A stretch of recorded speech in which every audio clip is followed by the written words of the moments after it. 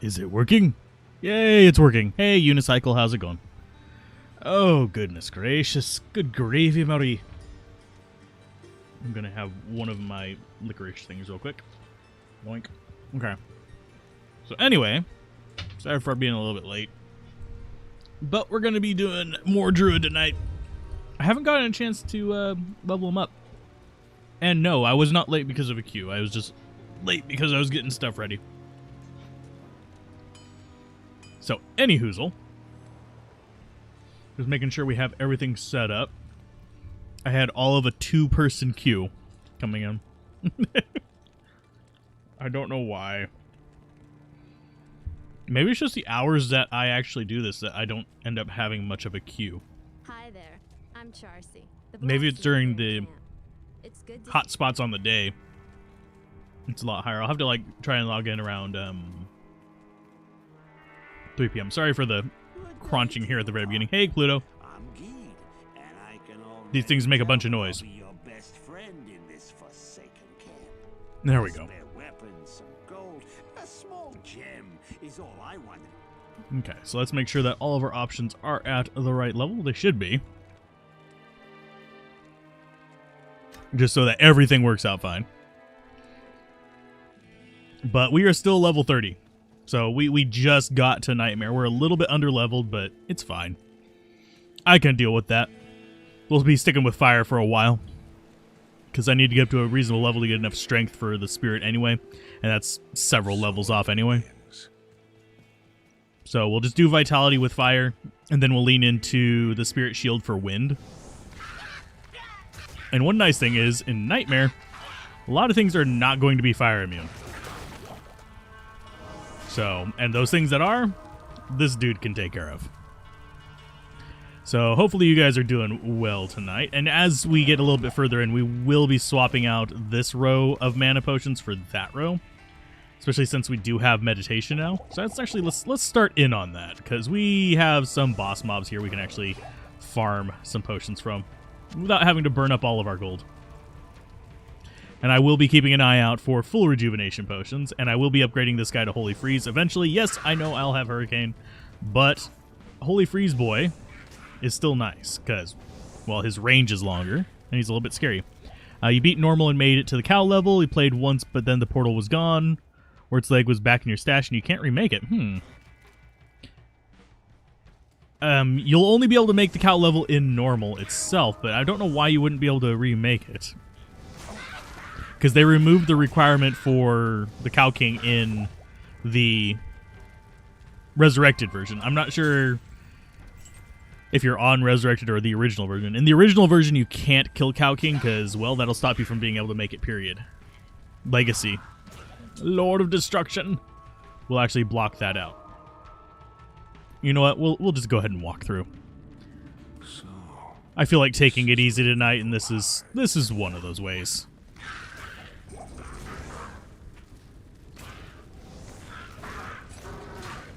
But whenever you hover over the Wurt's leg, what color is the text of the Wurt's leg name? Just out of curiosity.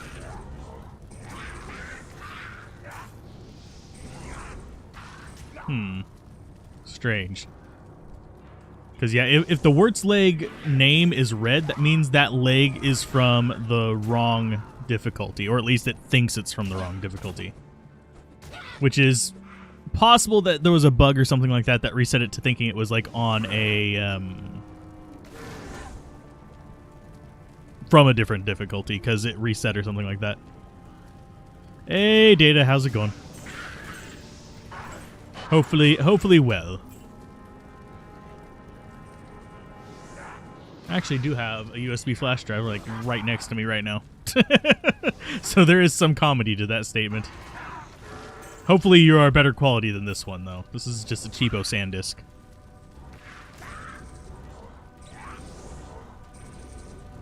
And I should be paying more attention to whether I've killed the shaman or not. Unless we want to be going for that 666 bug, in which case we could. It's not that big of a deal. I think I ended up doing one more run in normal before having to go off and do other things, so we are still level 30. Well, we are level 30. because I think I might have gained 1 level off screen, which is a bit before I'd recommend most people actually go to Nightmare, unless you want a little bit of frustration. I mean, this build can handle it. It can handle probably the first half of Nightmare pretty easily.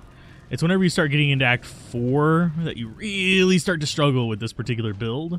So we're not going to be like rushing to get to that respec. We're fine with this. It's just... Especially Act 3 is kind of like not terrible with this. Act 3 is... This is oddly good for flayers. But we might actually be Hurricane then. Because that's also not bad for flayers. There we go. Nice. And there's some Clegs. We already have those, but I'll identify them anyway. As far as the crown, I can't... No, there's no modifiers on that would be useful for me. Got 3 monsters remaining. Oh, no. Hi, guy. I'm actually going to switch this over to Bowling Ball. So I stop walking up and whacking things. So where are our other 2? Probably in this little gap over here. No.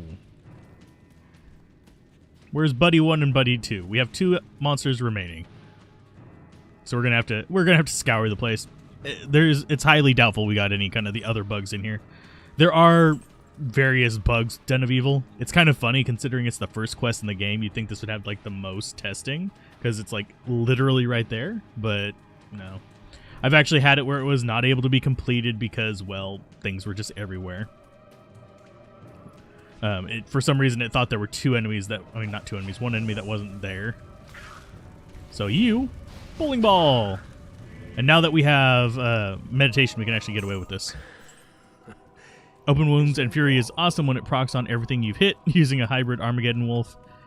Hybrid Armageddon, it's doable.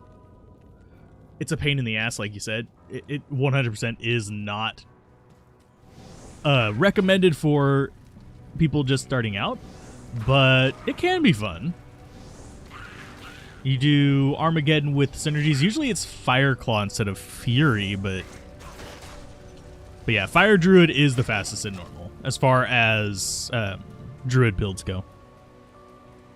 I'm not sure whether it would technically be the fastest, because I think Sorceress still beats it out on speedruns in normal difficulty. Not by as much as you would think, but I think it's Sorceress and Assassin are at the fighting for the top, and then it's Druid fighting for that 3rd spot. Because Fire Assassin is just as broken, honestly. Especially in normal. Whenever you get to Nightmare, though, Fire really falls off as far as both of them go. This one can go with it. This one can get up to enough strength. The Fire Assassin, not so much. Because until they fix Inferno, that skill's not going to do a ton of damage. So we've got ourselves the Cold Plains waypoint. Not too much here of interest. We could actually kill Bishy Bosh. Yes, we do actually have physical damage as well, so we don't really worry too much about that. Because once that hits him, yeah, he starts taking damage from it. Hey, Bishy. Son of a Bishy. He's on the other side of that rock. Hey, buddy. Eat that. There we go. Yeah, he can get knocked through that rock, which is a little bit weird and irritating, but it's fine. Charms are getting loaded. Any advice what to discard or solve? It really depends on your class and your build. Personally, I like keeping life and resist charms just around until I have a decent collection that I can just kind of rotate through characters that just give me all the resists I need in hell. Like with most of the... Ooh, that's Sanders. I don't think we actually have the Sanders gloves, do we? I think we got the Sanders boots. Oh yeah, I was going to identify those to show them off. Just in case somebody's getting this as their starting point. There you go, they're Clegs. They're actually nice. I prefer hit power gloves, but that's just me. That's my personal preference. Hey, Ivan, how's it going? But yeah, my core ones are usually just a set of resist ones. I'll keep damage attack rating ones for my melee characters and my whatchamacallit, my brain fart here, my Amazons, because I actually run a lot of strafe, so that helps it out. Let's see, what other ones do I keep? Skillers, of course, I keep until I have at least 8 of them for each tree. Yes, I even collect the ones that are for trees that you'll never use them with, because you never know. One thing I have learned making YouTube videos, you never know. Those weird ass things that you'll say, I'll never use that, you'll find a use for them eventually. You'll be like, oh, I need that. That would be like really good for this really strange ass build. Of course, I used to make strange ass builds back in the day, so that's how I ended up with like a bunch of Frostwinds and stuff. Have I done a Summon Druid all the way through Hell? I have a Summon Druid that I'm testing in Hell. I have not played one from normal through Hell in Vanilla. I have done it in Project Diablo 2, though, which is an entirely different experience. But I have been thinking about it, but it's one of those things like, yeah. It's after we get through the 7 main characters. I'm assuming you mean without transferring gear to it as well. Because otherwise it's like, oh, I'm going to throw pride and crap on this. I'm going to get myself that concentration aura, a might mercenary, maybe beasts for some fanaticism, or give myself a faith bow for even better fanaticism.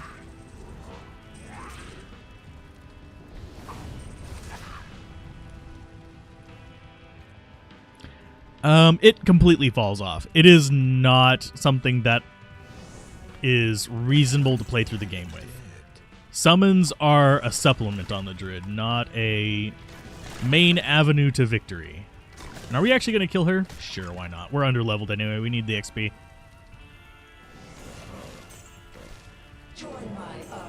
And she's a little bit easier on the nightmares. Oh, wow. Mercenary, don't die. I kind of need you.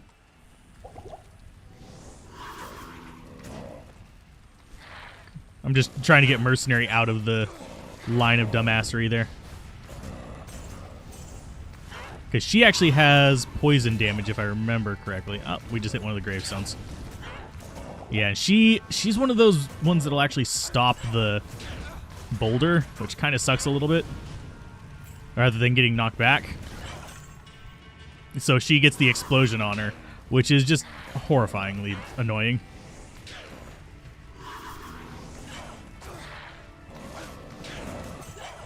Let's go ahead and kill her. There you go. The rune farm really kills... Okay, let's see. The rune farm really kills this game. Too bad they never implemented a way to respawn your world, so you wouldn't have to constantly jump in and out of... that would actually be kind of a good addition. Just let you do a world reset, but you'd have to have like everyone in the game vote yes on it. Or maybe even just have it so you have to sell a certain like item or cube a certain item. I could see that being a thing. That wouldn't be a too terrible idea. And just have it respawn everything without having to create the next game. But personally, I'm not too bothered by the rune farming, because generally speaking, if you're going to just, if you want to have a long game, like where you don't have to keep remaking the game while farming, that is actually really tempting. I'm going to grab that. But if you want just a long format game where you can just play in that one game for, say, 10-15 minutes and just farm runes, you can just do like cows, then go to Chaos Sanctuary, and then move over into the... Sorry, I'm trying to kill that guy. But yeah, you go through those, then you move over into Flayer Jungle is another good spot because of just the density of enemies. We have one hardcore playthrough on the channel. It's the Necromancer one. If I play hardcore, it's going to be on single player, not on Battle.net, because, well, connectivity. I don't like dying to lag. That makes me angry. And I'd rather enjoy the game than just be made angry. How are we looking on cold resist? 74%. Yeah, that's why we're not taking any damage from that. We need more lightning resist is what we need. And if that's 4 socket... Impossible. Oh, I have that in there. Well, we don't have room for crap. Those can go away. Is this going to be 4 socket? Probably not. Oh, it is. Sweet. I can give that away. Usually I don't scream so much as swear. Just as a heads up. I'm not a big, like, oh no, horror, person. No. It's more like, shit. So, that's where my brain goes whenever I'm frustrated. Anyway, let's go ahead and we will dump gold.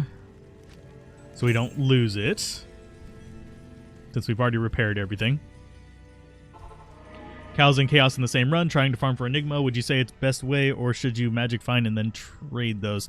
Depends on how much you really like trading. Personally, I prefer just farming for the runes, but that can be very frustrating for some people, especially online. In single player, you have the player's command, which can help out a ton. Online, you're pretty much just relying on the kindness of monsters. Yeah, I'd probably give that crystal sword away. I already have 2 spirits. I have a broadsword spirit and this spirit. So, I don't really have to worry too much about making another one. I can just transfer this one around. I don't really have a need for building up massive amount of things on BattleNet. If I want to do some weird build, I can do it in single player. I have the stuff for it there. Next Mephisto run is a Shaco for you. Yeah, probably. For some reason, people do seem to have good luck watching the stream. Talking about 4-slot crystal swords. Seen many YouTube video. The 4-slot...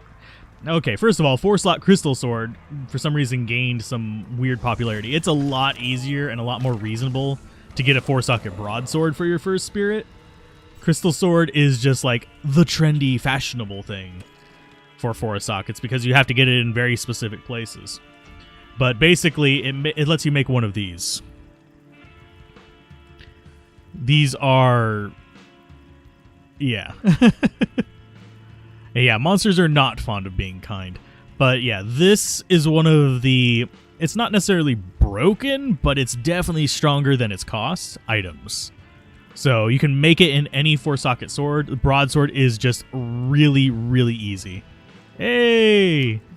Congratulations on the Shaco. Maybe one day we'll see them online. But yeah, spirit swords are why people go for the 4-socket swords. It's also why they go for the 4-socket monarch shields. The monarch shields are fairly strong. They are endgame gear, even for sorceresses. Play D2 while you're watching D2. Just one recommendation. Make sure you have the volume on the stream low enough that the game sounds from mine are relatively quiet compared to your game sounds. Otherwise, it can get very unnerving very quickly. There's a reason why I keep my voice a bit louder than the game itself. I had a cold hamburger. Holy moly. No, actually, no. I was going to have a cold hamburger. I had a 30-second microwaved hamburger that was still slightly cold. If I want to be completely blunt about... That's actually... no, we're getting rid of it. I'm not playing that game. I'm not gonna try and make a Warcry Delirium. It is entirely feasible, by the way, to do Warcry Delirium. So...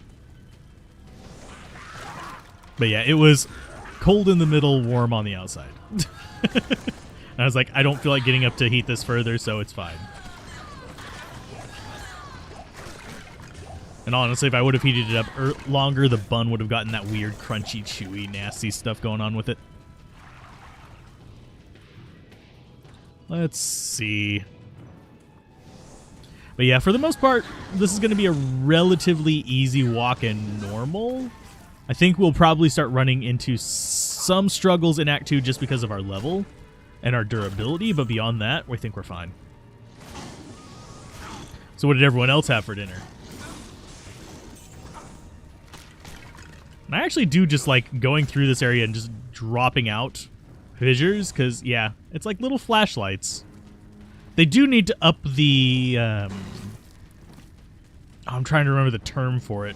Basically, they need to up the midpoint of the darkness, because even if I bump gamma all the way up, it's still just like these dark voids everywhere. So let's see. And yes, I know I should have taken the patty off the bun to heat it up, but I wanted them both warm. Hey, Boyman, how's it going? Chicken and Panda Express. Nice. Chicken nuggets. Ah. Ooh, some chicken nuggets actually do smell good. I mean, not smell good, sound good. Although earlier, for some reason, I was smelling French fries, and I don't have French fries in the house. This was a homemade burger, by the way. Welcome back, Boyman. Welcome back. So let's see. You asked about your cow level portal breaking earlier. The leg in normal is red text, and you can't pick up a new leg in normal. Yeah, you can only have one leg at a time. Drop the red text leg and pick up the white leg. Chocolate bun. That sounds tasty. We are going through nightmare difficulty with honestly underleveled Druid. This guy needs a little bit more experience. You can tell by how fast we're leveling, though. Oh, and we've reached level 20 fissure. Let's go Volcano next. Yeah, this guy should have spent a little bit more time in the oven. Phantom fries. This is a weird thing that happens to me. I will sometimes just randomly smell different foods. Fries are one of the more common ones. I don't know why. It just happens. But, yeah. It's strange. It might just be my nose picking up on a scent and being like, oh, that's familiar. It's probably this. And it's not that.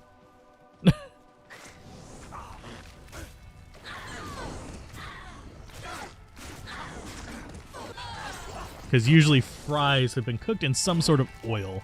So I might be smelling like an oil.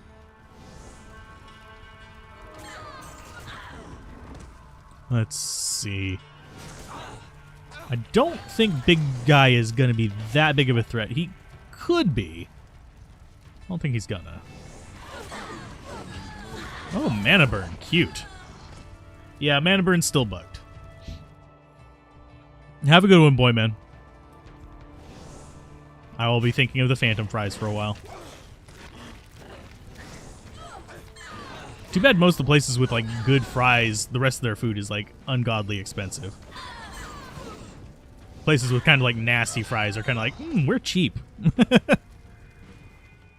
It worked. You're welcome. Yeah, it just registered it as being from the leg from being a different difficulty. That happens sometimes. It happened to me with a staff once. Herodic staff from Act 2, and I had to go regather the entire staff. Is Shadow Discipline Skiller worth something?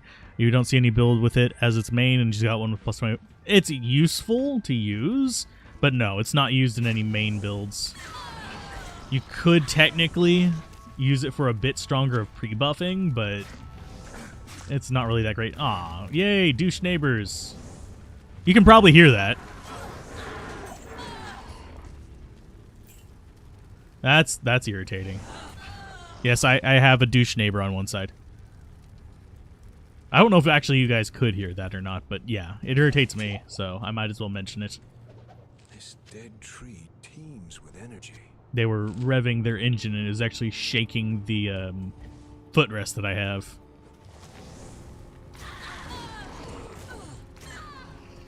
Like, I could feel the vibrations.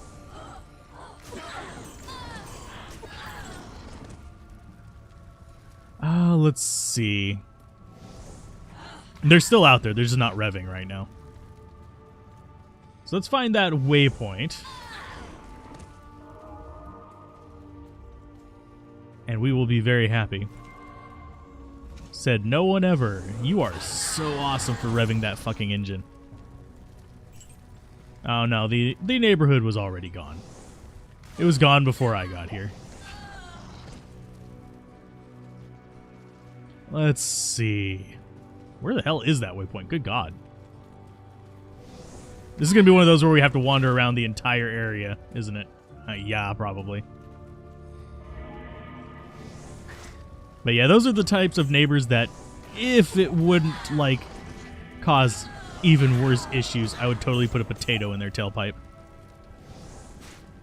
The answer to everything, by the way, is a potato. In case you're curious.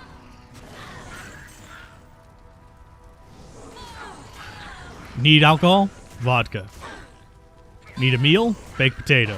French fries. Poutine.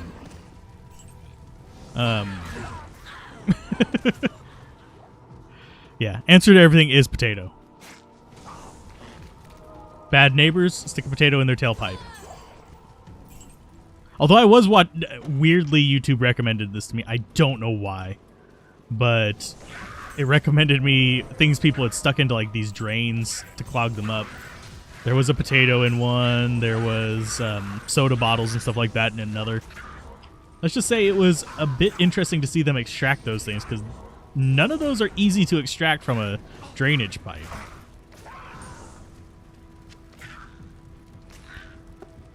So potato revenge is a thing, I guess. So we found the waypoint. Let's go deal with Kane. We're gonna gain 2 levels today. Jeez, we're gonna get a lot of levels today. We're probably gonna be mid to upper 30s by the time we get done, if not 40.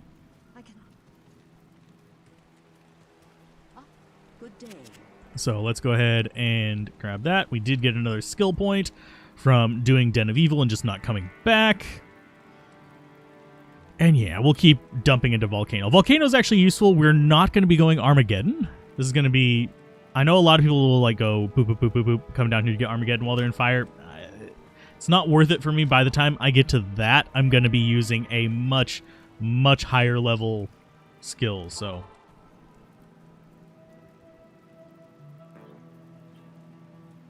Yeah, it is weird, considering that mostly what I watch are tech channels. I watch a little bit of cooking, which might be where the potato came in, I don't know. But I watch a little bit of cooking, mostly tech and art, little bit of gaming. Yeah, I don't actually watch a lot of gaming channels. But, yeah. I also watch edutainment stuff like SciShow and things like that. So, which one did we get? Wow. 5th click. Well, at least the rest of them were quick. Yeah, YouTube algorithms are weird. It's the way it works. It's because the way it works, by the way. It's not because YouTube's like, oh, this is similar to that. No, it actually is because people with similar watching and demographic patterns to me watched that video. And I mean, it got me to click. I was like, oh, this is strange. Why is this here? But yeah, it was definitely not in the same wheelhouse. Can you guys just die up there, please? Oh, mercenary, don't fight him, please. Mercenary, for God's sake. It's like, oh, I'm going to untether and go that far away. He's supposed to stay within a certain distance of me, if you're curious.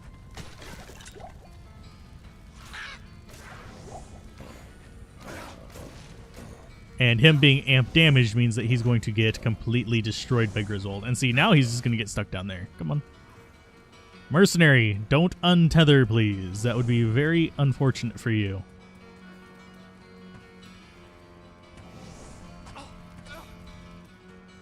Oh, there's a guy right there. Go after him. Aw, nothing from it. The Swedish chef. Bjorky Bork. But yeah. Speaking of Swedish chef, I actually like the popcorn video. So, it's cute. Can you pick up that gold? So supposed to auto... Oh, there it is. It's down at the bottom part, not the top part. I was like, walking where it looked like it was. But yeah, this area is pretty good for XP in normal. Not really the higher difficulties, because you have a closely packed group of boss mobs at whatever level the area is. Which means you get decent XP.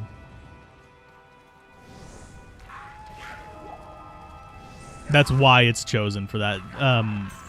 The Canyon of the Magi is chosen because, well, the enemies are just consistently good XP because you get beetles a lot there. And they're just worth decent XP. So off we go to the next part. Yes.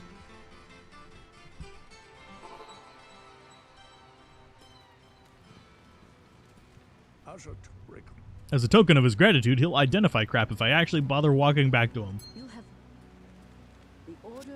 And does this magic ring do me any good? Yeah, actually it does. Not for this character, but it does me some good.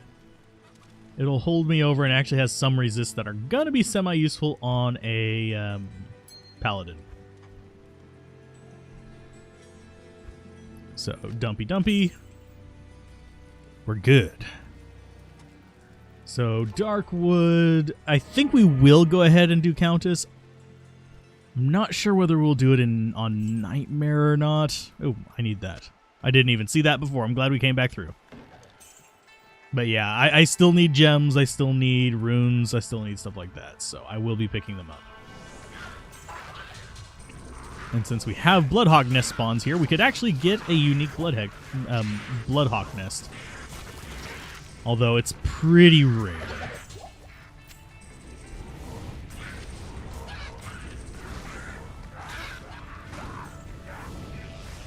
Got goatee boys. Yeah, there's nothing too scary in Act 1, as for this character at least.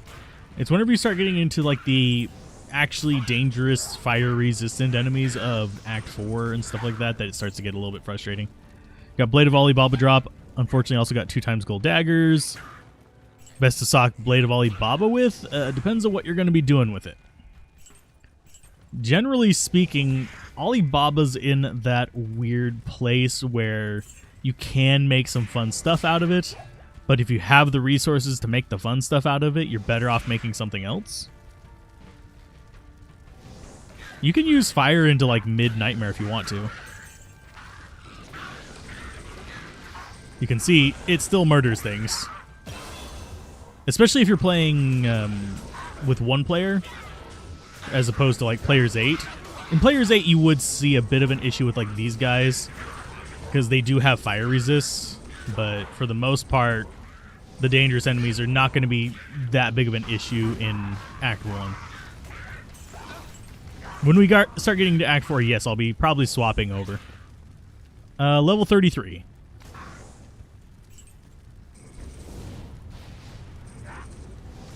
What are some ways to counter undead Sigindals? This guy over here, Wahid. Basically, you bait them into your mercenary. And the mercenary is immune to their explosions, so whenever he kills them, you don't have to worry about taking any damage from it. Unless you're standing like right next to him or something, in which case, you should probably be a little bit cautious. Well, that's why you get Holy Freeze on your mercenary, so it makes it even easier for you to get away from those. There we go. I was trying to click on the chest. Let's go ahead and get some more life. Kill that guy, grab the volcano. For cow level, should the portal still be there whenever you reload the game? No. Unless I like leave this game and come right back into it, no. But yeah, we had a need for Wahid on this character. We'll probably end up swapping him out whenever we get to Act 2 for a Holy Freeze, but we might get another Wahid. And this is the downside of Fissure. It's like, I'm going to go everywhere but where you want me to. Thankfully, big things like this, less likely to dodge it.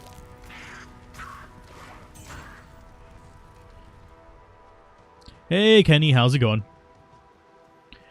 But yeah, for the cow level, you have to go and get Wirt's Leg every game. Unfortunately.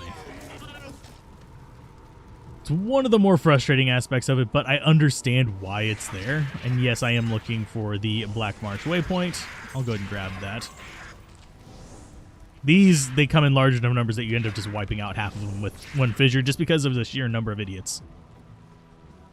So Black Marsh waypoint. Now we just need to find the tower. Haha, ask and ye shall receive. I'm going to open the chest out here. Why? Because it's garbage usually. I have terrible luck with that chest. I've seen people get like really good runes out of it in hell, but no, not me. I can smell where this tower was abandoned. I always forget that he does the like, this is a stinky ass bathroom kind of approach to tower mockery. I can smell why it was abandoned. They made too many French fried taters.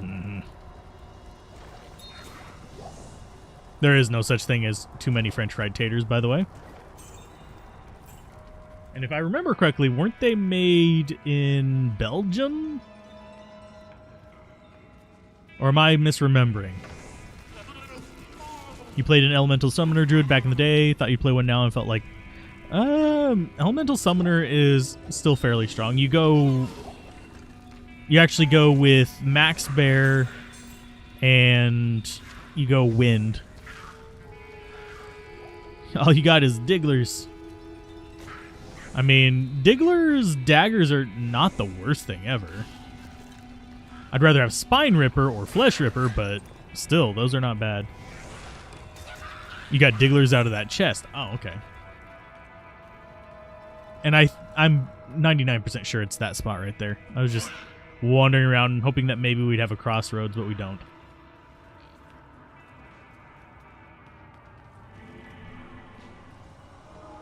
Let's see. Should not reset the level. You can buy the new Merc at a similar level at which your character is. Yep.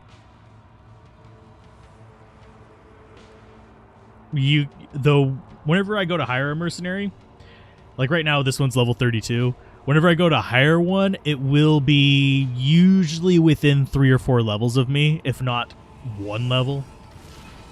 So, and it will be lower level than me whenever I hire it from actually anywhere now. Used to be you could hire higher level ones, but now they just spawn based on your level. So it will be a couple levels lower. That's how you can get a level like 6 mercenary, Act 2 mercenary in hell difficulty. Because there are ways to bypass the infernal ancient thing, but that's just a rare, but I'll still identify it. Yay! Life leech on a wand.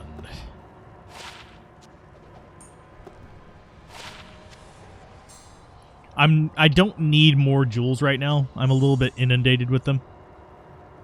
Hey, fact checker. The thing that happened to you yesterday was you went to normal on a paladin, checked the mercenary. He was the hit one. I'm not sure what you mean by that one. But then you went to nightmare and suddenly he was... Oh, you mean this? You may notice he's using prayer. It says thorns there. Don't pay attention to the screen right now. This screen is not accurate. It's a display issue. You actually have the one you originally hired.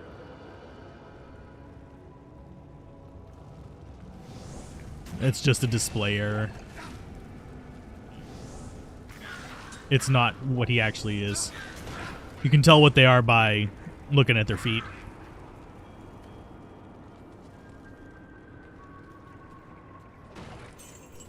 Only time I've had ones change aura was whenever I transferred in a character from Legacy.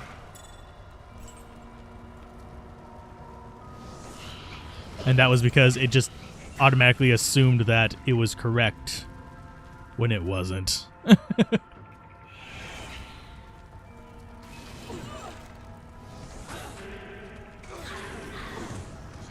I think they meant Blessed Aim and Might. I do use Might Mercenaries from time to time. Thanks.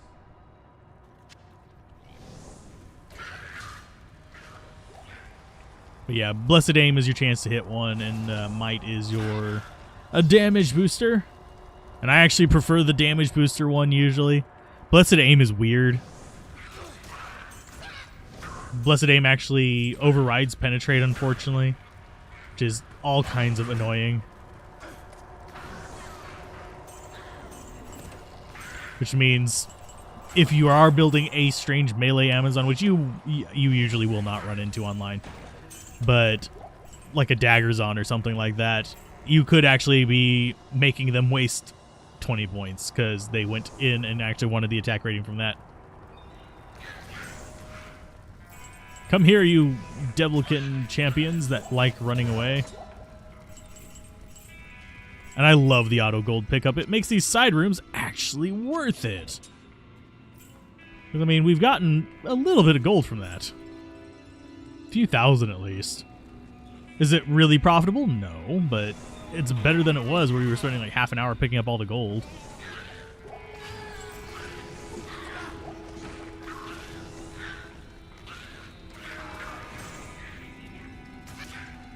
Okay, so, hi.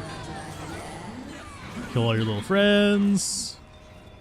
Let him wander in. He's going to try fighting her. She's fire enchanted, so we're not going to do a ton of damage. And garbage, as kind of sadly expected. She centers on a tall room, so yeah. I should probably go back down there and grab the rest of that. I do wonder, does it break the drops whenever I'm doing that? No, it doesn't. It's a good thing. Anything in there we want? No. But yeah, Blessed Aim it's an okay one. Muscle memory holding alt forever and a day. To an extent, some of it, there are reasons to actually hold alt originally as well. Like, on this character, not too much, but there's a strategy where, if I remember correctly, it's shift and alt, so you can't target an enemy. But I think they've changed that in this one, where you can even target while you're holding alt, which kind of sucks. Because the strategy there was for, like, Blade Fury, you'd hold alt so you wouldn't actually lock onto something, and then you'd shoot the Blade Fury out. And since you didn't lock onto something, you'll never have to do the wind-up again until you just stop shooting it. So you can sit there and be a stationary turret. Whereas if you did a lock-on with something, you had to end in there with, yeah. Like, if we go like this, I can shoot stuff without moving by holding shift. By holding alt, I don't actually select things. See, alt makes that go away. But I think in Resurrected, it'll still let you select it. We can actually try real quick. Yeah, see, it's still letting me select them on here.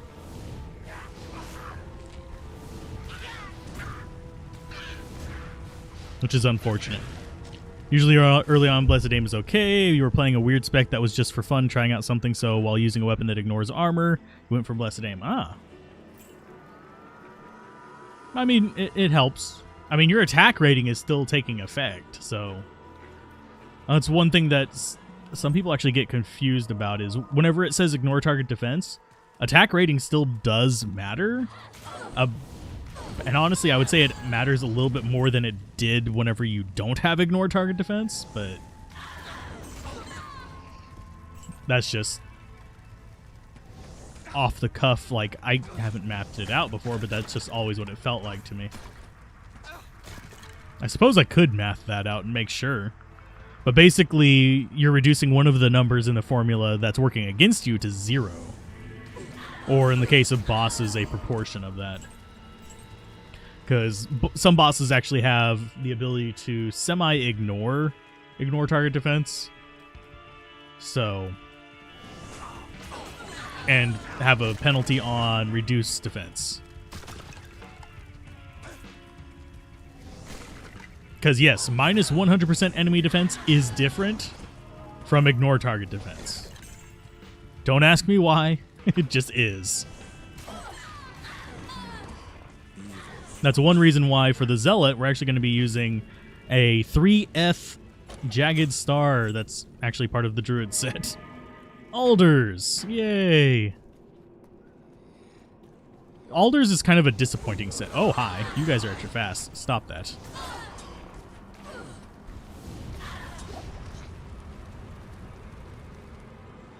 So, Outer Cloister. I think this is top right. It's either top right or top left. Pretty sure it's top right. Yeah, it is.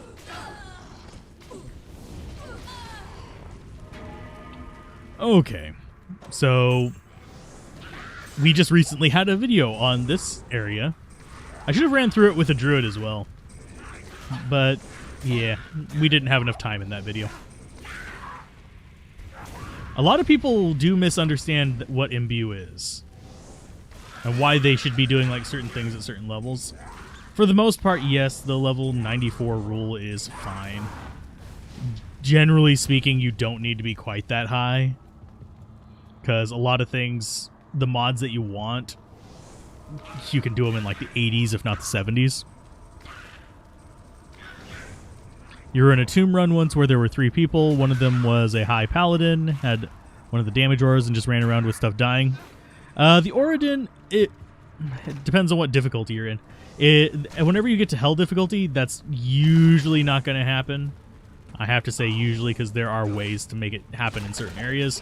But for the most part, you went Holy Shock and Zeal since it only had Zeal 4 to get 5 hits. You thought you should have trouble to hit stuff? You won't have terrible issues with that.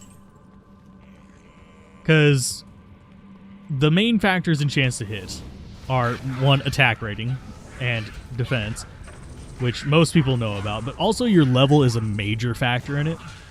So for example, like right now, if I swap over to attack, I probably have terrible, chance to hit 32%. Whenever I level up, that's probably going to go, that might actually go up a percent. But level actually plays a fairly significant role in your chance to hit. If you're way lower level than something, you're going to have a terrible chance to hit, even with like 10,000 attack rating. See, it went up 3% just by leveling up. So,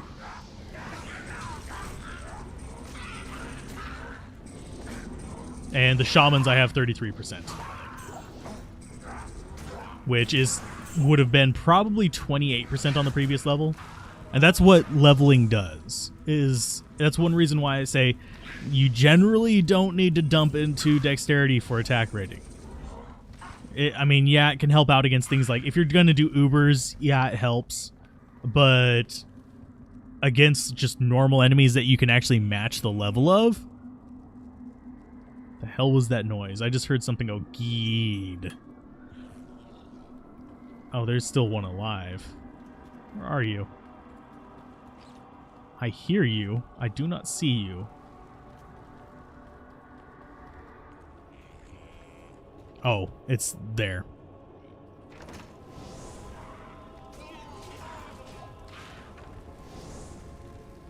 Zakarum's Hand. I'm trying to remember the stats on that one. It's one I don't use very often. But there's a lot of just good mid-tier ones that most people just wouldn't be able to tell you off the cuff, because usually you'll get the mid-tier one, you'll build up for a little bit, and then you'll end up like on one of these endgame ones, and that is a very weird room. Looks like there's supposed to be a waypoint right there. This area doesn't have a waypoint though, so it's not going to be there. And yeah, part of me is clearing this stuff out because I actually do need the levels. So that's one reason why I'm just kind of like chatting it up. I will find you. I will kill you. I don't think there was an enemy close enough for that monster trying to hit. Unless it hit something in here. Nope. There we'd have 2 uniques right there if that had hit it. Oh wait, we do. Because I just saw lightning enchanted. Yeah, it actually did hit that guy. Hi, dude. That actually hurt like a truck. Your mother would be proud. You hit like a bulldozer. Yeah, it's up there. Zakarum's Hand is. Like I said, it's not terrible. Can't remember whether it's exceptional or elite, but it does damage. Like, I recognize the name, so it's got to be at least semi-useful.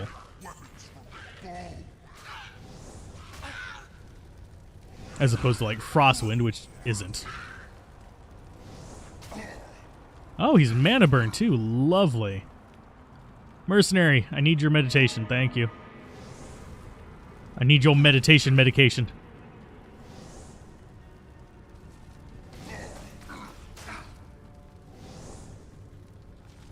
I'm going to keep him on this side.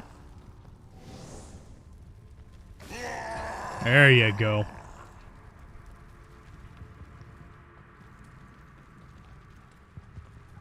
In hell, you can run into a room with 2 uniques and die. That one was because I hit the monster shrine. I was actually hoping for more unique mobs. Because unique mobs... Can you not raise everything, you jackhole?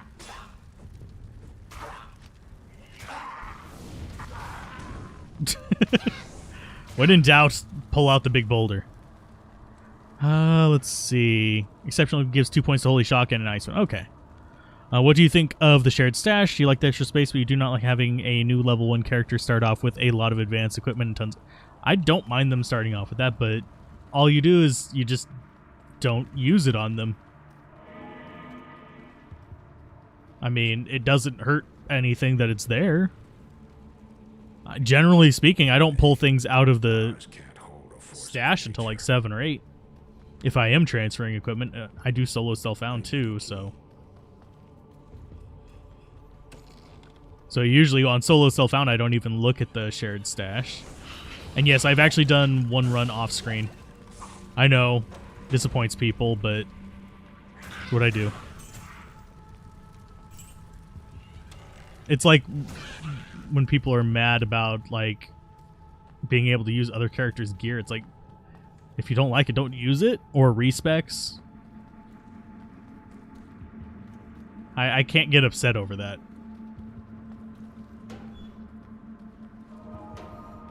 Because it definitely falls into that, if I don't want to use it, I just don't use it kind of thing. I mean, I do solo self-found runs. I just, if I have stuff in my shared stash, I just don't use it. Yeah. Well, muling, thankfully, doesn't exist in D2R anymore. I mean, yes, you still have mules. You just don't have to make new games and have people hold it and all that kind of nonsense, which is a very good quality of life improvement. And this layout is annoying, by the way, in case anyone's curious. Because the way you actually find your way out in the jail is the exit. This one actually faces down right. So whenever it forks like this, it means it could just be anywhere, which is really kind of annoying. Whereas if it was just a normal one where it actually just had rooms off of this, you could literally just run across the level and find it. Hey, we found another flawless gem. I will take that. And I will take the Thul rune.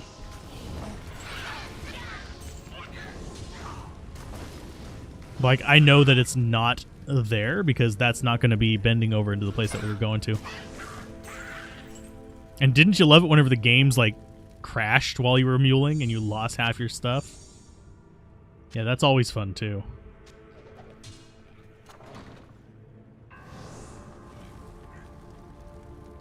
But yeah, this is the exit. But yeah, whenever I want to play a certain style, I'm pretty fanatical about following that style too. It's just, I don't worry about the shared stash. I'm rocking a spirit.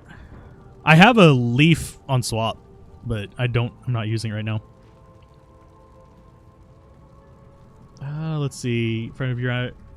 He has a Saurus Lightning because he does not want to always switch her spec. So he levels a second one. He uses the old... Jeez. Got a Fire Druid. Yeah, I'm just using Spirit right now. I will be using a Spirit Shield as well. He lets friends carry him at level 1 through normal, Nightmare, and Hell. So he stands there in Act 5 Hell as a level... Jeez. Yeah, it is entirely possible to rush through at level 1 and beat the game. Is it recommended? No, but it's there.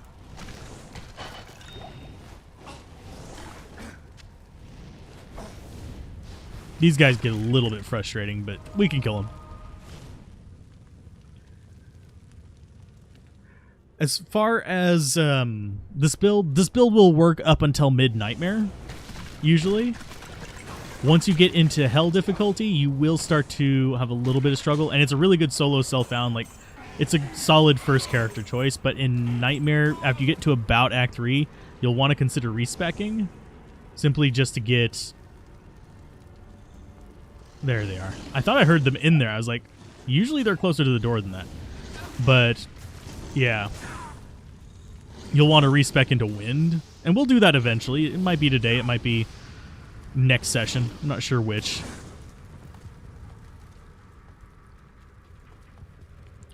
Let's see. Yeah, there is no cross-play, only cross-save. So if you got this on Xbox, I think it's 1 and Series are the 2 that have it. But if you got this on Xbox, you'd be able to play with them. But you wouldn't be able to play with them on PC. That said, I wouldn't be surprised if eventually there's a way to do Xbox on PC, but I wouldn't say it would be within the reasonable future.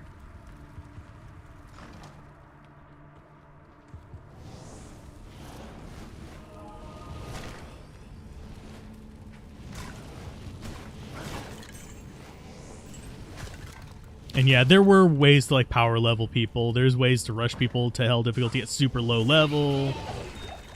There was strategy in that as well. Because if you're super low level, you can get specifically kind of weird mercenaries, and you could use it to PK people. This was in hardcore especially. You could use that super weird mercenary to PK people. So, you use summon necromancers. You like the army in front of you, saves you a lot of trouble. Yeah, summon necromancers are fairly solid. I'm more of a bone mancer because I like playing a little bit more active, but whenever I'm just feeling like chilling and talking, yeah, 100% summoner. It's locked. They're just kind of like the laid back class. Let's see. This floor behaves different than the other two. So let's go ahead and get some fissures going in between me and the ghosts. Because as soon as my mercenary decides he wants to Leroy Jenkins this, they're going to... Oh, God. Mercenary, no. Mercenary, no. He's fighting all the things, isn't he? Yeah, he is. Okay. There they go. I do want that. I could actually get that shark skin belt and actually do a... Oh, we got 3 boss mobs in here. Sweet. And you. I'm actually surprised we haven't been seeing a lot more white necro heads. So let's go ahead and just keep getting Volcano, more Vitality, because we need it. Do I do PvP? I used to. I don't really anymore. A friend of mine has the game on PC and PS4. He plays his tune with a friend on PS4, meaning both play on PS4. And he plays with you and another friend when he switches to PC. Okay. There's a few people doing that. I don't have the money to actually do multi-platform. So, well, I don't have the spare money. I have to save my money. So, yeah, ooh, that would actually probably be semi-handy for us. Because that lightning resist is going to be a lot more useful than the cold resist. Although I kind of like having that little bit of magic find, but evening out my resists will be kind of nice.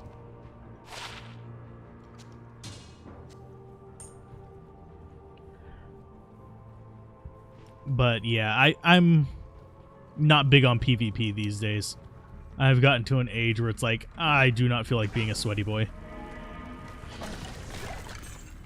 If other people want a PvP, awesome. More power to you. I don't feel I got burned out on it, and it's just, since then, it's just nah. Just nah. Is Werewolf Druid good? It can be. It's one of the builds that can actually do Ubers. Like, by itself kind of thing. That, Smiter, Frenzy, Barbarian, Kick Assassin, a few others. Summoner Necro can do it. If you know how to play with your summons properly.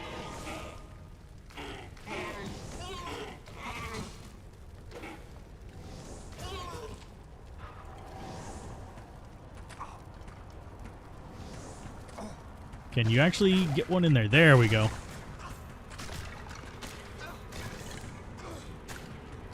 Wow, it's just not hitting the target that we needed it. There we go.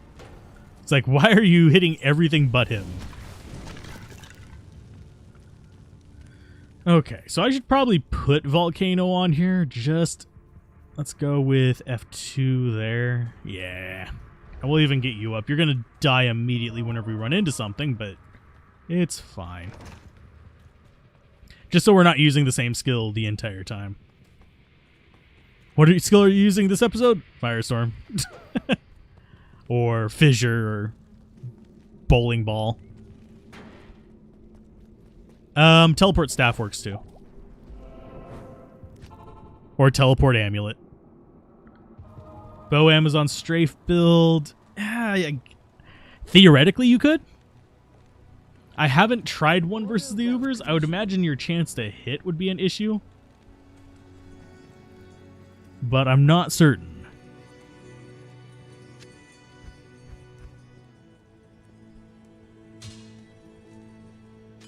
And I think we are... Yeah, we are up to 4 Towel Runes in there. So that's going to go in there. This is going to go over here. Here and here.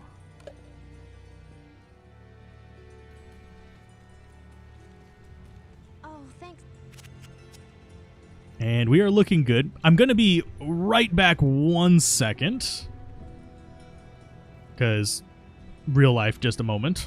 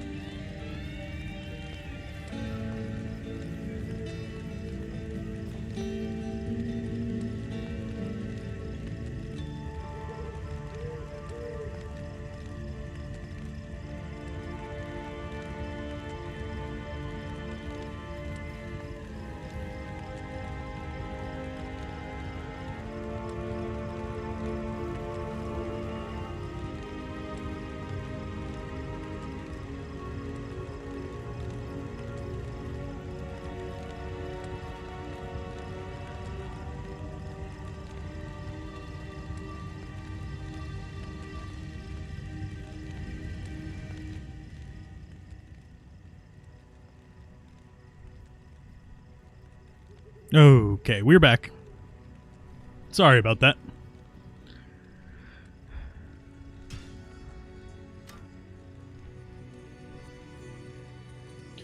But yeah, for the summoner, you need either a teleport staff or enigma.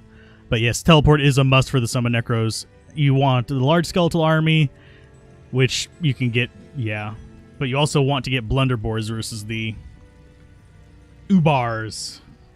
And you generally need to farm those from Act 4. You haven't played it since 2003? I quit for a while. Came back to it, but it's an enjoyable just time sink from time to time. And I like making builds in it because it's one of the more satisfying games to do that in. Because you don't have to farm for 27 years to get it and do weird builds. So, it's pretty good.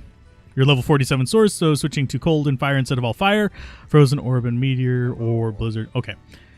So switching to cold and fire instead of all fire. So frozen orb and meteor or blizzard and fireball. I would actually say either frozen orb with fireball and meteor because they're synergies, or blizzard with firewall. But I generally, for people who are learning the game or trying to get used to it and actually have a fun time, frozen orb, you put fireball on your left click and you put meteor on your right click, and you only put the 20 points into frozen orb itself, and then you put 1 point into mastery.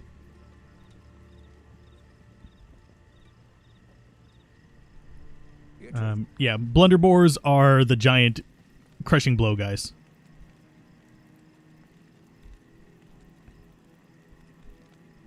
I like the new graphics. They're fine by me. So, oh, and in case anybody's wondering, this is our gear. We got 3 Saigon's parts. Those 3 right there. We've got 2 faster cast rings. We've got the Spirit Shroud. We're using Swordback Hold because we just found it. It's fine. We'll be swapping it out with Spirit eventually.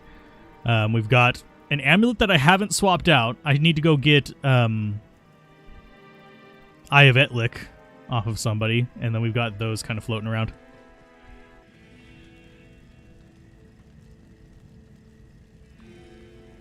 Itemization feels good in this game. Which sorceress didn't feel mandatory due to speed for farming, though? She's not. She feels that way, but unless you are specifically farming act bosses, she's not necessary. Let's see.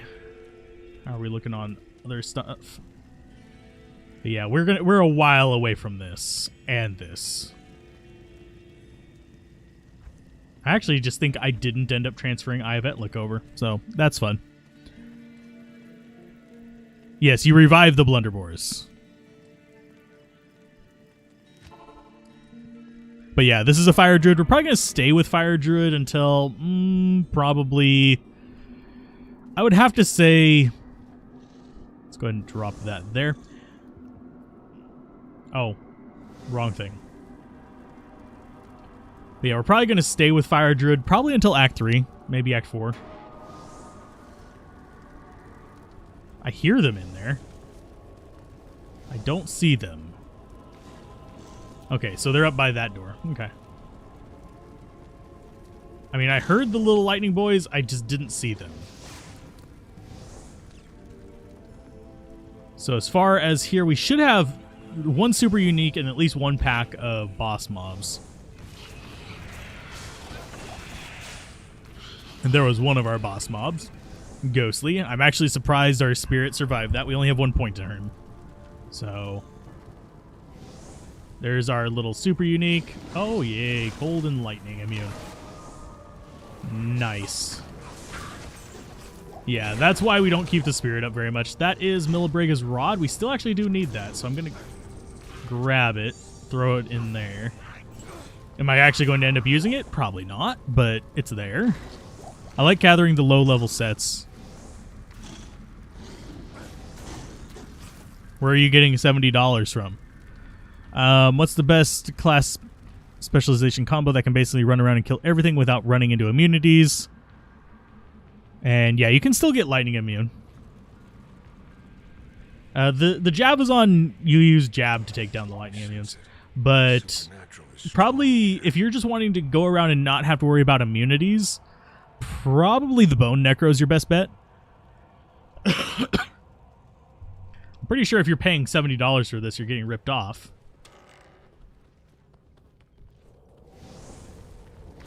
Because I don't think they actually even bothered doing regional pricing, so it should be like 50 something, like in the 50 range, if not 40, depending on, yeah.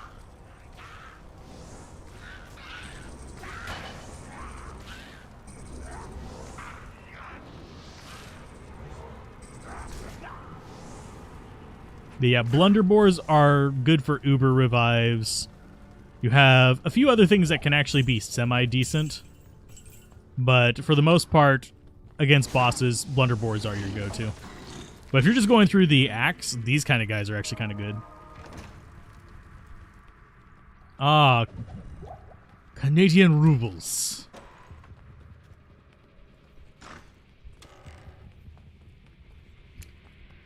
But yeah,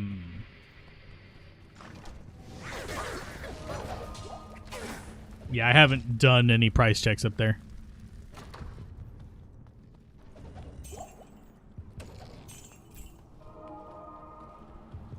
So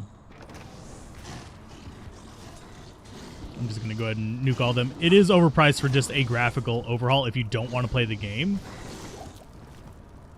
If you're interested in Diablo 2 and want it to just run, this is a fairly good choice. It's on par with most of the other action RPGs. Yeah, it has its flaws, but they all do. That said, if you need options for other action RPGs, I can give you ideas for some good ones that are a bit cheaper. I've heard the shekels and the rubles one. I have not heard the dong one. Mainly because I think the people who I've heard say the dong one would be afraid it would demonetize them.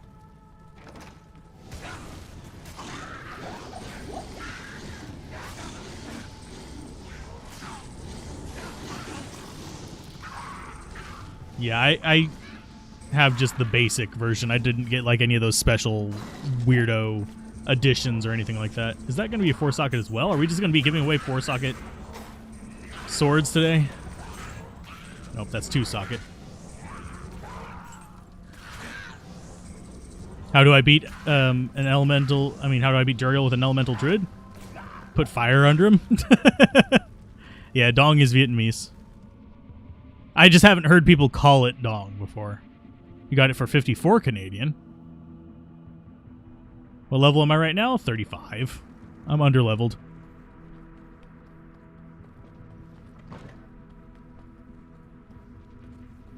But yeah, I'm not Canadian, so I very rarely make jokes about the Canadian money. I have plenty of Canadian friends, so I hear it a lot, so it does get stuck in my head. Sorry.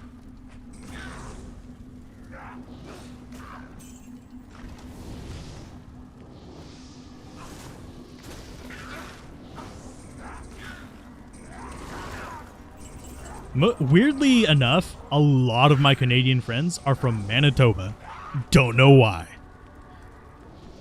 It's a very strange thing, but it's just like consistent.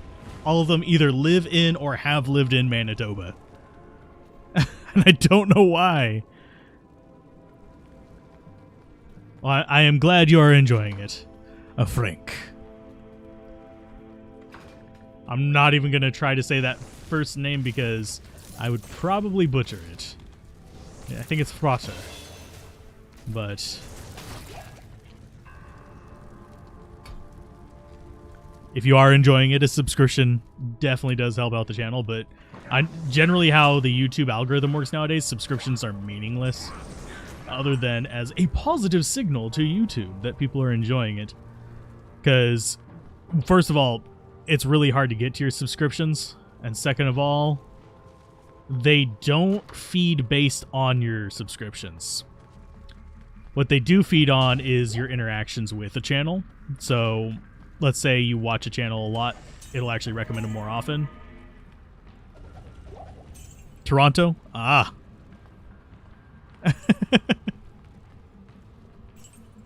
I've lived a lot of places personally, so I'm probably the token American that I know him that's lived in this place and that place. Yeah, pretty much most of the places west of the Mississippi. Blizzard has upgraded it again. There will be a lot of people still playing it. Yeah. I mean, there were thousands of people still playing it before they did Resurrected, so, I mean, it's one of those things. I am still sad that there wasn't Mac support for it, but that would have required updating the core engine and stuff like that, which would have made development take a lot longer and increased the cost of it. And frankly, this was a cash grab. I'm not going to even... Most remasters are just straight up cash grabs, for those of you that are curious. I wouldn't... Generally speaking, the starter fire builds, I don't take past Act 3 Nightmare. The YouTube algorithm is actually really interesting to me. I am a bit of a nerd about it, so I try to, like, reel myself in whenever I'm discussing it, because I know that for a lot of people that can get kind of annoying to talk about. Ah, British Columbia. Awesome. This is one of the better action RPGs made. The itemization is what really gets it for me. I can play around with a bunch of weird builds. No, they're probably not doing a Diablo 1 Resurrected. At least, I don't think it's in the books right now. Mainly because they basically made a deal with GOG to release it on that platform unmodified, basically.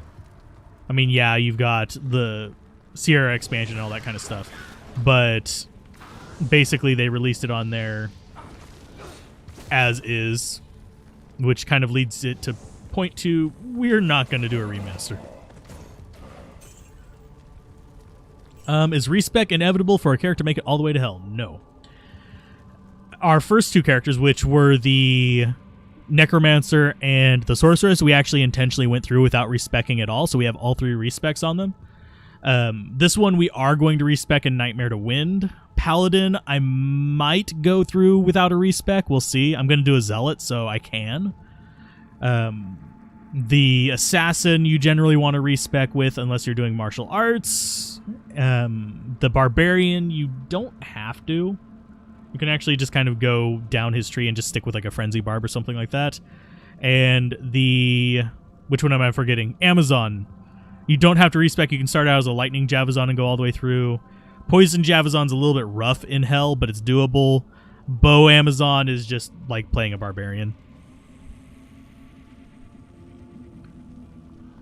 D1R with a running capable hero may be interesting, but yeah, it's not going to happen. I don't see them going through that type of work for that. Because even though it's popular, unless Diablo 4 gets pushed back again, then you might see it.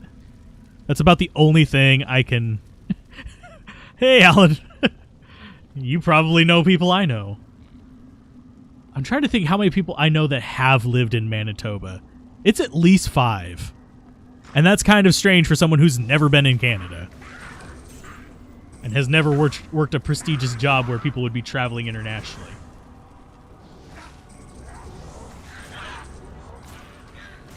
But yeah, it's on GOG. And it runs fine. I am hitting the random bone there. Because hit registry is awesome.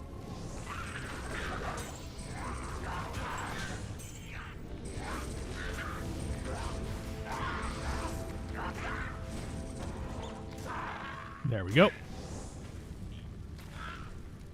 The GOG version with the Beelzebub mod? Yeah. I hear the Beelzebub mod is pretty solid. If I go back and do a series on Diablo 1, I'll probably do it without it, but yeah, it's definitely up there. But yeah, Diablo 1 is one of those... The nostalgia for me is stronger than the actual gameplay. There are a lot of issues with Diablo 1. I do actually love the spell system in that. It makes your stats actually feel semi-useful, but other than that, eh.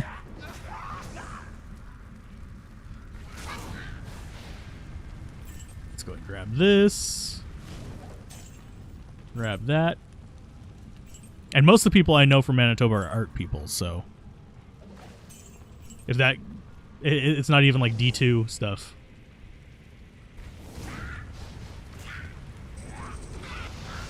And this is where our mercenary dies, most likely.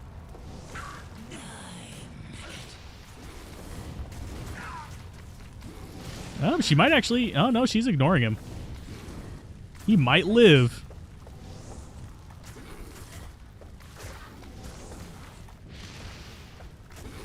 Yeah, I think we actually accidentally bugged our mercenary somewhere in there. Nope. She just punched him in the face.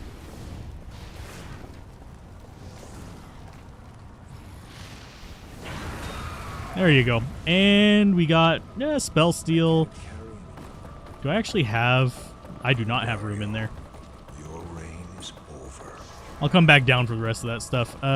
Flawless Skull, yes. Kite Shield is Paladin. That might be halfway decent. Fist of Heaven builds viable for Nightmare in Hell? No. No. Just no. This, yes. Don't. No, Fist of the Heavens is pretty much PvP only at this point. Yeah, Spell Still, kind of cute. It's a source of teleport as well. It gets 20 charges, though. I'd rather have the staff. But that's just me. Necro is the easiest tune for obtaining your gear. You just need to find MF stuff. Don't need gear till you reach Hell. Cool. The only downside to the Necromancer, he's a little bit slow on the killing speed. Did you try playing the game with a controller? We're actually going to be doing the Assassin with a controller because martial arts. Someone said it's good, so that's what we're going to do for the Assassin. I have played it with controller a little bit, but yeah. That was during the beta. But yeah, inventory management on Diablo 1 was trash as well for console.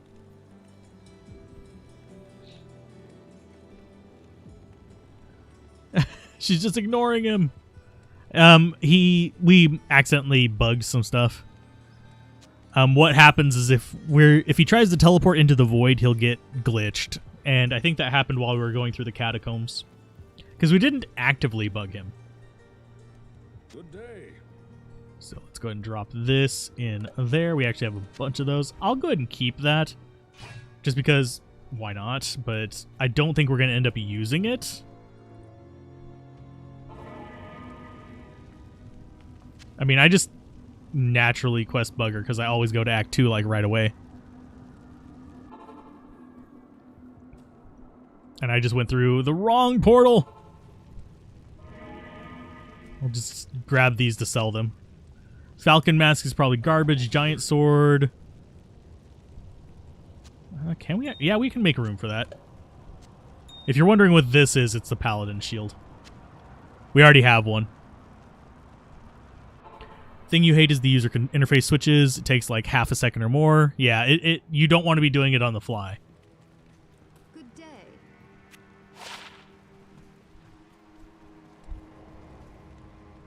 Controller is much better for having a lot of spells easily available, not so much for inventory management. I really wish I could actually have the controller interface with keyboard where I could actually just press like ASDF for like 4 skills and then QWER for my potions or something like that.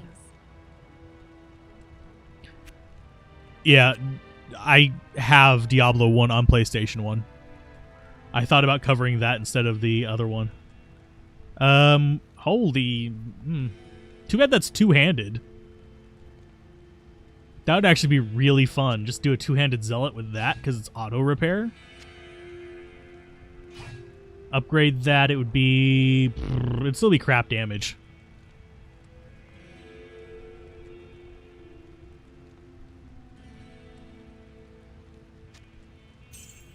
As far as this one, I think the one we have is better.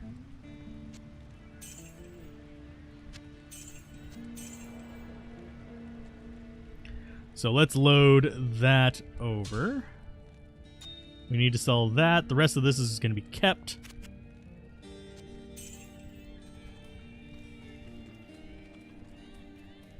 Yeah, that's one of the things on my little wish list is the being able to set up controller interface down here. So let's dump that in there. We're building up a bit more money again. And we are getting up to the point where we might need to craft down some of these flawless.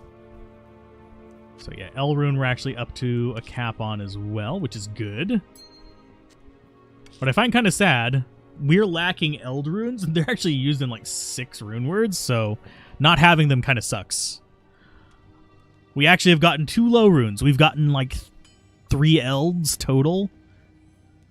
I think. We might not have even gotten that. PS1 Diablo 1 was awesome. And also there was copying your character file for duping. I did that as a kid. It was a lot easier than the gold trick. Freighter Frank, the controller, or the potion trick, sorry. We used to use it on gold. Let's see. Teddy Bear Quest is in the expansion by Sierra, isn't it? Let's see. Controller is so weird. You can't, when you are in the waypoint window, why can't you just push down to come out on top of the list? That'd be interesting.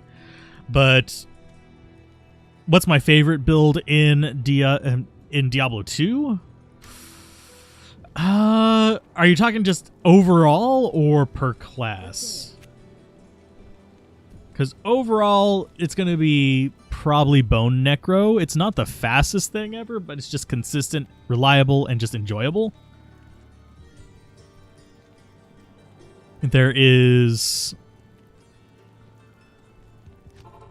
And I did not get the Catacombs level 2 waypoint. Oh, butt nugs. We need to go get that real quick. We'll get that before we go to Act 2. But Necro, it's Bone Necro. Summoner is second, but Bone Necro is first. Then you have probably, for the Druid, either Wind or Bear would be number 1. I'm not sure which one I would place first because it's caster versus melee. But Bear Druid, I love the idea of, I'm sorry, it's just one of those things.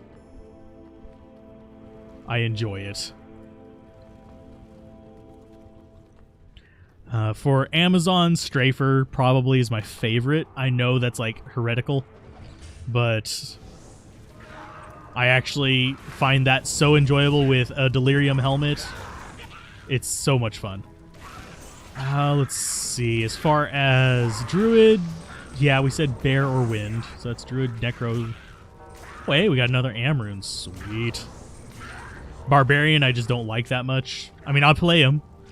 I'm just not a huge fan of him. I got kind of burned out on him. Assassin, probably Trap Assassin. Maybe Kicker. With the right gear. But Trap Assassin is just usually the one I go for. Sorceress, Fireball Orb. Just because I find it so just relaxing to play. Corpse Explosion just comes on every Necro. There's not really one that you can build that's, other than Melee Necromancer, maybe, that doesn't at least go through Corpus Explosion and has a point in it. So you might as well use it. But I'm trying to think. What classes have I missed? Paladin, Zealot, definitely. I just love the Zealot nowadays. I used to hate it because Zeal Lock. And that's whenever I got really big into doing Vengeance.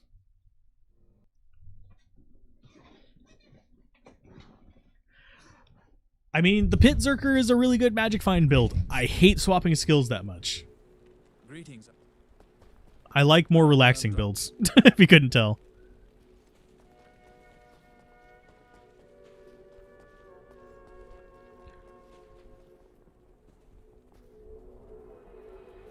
Yeah, I hate that too, Gom. Greetings. Switching between, you actually have to click something. Melee Mancers can be pretty strong.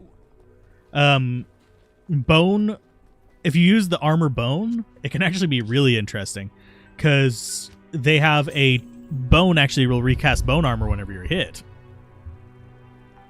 Poison Dagger Necro, there is a trick to it, and I will do a video over that. It's on the way, it's just not right now.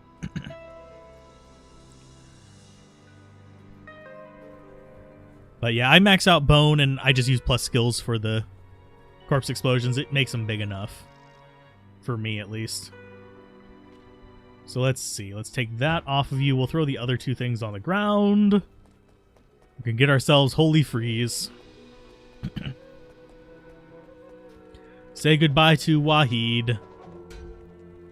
How about you? Let's hire... Emilio was pretty popular. We could hire Emilio. Although we have a Wahid. We have to go Wahid. So I'm going to go grab my gold.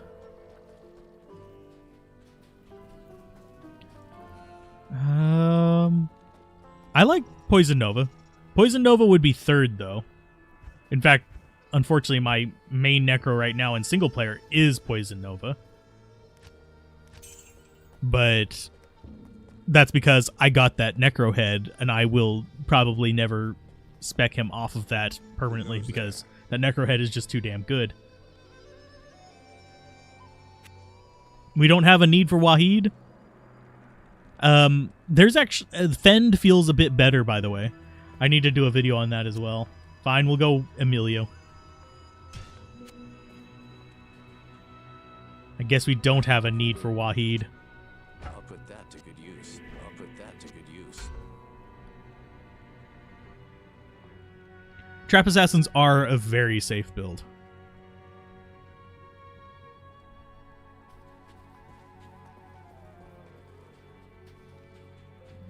We will have more Wahids. I know much about the... Let's see. You don't like Trap on console. You can't really place them. I can understand that one. I have not tried traps with controller. I imagine it's kind of shit. Wahid can enjoy his retirement. He has eaten a lot of money. So. He has eaten more money than fresh cut grass. That's for sure. So let's go ahead and get ourselves the plus skills. I mean, we had the whole poll of Emilio versus Wahid, so we have to give them both a time to shine. And yeah, the feet of enemies is the worst place to drop those. Blizzard Sorceress on controller is absolute garbage too, by the way. Like, not even kidding. Just absolute horseshit garbage. She is beyond the worst thing ever. If you're using a controller... Orb and Fireball become even better. They're already like the most consistent thing for getting through the game, but they get even better whenever you are dealing with the nonsense that is controller control.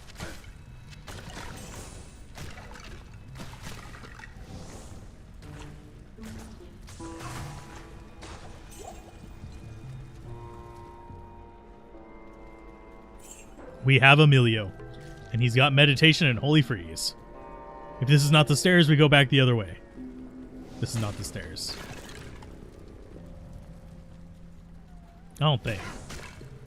Yeah, it's not the stairs. Now, the reason why I'm going back the other way is because, well, this map usually... I have to say usually. This is not 100%.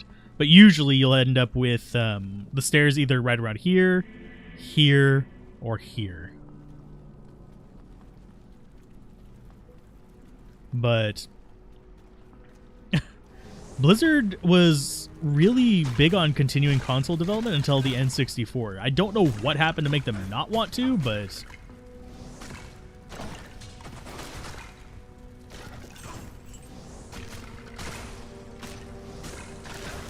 she's throwing her javelins at hydras? What? That's a bug. I'll have to test that one out. That's not something... Oh, wow, it isn't there. See? That's why I said usually. So that means it's probably off that and down. Because it's supposed to spawn near the southern sewer entrances. Most of the time. Of course, we get the weird crap one whenever I actually am talking about it. Go watch any of the other playthroughs and we end up with it exactly in those spots. What bear build did I like? Shockwave and Maul. If Hunger wasn't bugged, I would totally love that too. I need to actually test if it's still bugged in this. It probably is, because it's not a popular one to complain about.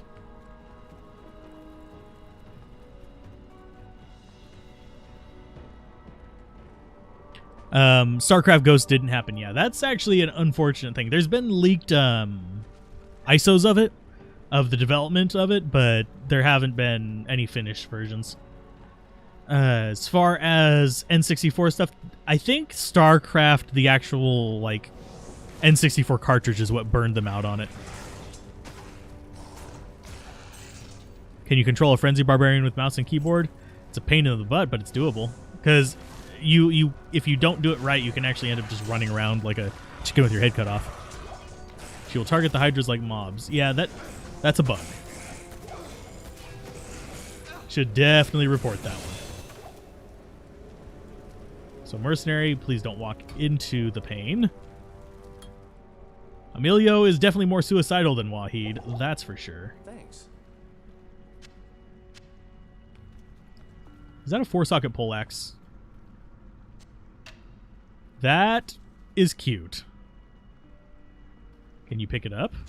Thank you. Nope. I clicked on it like 4 times. Druids are pretty solid. They're just jack of all trade problem, though, is their main issue.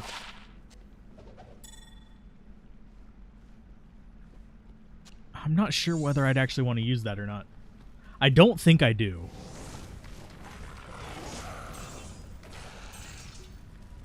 But yeah, Barbarian is probably my least played class, so yes, I can give you advice on how to beat the game with it, but I'm not going to sit here and pretend to be like, I am a god of Barbarians. They are my blind spot, for the most part.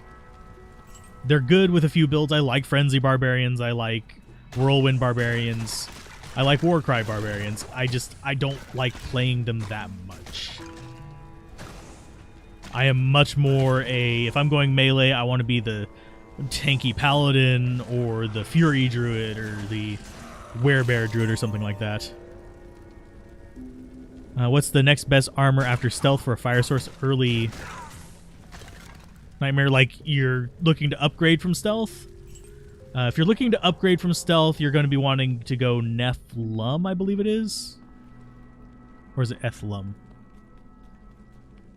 You're looking to go for smoke as your next step up. It's all your resist and stuff like that. You could go with the sorceress class-specific armor.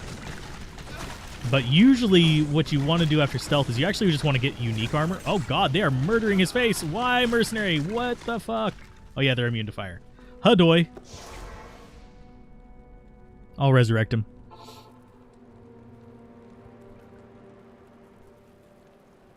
What primary bear attack? I usually use Maul. I'll sometimes use Hunger, but usually I'm using Maul. I'll have elemental damage on my gear. So it's just like, okay. I forgot. Those guys are immune to fire. Yeah, Nephilim. Yeah. So I was right the first time. I'm thinking of...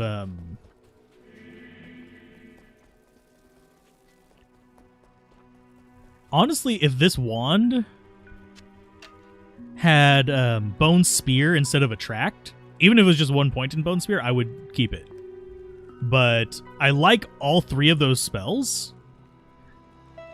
It's just there isn't a win spell on that. If you're looking for armor drops, what level are you? Just out of curiosity.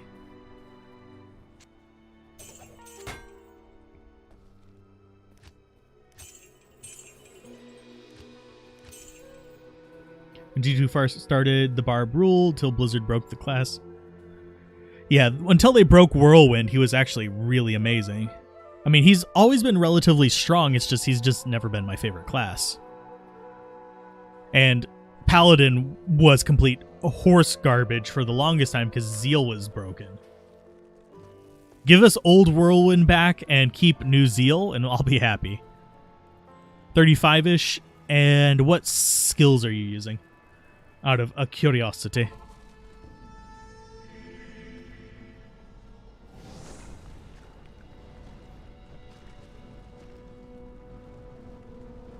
You go get one with +3 to Bone Spear, white, and then put white Rune Word in it. Yeah.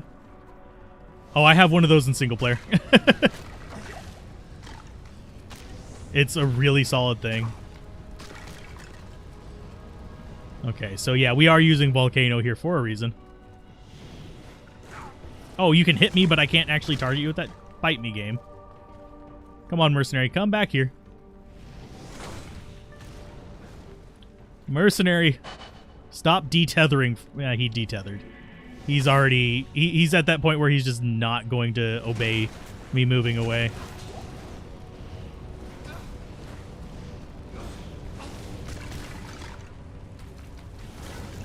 There we go. And yeah, he's going to get ripped apart by those things. Because right now his resists are, yeah, not great, not terrible. Let's see. The whole game is centered around the barb. I wouldn't say it's centered around the barbarian. Fireball and Firebolt primary with lightning in secondary. Ah, that's why you're actually having some trouble. You don't have a cold aspect on there, which can cause a little bit of struggling, but it's still a fairly decent combo. Usually I go Firewall with like lightning or Nova with Fireball Meteor. They changed Whirlwind. Okay, let's unpack a few of these. Yeah, Volcano does physical damage. It has split physical and fire. That top damage number is the physical damage. Each of the boulders does it. So does Molten Boulder. But for Fire, Lightning, you should still be able to go through Nightmare. You're going to struggle with dying. You actually want to keep your Mercenary as your tank, so don't bug him. Fire against Andariel, and you probably would want to farm Nightmare Andariel. She can drop a bunch of decent stuff, so you'd be able to get some okay things. You're going to Nightmare Respec. If you Nightmare Respec, I would recommend 20 points into Frozen Orb, 1 into Cold Mastery, and then everything else into Fireball Meteor. And, of course, Fire Mastery. I would not go pure cold. I know that a lot of people are like, Blizzard Sorceress is the strongest sorceress ever, and it is great for Magic Find. It is one of the best Magic Find builds in the game. But it's also not good for going through the difficulties. It is really a pain in the ass for that. You can do Frozen Orb plus Lightning as well, because Fireball and Lightning both take a fairly similar chunk of points, because you're usually going to put about 80 points into it, and then the rest in getting your Frozen Orb up to play. Unless you're going like... And Firewall would be... You do Firewall Blizzard or Firewall Lightning. Firewall is similar to Orb in that it's a lot of damage for very little points. But let's see, what's the other one? Do I want to elaborate on what they broke in Whirlwind and in what state the Zeal was? Zeal? There was a thing called Zeal Lock, because Zeal used to add additional swings for every point, kind of like how Summon Skeleton used to add an additional skeleton for every point. So you'd end up sitting there swinging for like half an hour with Zeal and just be in a very bad state, because then things would just start walking up and wailing on you, especially if you got something like... sorry, I'm just trying to make sure Mercenary doesn't die here. But because then you'd end up in a situation where you were swinging for half an hour. You might get the next hit always misses bug in the middle of that, so all your swings would be doing 0 damage, and you'd just be up a shit creek without a paddle.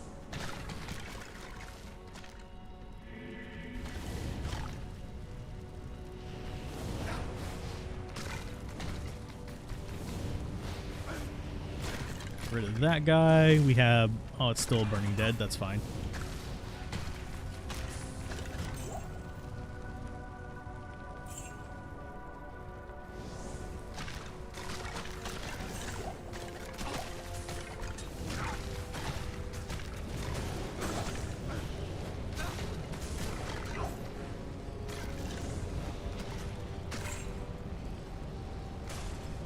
Okay. Sorry, I'm having to concentrate on some of these. But yeah, the old one was just like, we are letting you hit for half an hour. Yeah, kind of like Fend. Fend does feel a little bit better now. It's not great by any stretch of the imaginations, but it's better.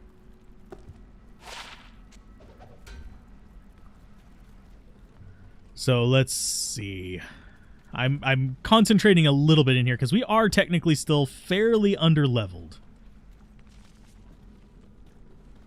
So I do need to be cautious at the very least.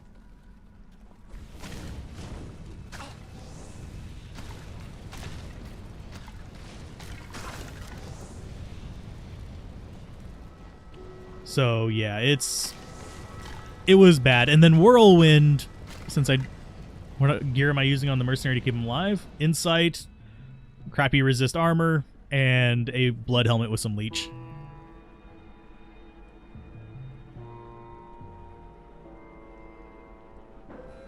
Um, 12 and wants to try Diablo 2. What would you recommend for his first class?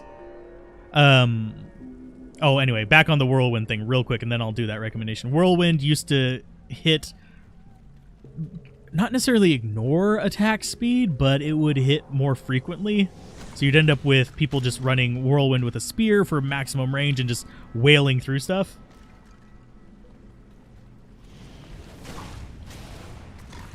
Yeah, 5 hits can get you in trouble too. Imagine 20-something.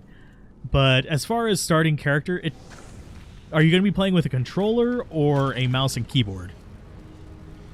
Just out of curiosity. Hey, Amrune.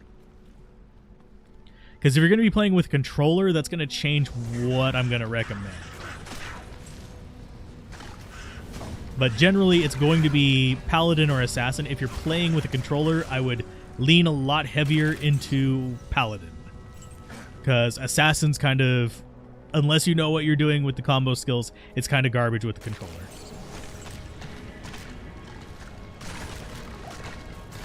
Because them trap placements. Switch. Okay, so yeah, controller. Yeah, I'd probably go Paladin if you're looking for something tanky that can just like wail on stuff. Just a Zealot is fine. If you are going for a caster, I'd probably go with probably a Bone Necro or a I'm trying to think what the other one is. I'd probably say Bone Necro and just go Bone Prison instead of Bone Wall. That way you can lock things down. Where the hell is Dingus McChingus? There he is. I think he's right here. So we're going to have horrors coming around the corner. Yeah. Paladins are extremely tanky. Especially once you get Holy Shield and can get that, like, super block speed.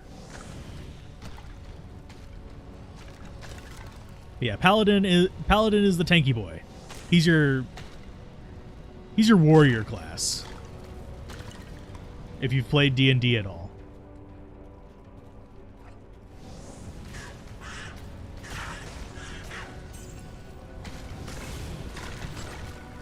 Dropping pain in the middle of all that, because frankly they're going to cause me pain as well.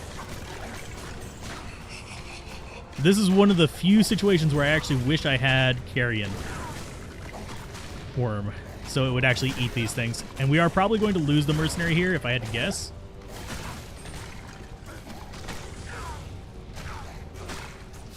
So I'm just going to keep nuking Radamant and throw potions on him to try and keep him alive for at least a little bit.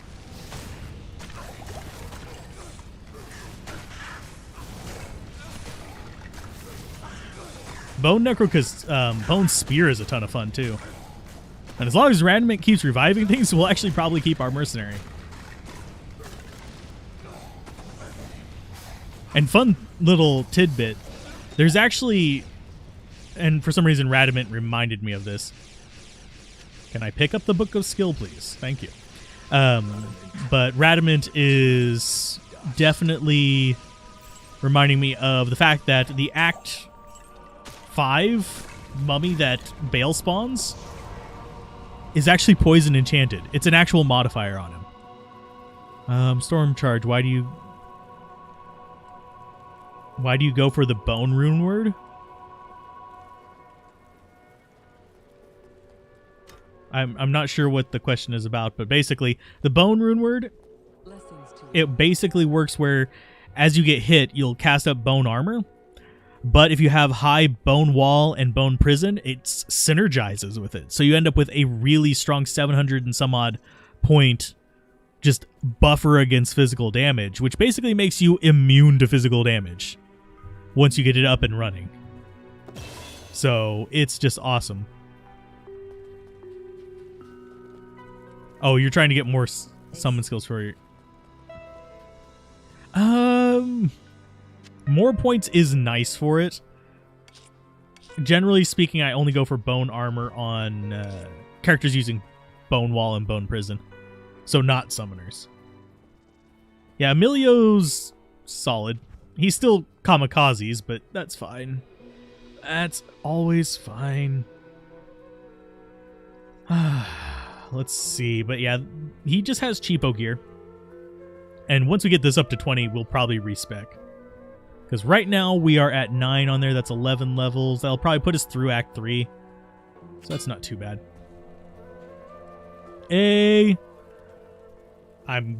Just give me a moment to process your name. Civis. 7 Civis. I don't know how to pronounce it. But, yeah. Tell me your trouble. It's going pretty good. How's your evening going? Oh no, the power went out. That is not fun. I have heard. There is, as far as Bone Necro, Spirit Broadsword is a good start. Plus 2 skills. You could also do a white Bone Wand, but that's a little bit less good for a summoner. It's more for your Bone Necros.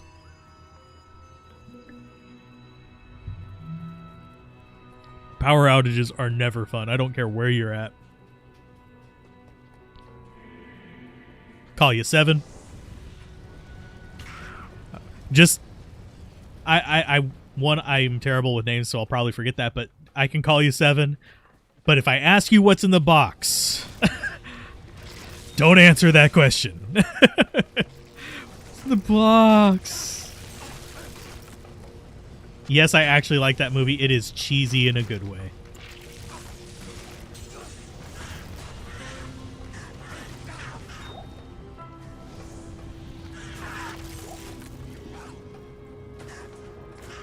Yeah, Act 2 Mercenaries can become exceptionally beefy. Eth Reaper's Toll with Shale, G-Face, and 15% IS Jewel, and a Treachery Body. Yeah, that's pretty solid. And yeah, there are good uniques out there for the Summoner as well. Ooh. That sounds like Australia at times. But I don't think that is Australia. Because I don't think it's that hot there right now.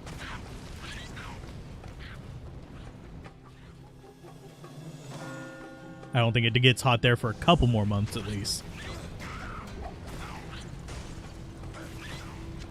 I say that because I know a few people in Australia. If you ever hear me go into like real dark humor, you can thank an Australian friend of mine for that.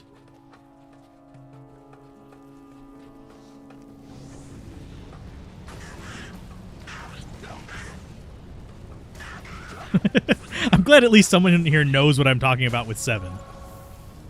You're in Wisconsin? Holy hell, why is... Oh, you're talking 35 Fahrenheit. Okay. That's still not good. I thought you were talking Celsius. Because 35 Celsius is what it gets here during the day. So it's like, oh.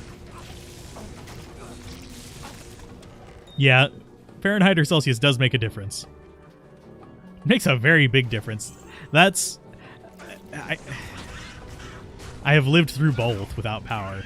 I would much rather do 35 Fahrenheit without power, but that's because I have like a metric shit ton of blankets. But yeah, that's not fun either. I would be conserving body heat and burying myself in blankets, kind of like I did this last winter. Well, was it this last winter or was it...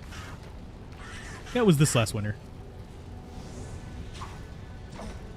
Because I was there with the whole Texas issues, where everything was without power because we didn't winterize shit.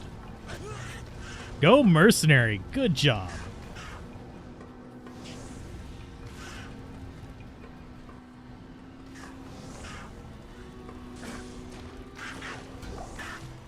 I need to actually go bug him, probably.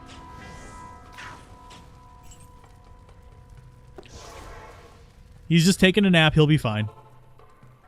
You hate the Act 1 rogue merc. She spends most of her time running around to get her position while you're battling the monsters alongside the skellies. She can be really solid if you have the right gear for her, but until then, I probably would go with an Act 2. You're in California, your friends are like, it's so cold. I'm like breaking into a sweat when you get out in the sun. Yeah, I am a cold weather person, so that might be slightly biasing me as well. But yeah, I've lived cold places, I've lived warm places. I prefer the cold places. I can always put on more clothes. If I start taking off more clothes, I start getting in trouble with cops. So, just... How about Kelvin's? I hear that's an absolute 0. Let's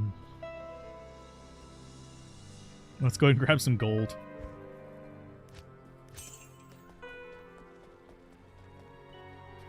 A faith bow is actually fairly solid for the rogue, but it's really expensive.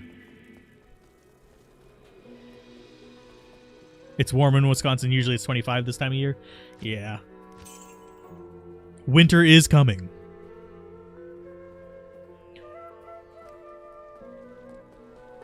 You're biased against cold, and that's why you moved to Europe? Okay. Let's see. You hate the heat as well. Yeah, I don't do well in the heat. The heat shuts me down bad.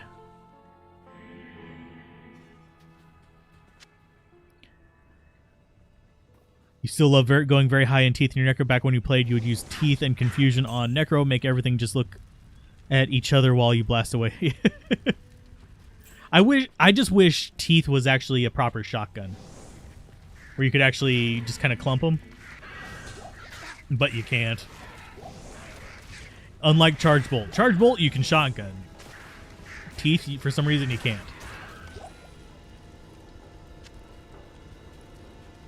We are currently at 24C here. So I'm almost in Celsius, what some of you are in Fahrenheit.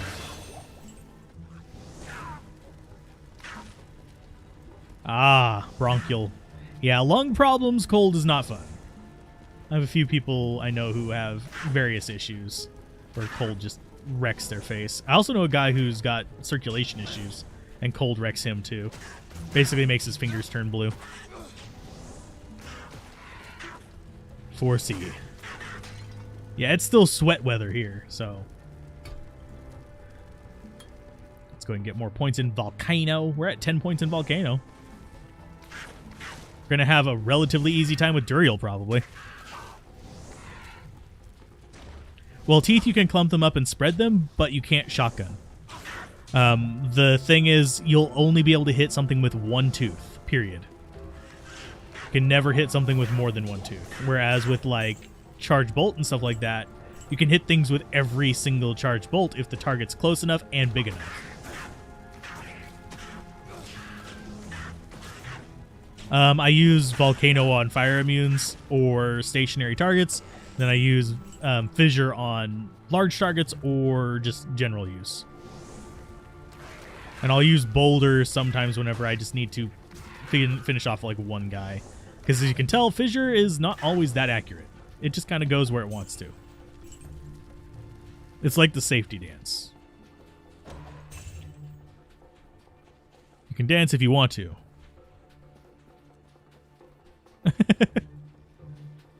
How many points after plus skills does Confuse need to stick around for a comfortable amount of time? And yeah, it's quarter duration. Honestly, I usually just let the plus skills do the work. I just put 1 point in it.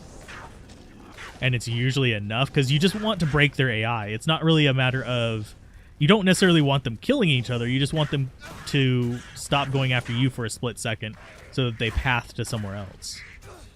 If that makes sense.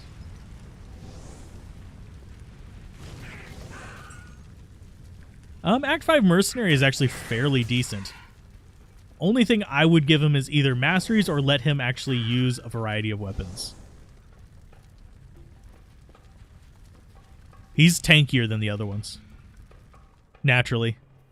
Bronchial tube tightens and you start to struggle to breathe, start to sweat, and then any small... Oh, yeah. That would suck.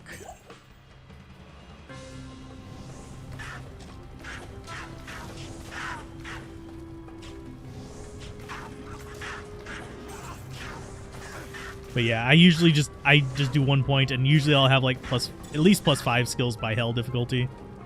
So, because you have lore, spirit, and usually just +2 skills from somewhere else.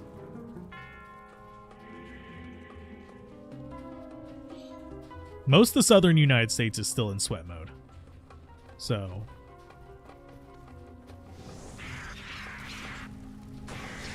I want the waypoint for this before I go down there. I'm actually going to put up a town portal just so I can come back relatively quickly. Might not use it. We'll see. Maggot Lair is going to be a lot of boulders and hatred. Probably some swearing, too. Do I stream on Twitch? Usually just art stuff. I've kind of switched to... Hey! Those are actually nice gloves. Most people kind of sleep on these, but 5% crushing blow is not bad. We'll probably use it on a paladin. But yeah, I usually stream art stuff on Twitch. I'm trying to work out my schedule still currently, even for this. I'm thinking Tuesdays, Saturdays for this, and then I'll start setting aside 2 days for art. I may do bonus streams and stuff like that, but it's just going to be when it comes around. And Mercenary is getting murdered. Ooh, Griffin headdress. I will identify that. Carrion, we were just mentioning you. I'll sell that. It's fine. But let's see. Get a bow and use amp damage. Melee is god awful. I can feel that one. I feel that one a lot. Oh, I see that flawless skull jittering.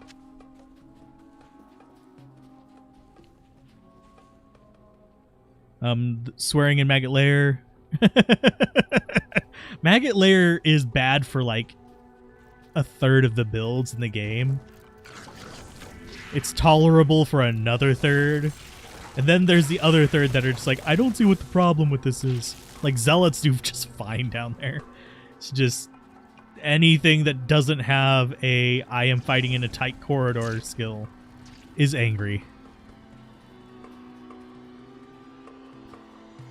Worse than finding the waypoint to Spider Forest. Yeah. Spider Forest waypoint is not that terrible for me. What I hate is whenever I don't get a Great Marsh skip. Great Marsh skips make me happy, because then I don't have to deal with freaking gloams. If you can't tell, I hate gloams. Gloams can rot in hell. They are my mortal enemy. They will remain my mortal enemy.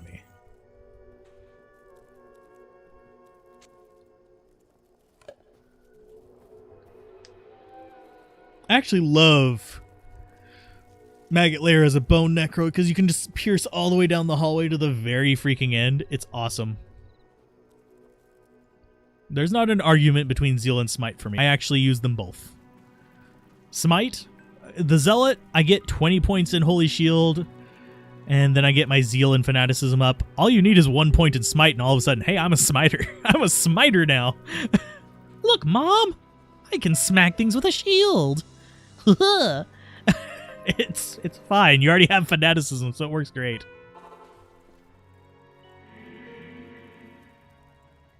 Let's go ahead and allow that one. Doesn't actually say anything offensive. I don't know why YouTube got that.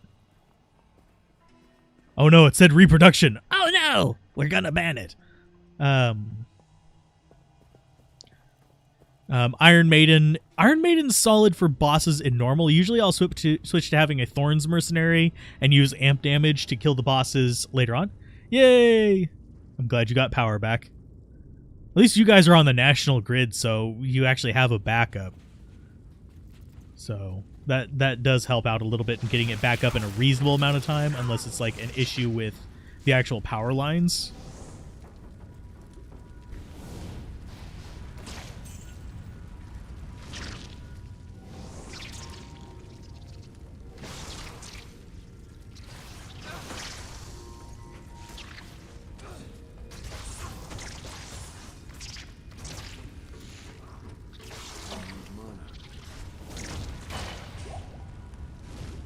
But yeah, I don't do Hammered In down here. I usually will just do straight Smite down here in the with a Hammered In.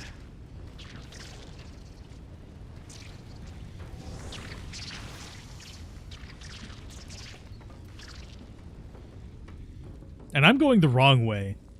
I should be going this other way. Because it's downward facing. Yeah. It's like, I'm going the wrong way because I'm easily distracted. Open sesame. Thank you. So this next one's going to be down in the bottom right corner, probably. I'm glad those things all just stack up on top of each other. You got Great March Skip on your Hellwalk? Yes. That reduces stress so much.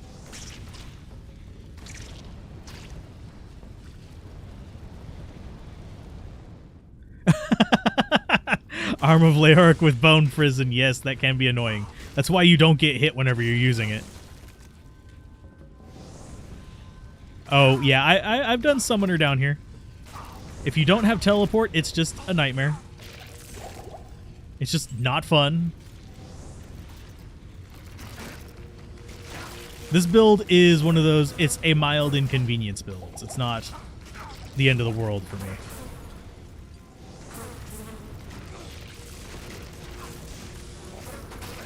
Because I actually have things that I can put in the hallway, like the volcanoes.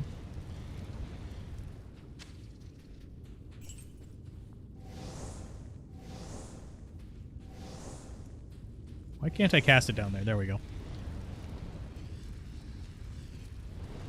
Let's see.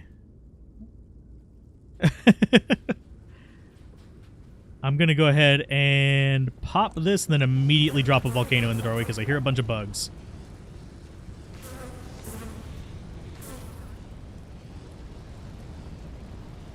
But, yeah. Let's see. Keep up with all the comments. Thank you. I'm glad you're enjoying it. Oh, yeah.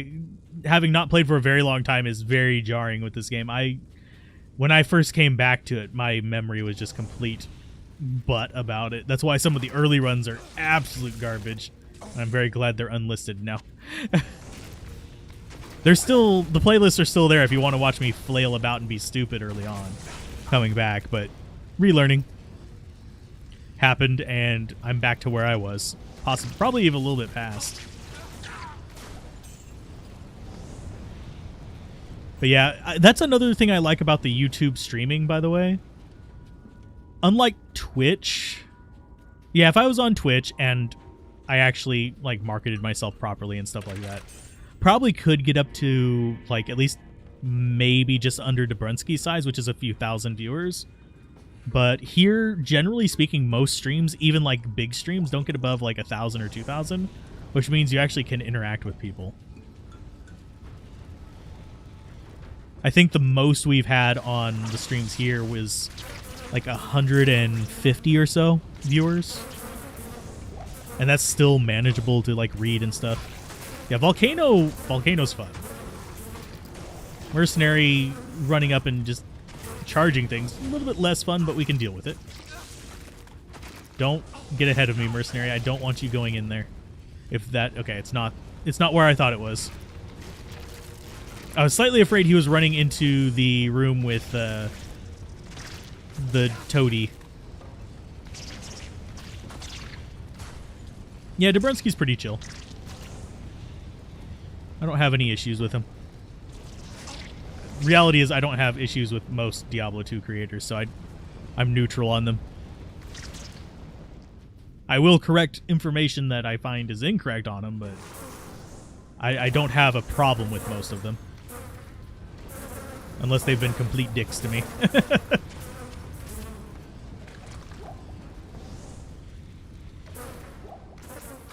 So, 50 poison damage. Not worth it.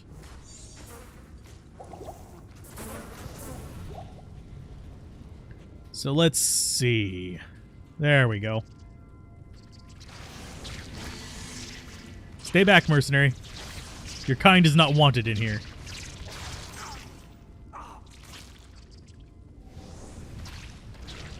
What am I poisoned by? Jesus Christ. Yay, for crit poison from what? I have no fucking idea. I hate that. Blessings to you. I'm glad Mercenary didn't get hit by it. That's at least a plus.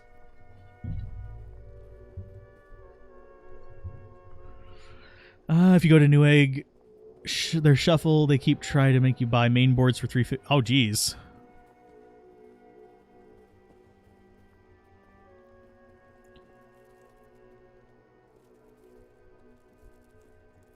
Yeah, GPUs right now are darn near impossible to get at MSRP unless you get on a waiting list. You like how D2R explains the stats to us? Had to fire the NASA engineers who did your previous calculations. I mean, it explains some stats. But they're not that well done. There's still a lot of room for it to improve on those. A 3070. That's still going to cost you an arm and a leg. What do I have for gear? Spirit Sword, 3 parts of Saigons, just the belt, boots, and that. 2 faster cast rings because we're going to eventually be switching to wind. We've got Spirit Shroud because I found it. We've got this circlet, which is slightly better than lore. And we've got a really shitty amulet. Like, really. And some resist charms. You say, screw it and got a teleport staff? Yeah. I 100% recommend shopping for a teleport staff. Teleport staves. You should always be getting one of those and one of the lower resist ones. And maybe one of the life tap ones. Yeah, laptops are actually a good source of just getting, not necessarily affordable, but reasonably priced power. I never thought I would say that in my life, but because it's integrated, it's not any use to miners.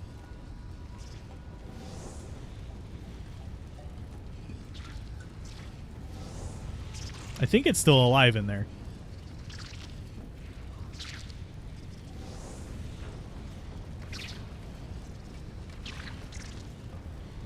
And we're going to drop this out if it'll let me cast it, please. Thank you. There we go. So we can actually get this to stop spawning the big ones.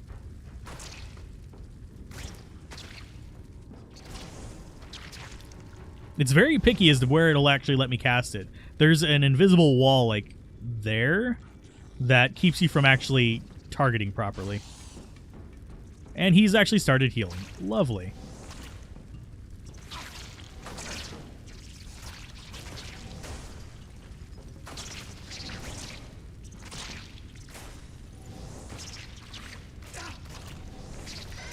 Keep the ones off of me, mercenary. Did you really? Fuck. I'm gonna have to revive him, aren't I? Yep. Mercenary, how did you get poisoned behind me? Who hit you? Who made you this way? And we just I'm gonna go ahead and grab this. Can we just say, address this Pally's Prayer? It barely heals anything, and it drains your mana just for using it.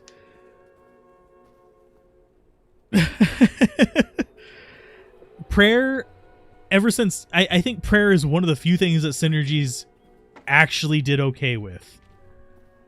Because, if you guys didn't know, prayer synergizes with meditation. So now you can get mana for it and heal the same amount. So go ham with that.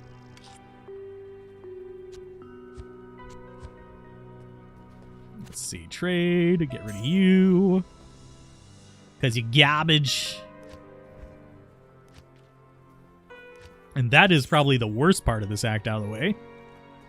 So now we can actually just go after the, like, you know, decent stuff. Like Lost City. Fun little tidbit. You don't have to do the maggot layer before you do the palace cellar. You just have to do Lost City. And we got another one. Wow. It's marginally better. Like 1 damage reduction better. Well, there we go. We got another Spirit Shroud. Yeah, Wahid would never be able to figure out how to get poison behind me. Never. And I wish that would automatically switch to whatever act you're in. But you're not gonna. These guys are really good XP, by the way. So if you're ever, especially if you're a ranged character, do not be afraid to kill the beetles and just walk away.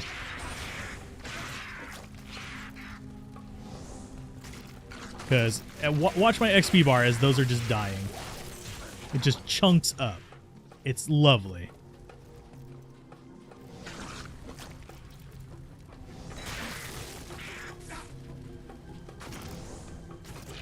Just get a whole field of those and you're going to level up.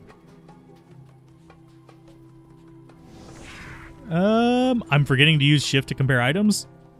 I know what I have equipped.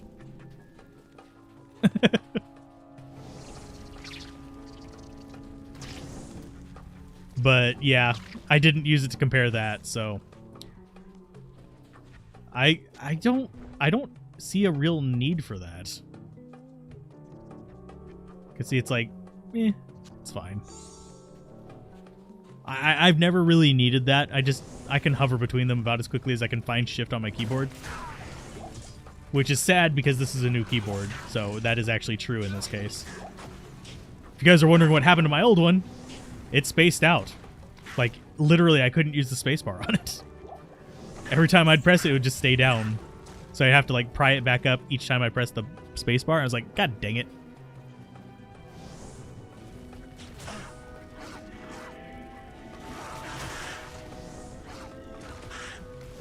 In Hell difficulty, you actually have a use for the Lost City waypoint.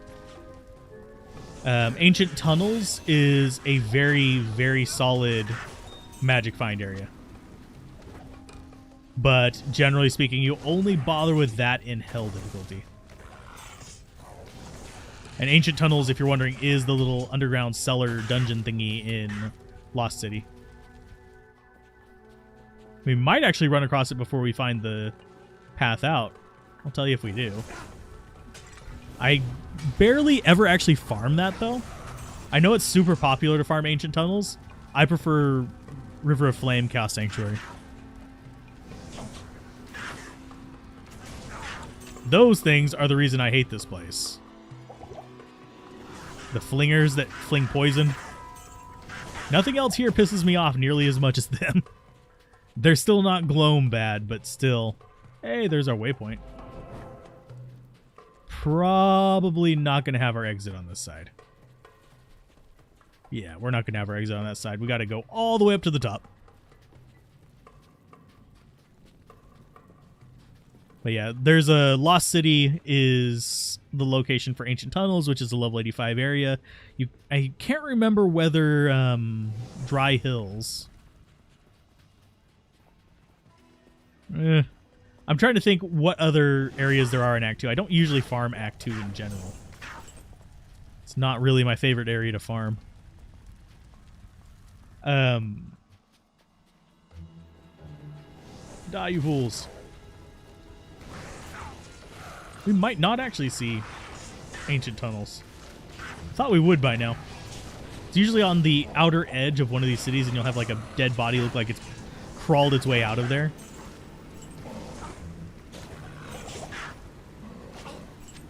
But other than that, it's just standard level 85 dungeon. There's our path out. I'm wagering... Ow. Oh, whoa, rubber banding. Nope. It's not even here either. Okay.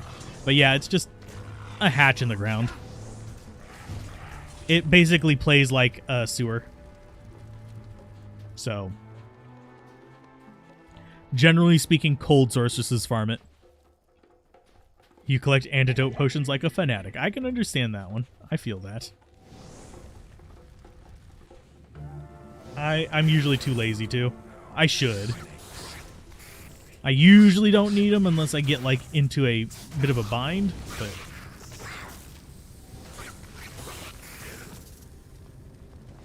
for the most part, I think I'm fine here. I'm trying to see what the next enemy type in here is going to be. Because if it's mummies, we're going to have annoyance. But if it's not mummies... So far, all we're seeing are snakes. Snakes on this plane. Which are actually not that bad for us. We can just drop this and they will just slither towards us, or they'll charge through it and die.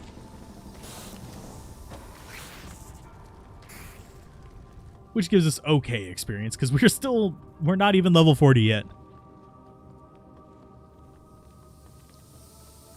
Let's drop that there. Oh, we missed one. Hi, guy. Ow. I shouldn't have started moving then, but it's fine. Yeah, we're still just snakes. Which is a little bit weird. I will check that clasp orb and the amulet, because I keep forgetting we have a crap amulet. Because I didn't transfer Eye over. Well, speak of the devil. I'll take that. We can sell... Oh. Can sell that and the helmet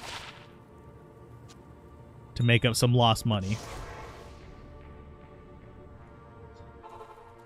Then we'll go deal with the rest of the snakes, and we should have an easy time going through Arcane Sanctuary.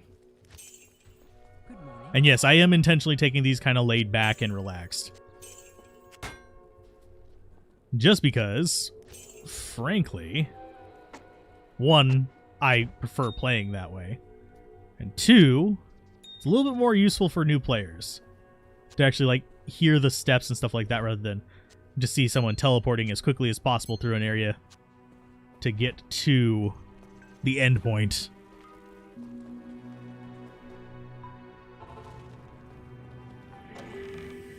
See, picking up magic items isn't always bad. I mean, this is essentially about on par with what Eye of Etlik would be for us.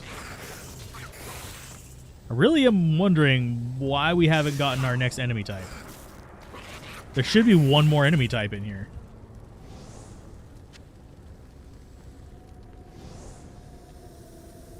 Spirit of Barb's not worth it.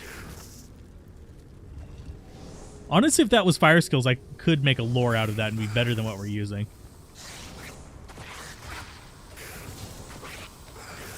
There's our stairs down. Yay!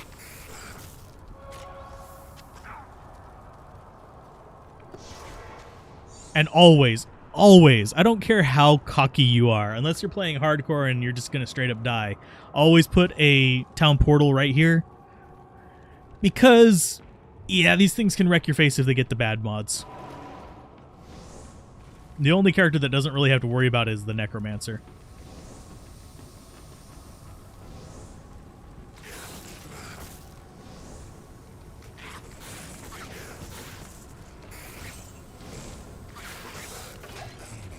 And he didn't get bad mods. Sweet. We actually got a good loadout here as far as the enemies go. We didn't get mummies. Mummies can make this place a little bit irritating, but not impossible.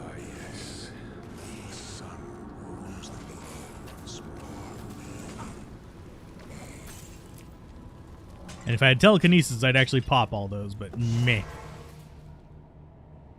Nice. We were actually at nice viewers for a while. So now that we've got that done, we can go down there. We can get ourselves through the circle of hell, basically. And I might upgrade those. In fact, I am going to upgrade those. I don't need that many Ort runes.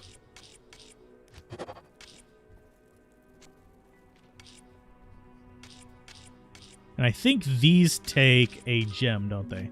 Yeah. I forget which one they take. Yeah, I think it's an amethyst, but I'm not positive. No, you cannot reset your skills at will. You're thinking of Pluggy.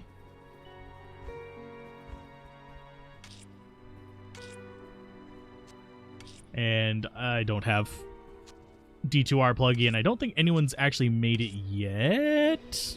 Question mark?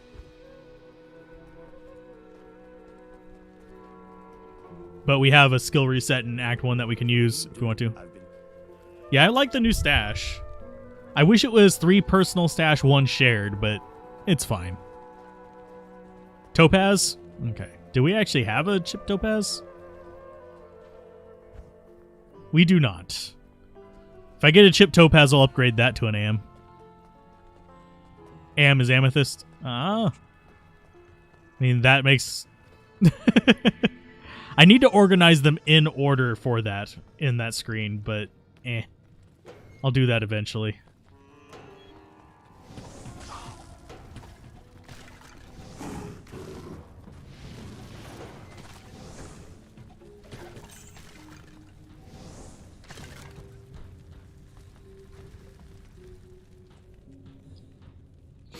Thol is sapphire?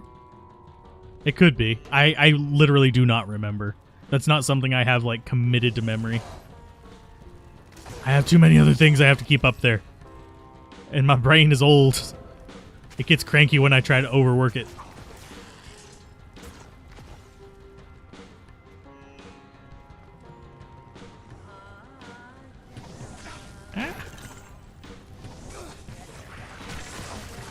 Yeah, that additional space is very useful.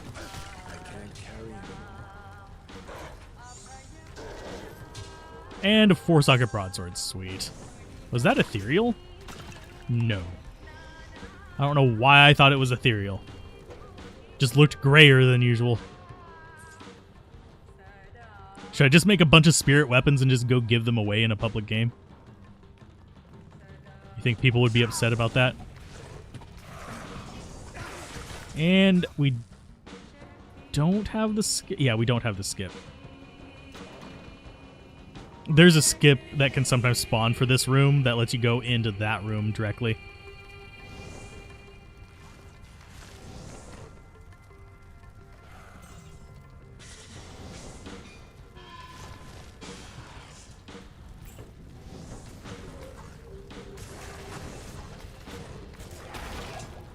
And did he drop anything good? No, of course not. It's topaz? Okay. Nature's architect. Just remember task red, topaz, amethyst, sapphire, ruby, emerald, diamond? Possibly. So now we have the other important one, but let's see. Which path should we take?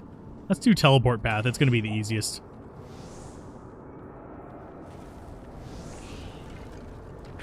And we can only kill things on the path with fissure, so we don't have to worry about accidentally killing things. Well, we can sort of kill them off the path. If it spawns like on the edge, it can still kill them off of it because the hit box on it, but for the most part, our skills are stuck to the platform, so it's fine. We'll get all of our drops.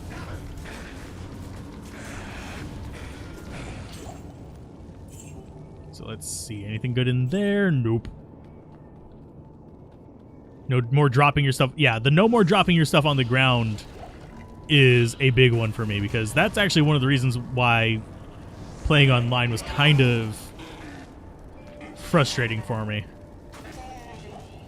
Because you don't always have a friend online. Actually, eat that. This is one of the few things that can actually hit stuff off the path as well. Because it'll spawn right here, and then those rocks will hit all the way around. Doesn't do nearly as much damage, but it's fine. Hopefully I didn't leave something over there. I did not. Ah. But yeah, we're gonna stick it out with fire for at least a little while. Just because, yeah, I'm having fun with it still. Are we gonna go all the way through hell with it? Probably not. Would it be a nice challenge to do so? Possibly, but that's more something I'd want to do on single player, where if I really, really got frustrated, I could just transfer in gear.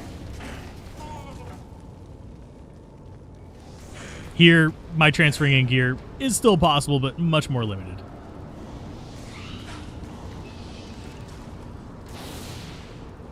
Go mercenary, anger. Let the anger flow through you.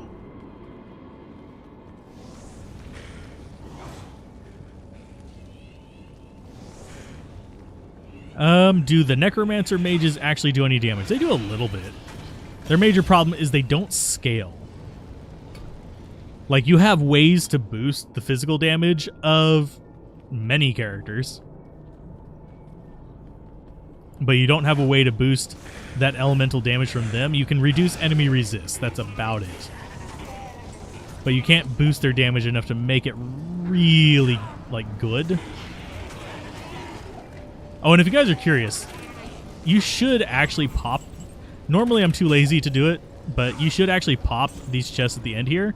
They are related to the chests at the back of Mephisto's lair as well as Lower Kurast. So they are worth popping at times. So don't be afraid to pop them. Excellent. It is an honor to serve you. They can drop runes and all that kind of stuff. They do have tables. So, did we actually... Yeah, we kept that crystal sword. Yeah, we did. There's the crystal sword. There's the broadsword. Broadswords are capped at 4. That's why I usually recommend them. It's 5 strength difference. That's crystal sword is going to be probably your most efficient one if you can get them. But these are still perfectly fine. You'll usually have more than 48 strength on any build worth its salt anyway. Unless you're doing hyper low strength builds. In which case... Actually, I wonder how hard it would be to do a no-strength build. Solo self-found would be a complete pain in the ass. But doable. If you could transfer stuff in, it would be easy as hell. Because you'd probably use Splendor instead of Spirit. It's only +1 skill. It's still got faster cast on it. It's got a few other things. But yeah, Spirit Sword. We're probably going to end up giving those away. Because I already have 2 Spirit Swords. So I don't really need more. If I want to upgrade these, I can just upgrade them. Just keep re-rolling them until I get 235s. I like that explosion on those, by the way.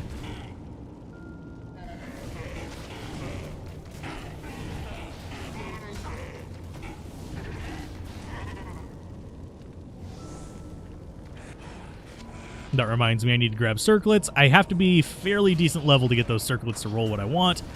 87, I believe.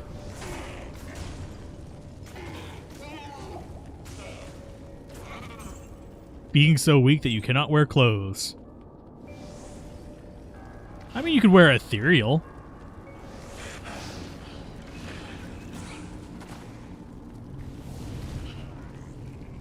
I'm not sure what class I would actually choose for that. Probably Druid, actually. If I just did a no strength run. Because I know that the Druid can be run naked as well. In fact, a lot of classes can be run naked. Items just make it go smoother. And I'm talking hell difficulty. Because I think, if I remember correctly, Sorceress starts at 15 strength.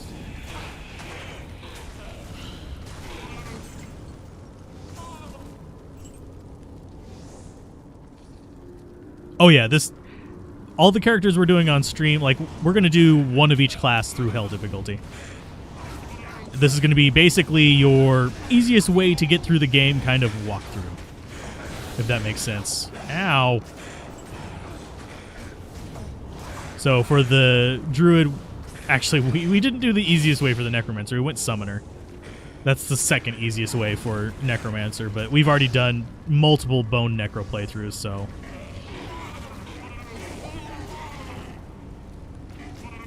You'll have to understand if we have to mix it up just a little bit. But, yeah, this is just going to be like a chill walkthrough for people to figure out how to get through various difficulties. And I should probably be waiting for diadems and tiaras, but yeah. Because that would mean I'd have to level up even less. To get +2 skills, you need 90. These have +3. So if you're 87 +3, it makes it 90, so you can get +2 skills, in case you guys are wondering. 94 is more for staff mods. So, like, if we were going to make... Honestly, we don't have anything that's a good example. But if we had, like, a scepter we were going to make into something with plus skills, 94 is what you'd want, so you'd actually be able to have a good chance of getting, like, +3 fanaticism. But also, you aren't going to get smite on that one because of how they split up. Because the item level determines what skills are going to be on it. So, Arcane Sanctuary again. Yeah, I've seen the Carbot parodies. I would show them off, but I don't feel like getting copyright strikes. So I just link them every now and then in the posts. Oh, I am hitting the wrong button. New keyboard, new keyboard. Hopefully that didn't screw anything up. Hopefully I'm still streaming. Am I still streaming? I'm still streaming.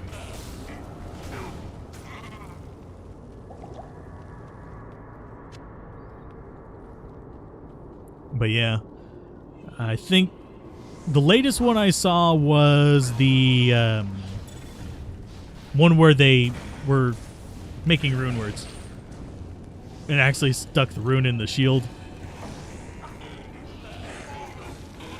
But that's the last one I saw. I don't know if they've released one since then. I'm not a religious follower of Carbot. I just enjoy their stuff.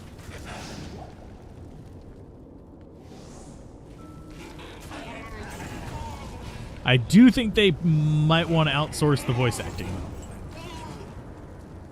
That's just my opinion on that one, though. I mean, they already have, like, the voice lines from the game. That's fine, but...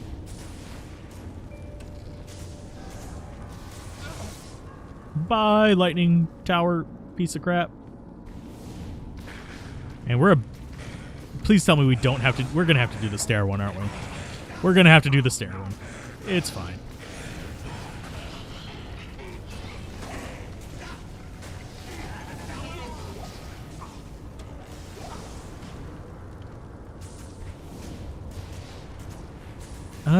I haven't found a Zod in Resurrected. I found several in the Classic that I've transferred over. But I figured if I farmed Chaos Sanctuary long enough, I'd probably find one. Traded gold for a Shaco, and then you have 250 hours in the game. Here's my philosophy on trading, and a lot of people disagree with me and get mad whenever I talk about it this way. An item, unless you are specifically doing the I'm trying to trade a paperclip up to a Lamborghini thing, which is a legitimate thing that happened. Yep, we are going to have to go for the stair one. But unless you're trying to do that, you should just trade value for value. Are you going to be getting value from that goal rune? If not, then yeah, trading it for Shaco was a good trade for you. If you are going to get value for that goal rune, then that was maybe not as good of a trade for you.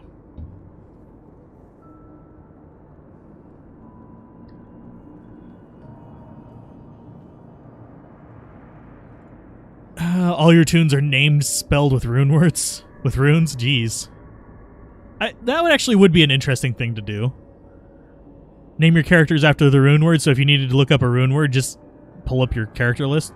If you put 5 or 6 low runes in a weapon for your mercenary, would that guarantee death of a monster with each hit? You would say yes based on percentage, but you never know for sure on Diablo 2. I forget exactly. I can go look at what a low rune does real quick. I've always just used it in rune words. I've never actually just thrown it in a weapon to throw it in a weapon. I can tell you in just a minute. Oh, Deadly Strike? No. If you had 5 low runes, it would just give you a 100% chance of double damage. Hey, Ahmad, how's it going? The way Deadly Strike works is it doesn't stack them. What you end up with is they're additive. So if you have 5 low runes, that's 100% Deadly Strike. Currently using a Fury Druid in Hell, physical immune do pose some problems, especially the Stone Skin mods. Any suggestions for the weapon? If you're having trouble with physical immunes, Reaper's Toll on your mercenary or on yourself will help out a ton. Puriza, I wouldn't have upped it, but it's fairly decent.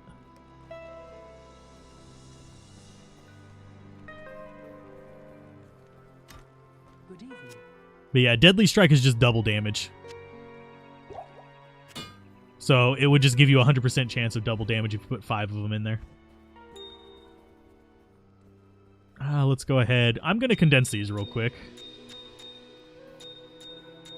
Just because they're kind of in the way.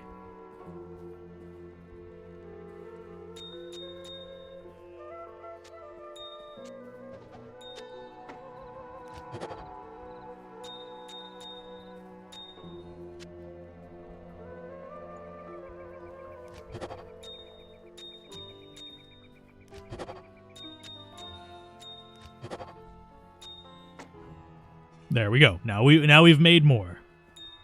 I could make another caster amulet. I could make a few things, actually, now that I think about it. Not on this character, though. No problem.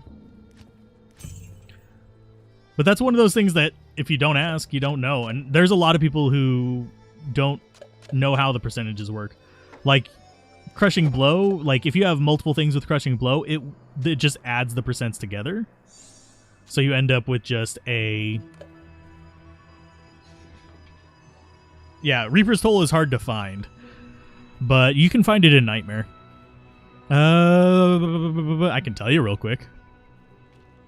Let's load that up. Hey, calculator, how you doing? Tell me where to find. We want uniques, so switch that over to uniques. The Reaper's Toll, I'm pretty sure it starts with the... Yep, Reaper's Toll. Find. I'm going to actually switch it over to bosses because I have a feeling you want to be finding it off of a boss. It's only hell difficulty. I would say farm. Diablo's going to be your best one. That's probably explains why I have way too many of those damn things. Mephisto would be your second best.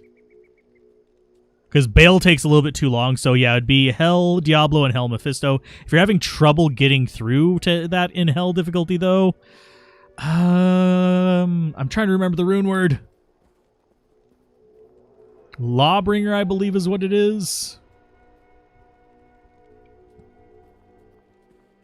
Where are you hiding? Yeah, Lawbringer. Am, Lem, and Co. can do the same thing, and it works in hammers, scepters, and swords.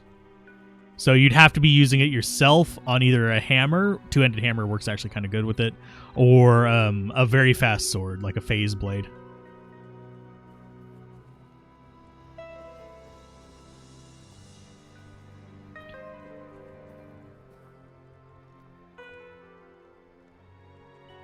Crushing Blow is amazing, by the way.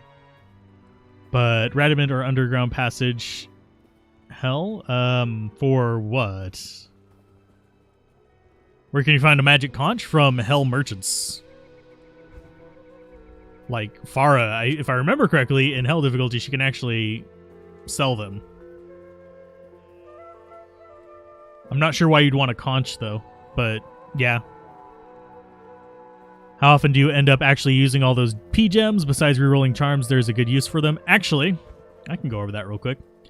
Diamonds, you can put them in shields. They're okay there, but usually they're used for the rerolling purposes. These are used for Safety, blood. These are used for magic find, hit power, caster. And then the skulls are used for rerolling rares. Yeah, weapons are a problem early on, unfortunately. But yeah, a Lawbringer is another cheap option. It'll cast Decrepify as well. Although you might, for the stuff for a Lawbringer, you might be able to actually just get a Reaper's Toll. Oh, you were trying to make a SpongeBob joke? I don't live in a pineapple under the sea. Yeah, they are a little bit out of my scope. I know SpongeBob. I know some of the references. I don't know all of them, unfortunately. But we are fourth pathing this. Sorry. But hopefully you find the things you need. But yeah, Lawbringer, Rune Word can actually be halfway decent as well. If you're going to do a Lawbringer, I'd recommend doing it with a one-handed sword. I know that your block speed as a druid is absolute ass, but you're going to be able to use that Lawbringer for more characters. You could actually put it on an Act 5 mercenary as well with a two-handed sword. Get a big ethereal 5-socket like Colossus Blade or something like that. Throw it in there. Not 5-socket, 3-socket. We're talking about Lawbringer, not Doom. Or Death, or whichever one I'm thinking of. It's the D one. That's 5-socket. People usually ran it with Grief with the weapon speed mod. Glitch. But no, yeah, magic conch. It's a giant conch, but still. It's a thing. I am right on that kind of I'm technically too old for it, but category. It's kind of the same reason I know about a lot of cartoons. I have always had an interest in animation and art, so...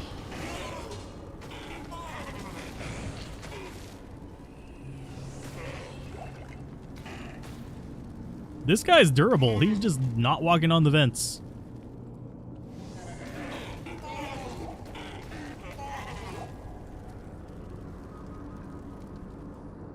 There's always dumb theories about how to find the first way in Arcane, such as always take the one with the portals. Yeah, nothing ever works. It's random. You have an Eth Feral Axe with 4 open sockets. Just need a pull room to make an oath. I've never used an oath on a Fury Druid. I mean, I've used them before. I've used them on one-handed weapons for like melee necros and stuff. But I haven't used one on Druid. I imagine it would be okay. I don't think it would be like GG your final gear, but that wouldn't be bad. But the downside of that is it's Eth, and I'm not sure whether Oath gives indestructible. Does it? It might. Because, yeah, it does. It gives indestructible. 50% increased attack speed, enhanced damage. It wouldn't really help you very much against the physical immunes, but it would be strong. It'd be a fairly strong two-hander. And that chance to cast Bone Spirit would do okay damage. I'm not sure it'd be enough to actually help you against the physical immunes, though. I mean, I grew up watching midnight anime on sci-fi and stuff like that as well, so it's like I grew up realizing that cartoons are not just for kids. SpongeBob mod for D2? Oh god, no. Necromancer would end up being Squidward. We all know this.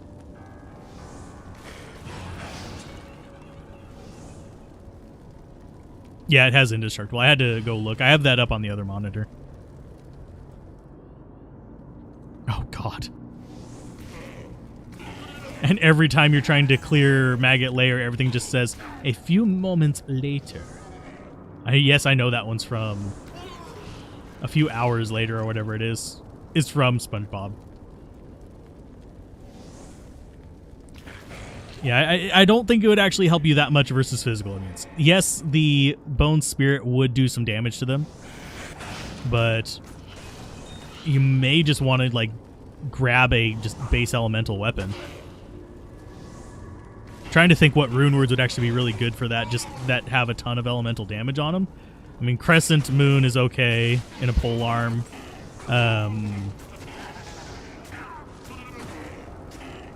Because that does lightning damage. It's basically an alternative to Lightsaber, if you're curious. If you make it in a phase blade. Well, you dropped shit. Okay, so we've got square. No, we've got square there. Square, circle, triangle, downward arrow. It's spirally thing.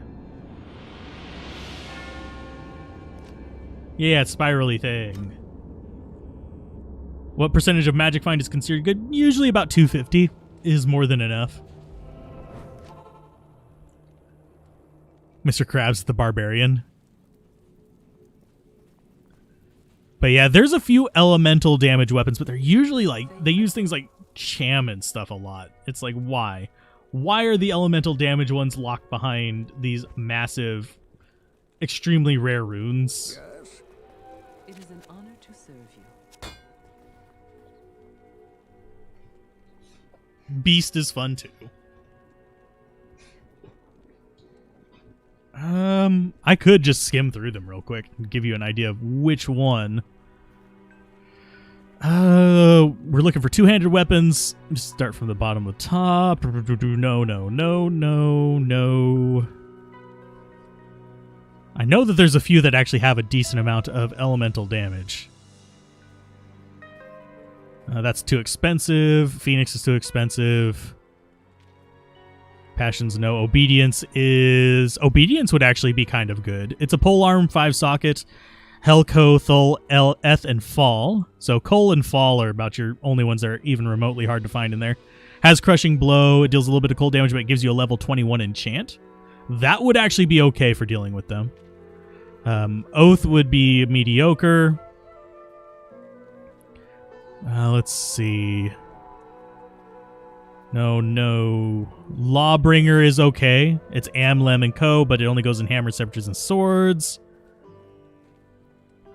That's too expensive. Kingslayer is too expensive. King's Grace is too expensive. Ice is too expensive. Holy Thunder's a maybe. I probably wouldn't. I mean, it's super cheap, though. It's only in scepters, though. Hand of Justice is too expensive. Grief is okay, but you're probably going to want that in a sword. Famine is really strong but really expensive. Fal, Ort, and Jaw. I'm going to actually be covering that in a video fairly soon. Yeah, I'm not seeing any super cheap ones that would actually work for this. I mean, Crescent Moon is Shale, and Tyr, and it can actually work in polearms and axes. It's 3-socket, though. And it actually has static field on it, which makes it actually kind of decent. But yeah, I would say Crescent Moon is probably your best bet for just a cheap, deal-with-it kind of weapon. Sandy would be the assassin. Yeah, high runes are a little bit of a pain to find, especially whenever you're having trouble in Hell. That said, if you can do Act 1 Hell... You have a 5 open socket phase blade. Low is what you need. Yeah, low, funnily enough, low is the only high rune that I've been finding. Other than that, we found an ist and 2 ums.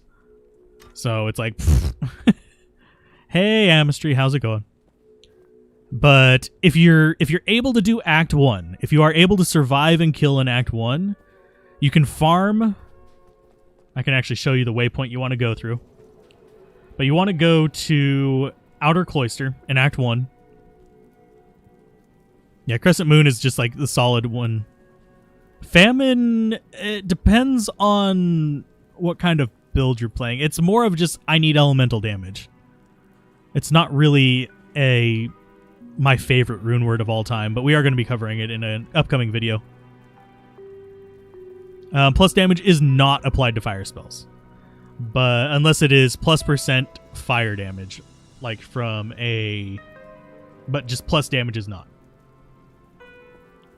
Yes, it is. It kind of does crack me up. That's a high room. But anyway, you go to Outer Cloister, and then you go out into the Tomoe Highlands, and the cave there is a level 85 area. Every item in the game can drop from boss mobs there. except for certain like super esoteric runes. Not runes, I mean super esoteric charms. But every rune can drop there, every unique can drop there, every base item can drop there. So if you farm in there, you'll actually have some luck getting some better stuff.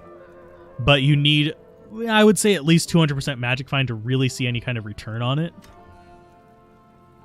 Especially if that's your only character. But yeah, plus damage only applies to your actual like attacks. Your bow shots, your sword swings, your stuff like that. Plus percent of a specific damage type does apply to your spells though. Do I need dragon armor for this druid? No. Not particularly. I mean, dragon armor is hilarious and fun to play around with, and I'm actually going to be covering a build that can utilize it. I'm not going to necessarily be utilizing it, because I'm going to be using a different armor, but I am going to be using a dragon shield on a build. For reasons. You got an Istrune. Istrunes are good. They're not as valuable as they used to be, because back in the day, people used to like really focus in on Magic Find. Like they would just aim for those 1700% Magic Find nonsense things. And then people learned that Magic Find is not the be-all, end-all of everything. So Istrunes kind of fell in value as people learned more about the game and more about how Magic Find worked, and they kind of got devalued over time. They're still good, don't get me wrong. I would totally put one in a Shaco or something like that, but I'm not going to sit there unless I am making a Pit Zerker or something like that. I'm not going to be investing in getting a lot of Istrunes.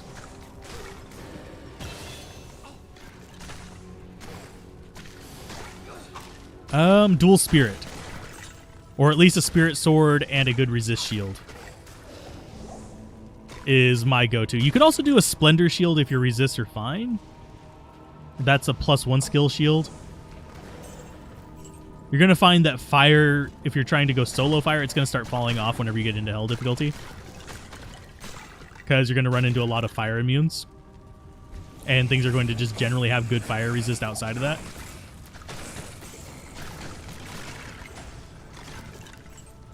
Dragon can be in both shields and armor. And that hurt. Going to take him out. Grab that. And there is another one right there. I saw you, you dingus McChingus. But yeah, they're pretty fun to play around with. If I was going to stick with fire into hell difficulty, yeah, I would 100% love a dragon shield. But as it stands, I'm going to stick with the philosophy of I'm going to just use what these characters find to keep it a kind of accurate reflection of what a new player can expect as they're playing through. Oridin's still not bad for leveling. You just have to change your philosophy on it, because the Oridins now actually use Zeal with the auras, so they can get decent damage.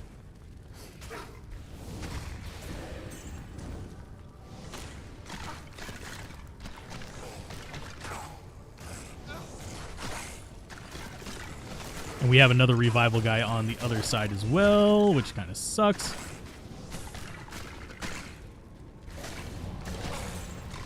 Okay, let's grab light plate. It's actually not a terrible light plate. You've had the worst luck in Hell Cows, solo BattleNet, finding another Monarch shield, want a Spirit shield for your other caster. No white Monarchs. That sucks. I'm sorry to hear that, Unicycle. But cows are going to be your best bet for it. If you put a unique item in a personal stash, can I get that same unique item on another character? You have to put it in the shared stash. So, you can... But if you put it in the shared stash, another character can grab it out. What rune words will you be making with that low rune? I will actually be making a grief with that. I already have a fortitude. If I find another low rune, I'm probably going to give it away. But I'll be making a grief out of it. Yeah, you can't do the little glitch stacking anymore. I'm pretty sure they actually patched that in LOD too, didn't they? Because that was broken as hell. Where you could just basically give yourself multiples of the same aura.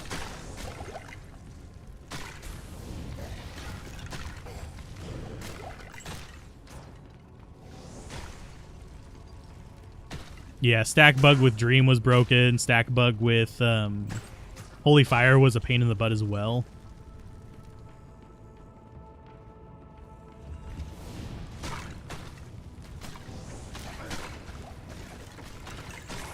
We have Might coming from in there. So I am going to kill it because that's good experience, but it's going to hurt until we actually kill the big green guy right there.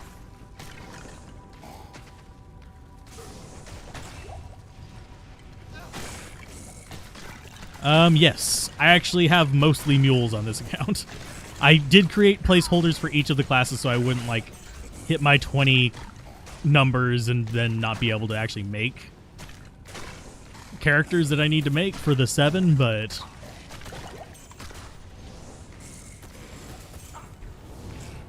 And that's gonna probably... Oh, we got him. Sweet. I was like, that's gonna probably explode.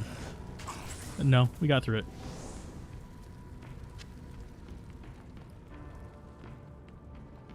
About grief, can I explain how the flat damage plus 100, 400? Okay. Normally, let's go ahead. I actually don't remember whether this has enhanced. It does. Because I have a superior crystal sword. I'm going to drop by town real quick to get rid of this poison. I could just stop at the well there as well. But I'm going to just come up here and grab this. But basically, damage plus is different from plus damage.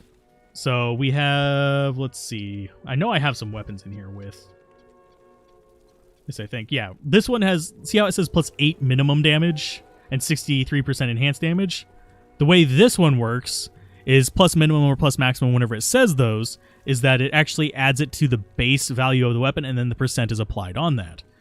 If you have plus 400 damage on the weapon, you're actually going to have the base damage of the weapon, the percent enhanced damage on the weapon, and then you have the plus 400 after that. So it applies between, so basically your weapon damage goes from, say, in this case, let's say 5 to 16. So after that, whatever it rolls between 5 and 16, it tacks on that 400 on at the end. And then all of your aura enhanced damage, all of your off-weapon enhanced damage, all of that kind of stuff stacks onto that. So if you have like 1,000% enhanced damage, which is not unreasonable, that 400 becomes a crap ton of damage. So it basically gets multiplied by 10. If you have 1,000%, well, if you have 900% enhanced damage, it becomes multiplied by 10. So it becomes 4,000 damage. Whereas if it's on the weapon, it's a little more fiddly. It's less good. It gets applied weird. Basically, it gets amplified a lot better. What is a breakpoint? And I probably explained that terribly because I'm doing it off the cuff. But a breakpoint is basically the game underneath is running at 25 frames per second. So every step I take is measured in 1/25ths. Every swing I do is measured in 1/25ths. Every spell I cast is measured in 1/25ths. And so I end up measuring things by that. And a breakpoint is whenever you get enough of a percent to enhance the speed of something to cut off one of those frames. But yes, grief is not necessarily OP, but very, very strong. Do you need the Diablo 2 battle chest for D2R? No. They sell D2R by itself.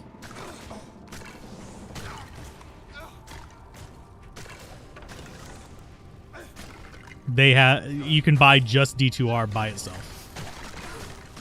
If I remember correctly, the D2R combo thing is basically just like Diablo 3 perks and additions or something like that. Like skins or something.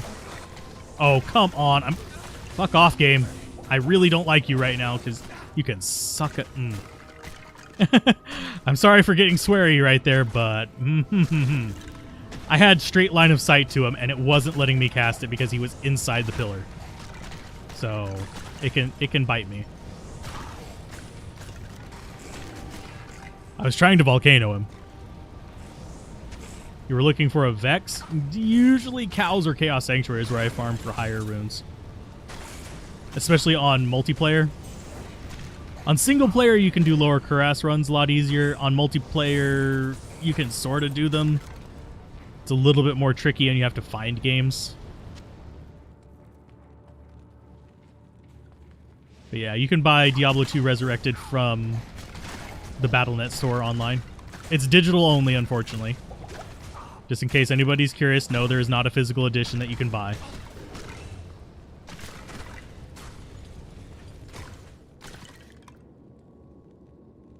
Yeah, basically. That's what it is. Awesome. I was trying to explain the mechanics of it. Because underneath this, it's basically counting it at 25 frames every second. So with like slower weapons, you only need a little bit of percent to cut off a frame because you're going from like a 15 frame attack down to a 14 frame. That's a very small percent. But whenever you're trying to go from like 5 frames to 4 frames with, say, a Druid, it takes a lot more. And you should put Spirit into second hand. Spirit can go in whatever hand. But Spirit Sword should be your main hand, and Spirit Shield should be your secondary hand until you get like your end game stuff like either Talset, Oculus, or Hodo is good, everything like that. You can get 4-socket Crystal Swords. You can get them from cows and then take them to Larzik and socket them to 4. They can naturally drop as 4 in Nightmare. If you are struggling finding one, it's fine to use a broadsword. Broadswords cap at 4. So if you find a broadsword anywhere in Nightmare or Hell, you can socket it to 4 regardless, whereas Crystal Swords will sometimes go to 6. Yeah, anywhere with a high density of monsters in Hell that is level 81 or higher can drop every rune in the game. Cows are level 81. So yes, they can drop every rune in the game.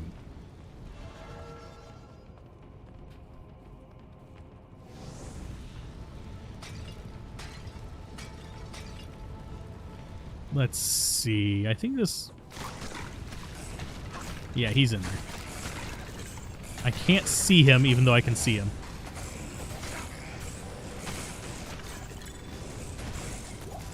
And I do probably need to keep checking amulets, and I need to stop getting poisoned by everything. Because I'm being a dingus. There you go. Thank you. Did anybody drop an antidote potion? Of course not. Let's see. Boop on you.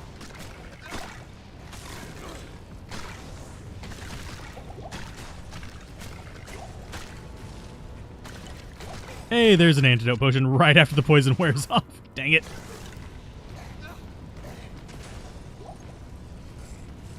Let's see. I think Amistry was asking if he should use one-handed weapons versus two-handed weapons. One-handed, usually, yes. Yes, you want to use a one-handed weapon, a sword for Spirit. I'm playing online. There is no ladder yet.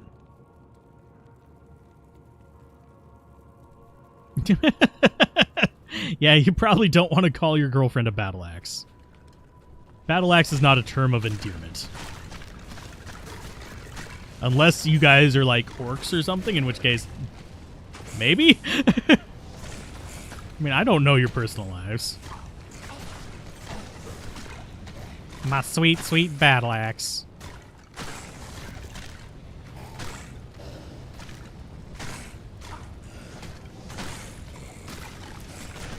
Oh, we've got another reviver there. That's why. I didn't mean to pick that up. I don't need a heavy crossbow. So identify you. You are garbage. And we got our level up right before Duriel, so even if we get completely trounced by him, it's fine. Should I do the thawing potion thing? I probably should. Just as, like, do as I say, not as I do. I might not, but...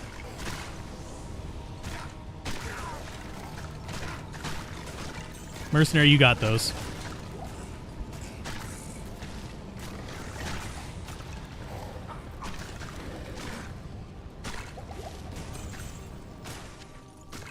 Let's see, we've got mummies up here, but nothing bad. But yeah, the way let's see. Barb Singer used 2 spirit broadswords, but I'd really like cannot be frozen before you start hell. Is it worth losing one for the rhyme? No. It is not worth losing one for the rhyme. Get yourself a freaking Ravenfrost or something. Do not lose those for the rhyme. The plus skills and the faster casts are priceless. When will I respect a wind druid? Probably Act 3 or Act 4. You found a jaw in Hell Cows and traded it for 2 low. That's not too bad. Yes, you can build non-ladder rune words in single player and multiplayer. You can also get the Ubers in single player as well as the Diablo SOJ event thing. But for the Diablo SOJ event, you just have to sell 1 Stone of Jordan.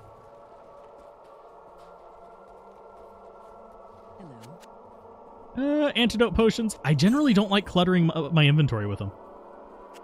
Yeah, they're handy, but is kind of the area I put them in. So now we do this again.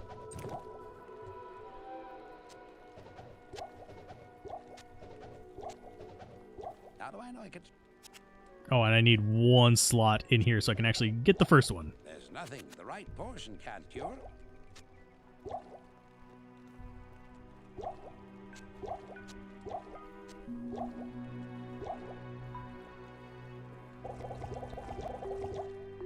Three for me. 3 for you. Thanks. 2 for me. Thanks. 2 for you.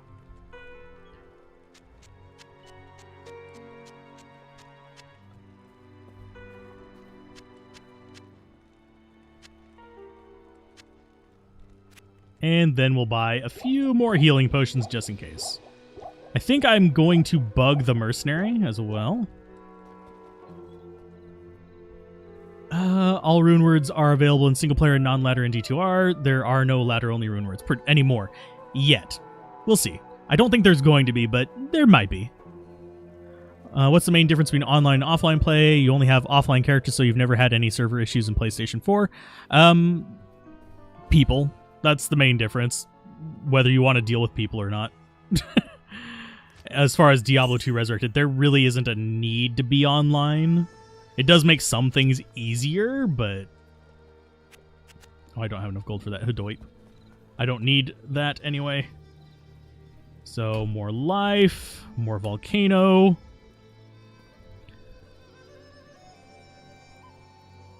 Is there a good reason to stash a lot of rings and amulets, or are you better off just to keep a few of each? Generally, you want to keep a caster set, a resist set, and a leech set, is generally what I aim for. So I have my ones for brawlers, I have my one for resists, in case I don't need either of the above, and then I have ones for caster, and then of course I have my unique rings that I can toss on them as well.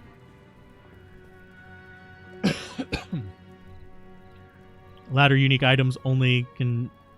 ladder unique items have always actually been able to spawn in single player.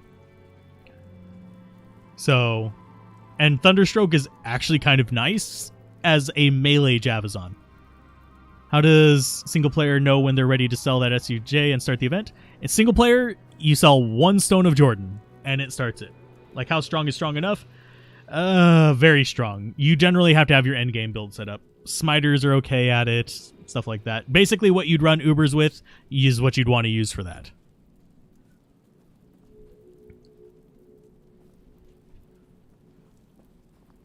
You had 29 accounts, non-ladder. Jeez. That is actually more than I had. I had double digits, though, back in the day. So we're going to go to Inner Cloister before we waste all of this thawing potion that we just used. Load. Thank you. Walk in here, come up here, bug mercenary, bye. And hope that other door isn't open, because I still haven't checked it. If that other door is open, he's going to just walk up to us. It can be open, just naturally. Okay, so he teleported. That's fine. So now Duriel should not target him.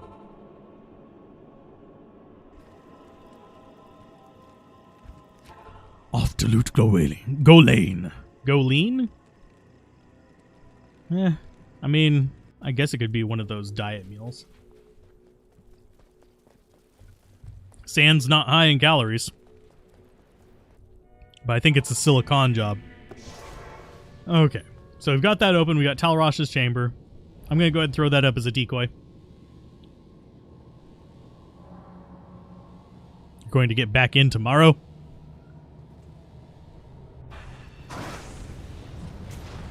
See how it just went straight after that? And see how it's ignoring the mercenary? That is good for us.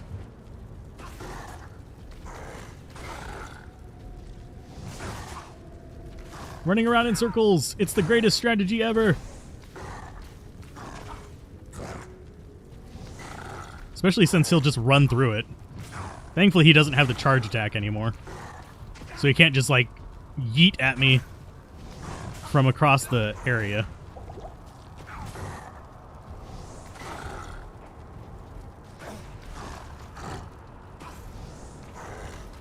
Yeet the beat. Sorry if I'm a little bit quiet during the boss fights. I need to actually concentrate to not die. I will read the chat. I can see it moving out of my peripheral vision, but I can't see it just in my immediate vision. Because I don't actually have that plugin that lets me put it over the gameplay. Mainly, I don't want that one because I do record games that I have to do monitor capture on. This is not the only game I play. Just the only game I play on this particular channel.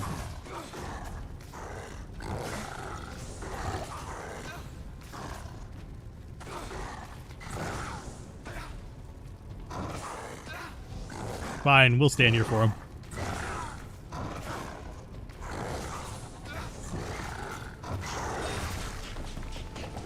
I just drank a mana potion of all things. Hey, we actually needed that.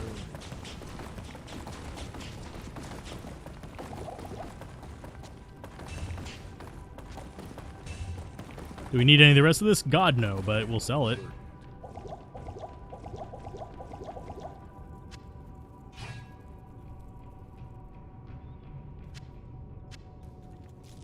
Okay. Loot Golane. Yeah. I needed to do that on multiplayer, so I don't end up with a million things. But you've been here half an hour and can't think of what it was. There was something you couldn't find on the wiki. Well, if you think of it, ask and I will try to answer. There's a few wikis out there too. If you're looking for the most complete wiki, it's still Amazon Basin. There's some things that have changed in Resurrected that aren't changed on there, but other than that, it's fairly up there. Diablo, I will find you yet. Titan's Revenge. Titans are good for throwing javelins. The other ones are good for stabby javelins. What types of armor and helmets would you recommend for a normal level summon necro? Stealth and lore, if you can get lore. Otherwise, just whatever helmet you can stick on your head for resists. Can I zoom into the fight? I forget if I have that key set up on here. I don't think I do. So let's see. Options. Oh, I haven't actually done his other stuff. So E, F. That would have been irritating later.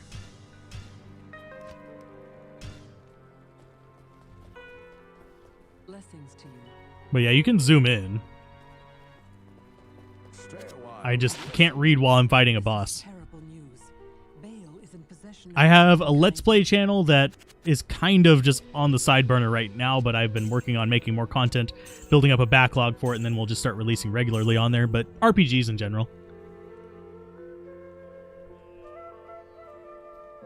What do I think about adding new ladder rune words? I'm fine with it.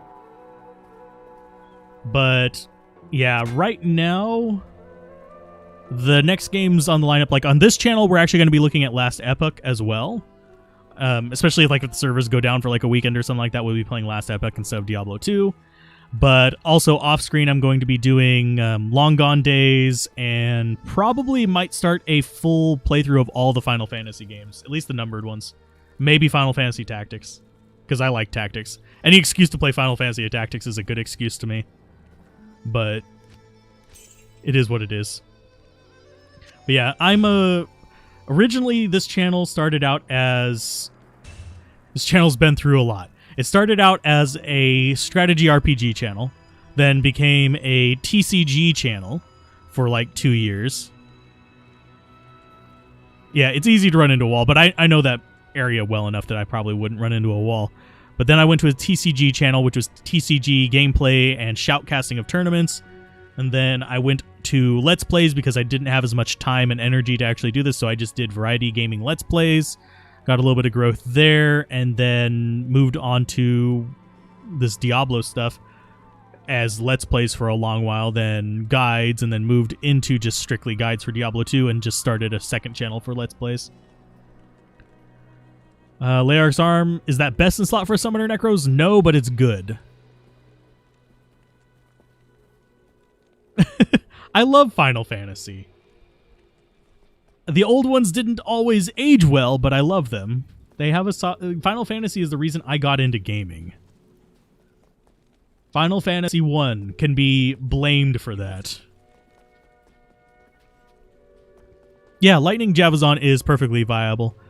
The way you deal with the Lightning Immunes is you either let your Mercenary handle it, you pack a lower resist wand, which is just fine as well, or you... Lower resist wand is actually quite effective as well, because lightning resists are usually fairly low.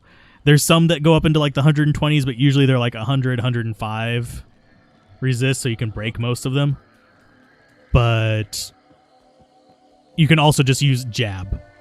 Poke, poke, poke, poke, poke, right in the face, and he'll kill them. We did a Lightning Javazon playthrough a while back.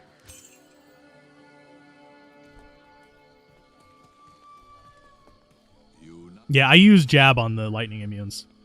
I don't even bother with trying to just do pick damage with the charge strike or anything like that. I have debated getting the pixel remasters of Final Fantasies, but I think I might just do emulation for recording those. Like anything PlayStation 1 and later, I have the gear to like physically record it off of original hardware. I have the other games, it's just... recording off of an NES is a shit show. Pardon my French, but it really is. So things like Bahamut Lagoon are on my like retro thing as well. I've also been thinking about trying to start a channel to introduce people to like new or niche games.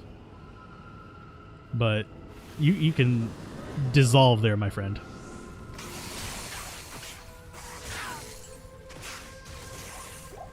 But yeah, this is where we're going to start seeing a little bit of struggle. Do I actually have... How are my... Ooh, I actually need to restock those next time I'm in town. But we're going to start seeing a little bit of struggle with this build, but we should still be fine.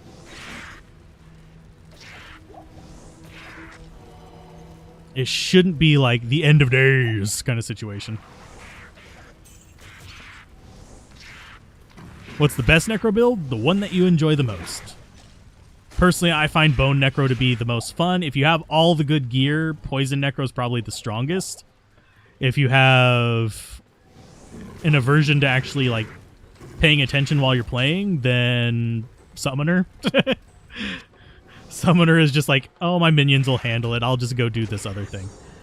So...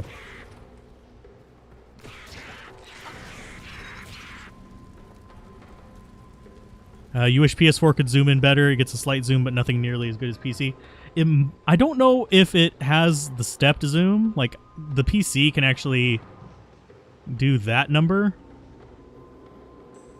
where it does a stepped zoom, but...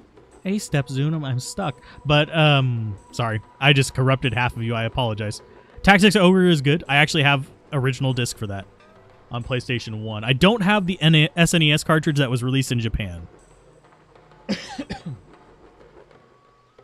Yeah, healing and mana potions do have a chance to crit. And it is, as you get, I think it's 200 where the flip in the formula happens.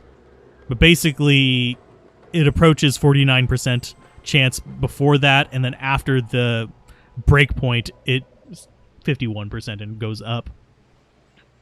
But it might just be going to zoom level 1 for or zoom level 2 for the zoom.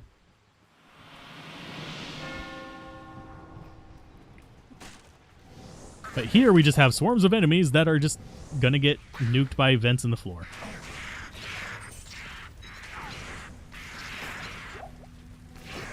And yes, we will get poisoned left and right.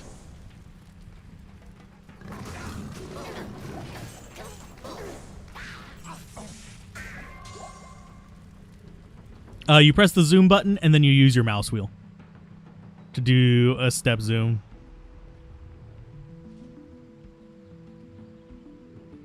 You played Ogre Battle on SNES. Sadly, Tactics Ogre came to the US on the PlayStation 1.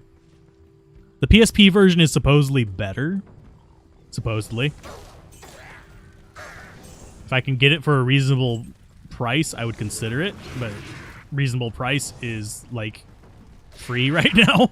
Because I am... Yeah. YouTube don't pay for itself. Is the sad reality of things. Let's see. Got a 1918 D-Torch from Uber, and no one wants to trade for it. The Druid Torch? I'm guessing is what you mean by D-Torch. That doesn't surprise me. Druid, I can't see being super popular on there because a lot of his spells are positional. And the melee ones, yeah, they can use Torch, but they don't need it. Yeah, it didn't come to the US on SNES. That said, I do actually have a legitimate copy of Bahamut Lagoon from Japan. I got it a long time ago. So, yeah. I that's one of my, like, prized possessions. I am not opposed to importing. Can I read Japanese? God, no. But I know the menus well enough in that game that I can navigate it anyway. Do I need to learn Japanese? Yes, because I want to be able to get a copy of Panzer Dragoon Saga at less than the cost of my immortal soul. And the Japanese copy of it is like $50. The English copy of Panzer Dragoon Saga is, at last check, closing in on $1,000.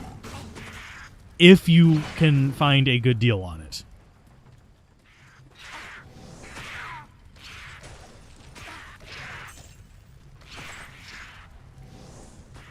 I actually have a PlayStation TV. I don't know if it still works. I actually prefer PlayStation TV.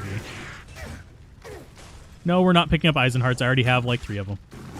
And fun little tidbit. The reason why those are so common is because the breastplate is in so many treasure classes.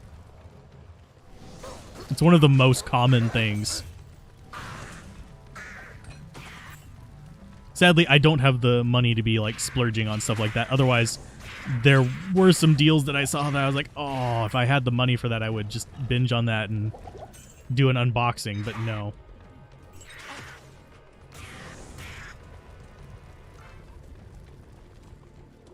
But yeah, I have a PS TV. That's great, Marsh. That sweaty pit stain of a place that can just rot in hell. Or a nightmare in this case.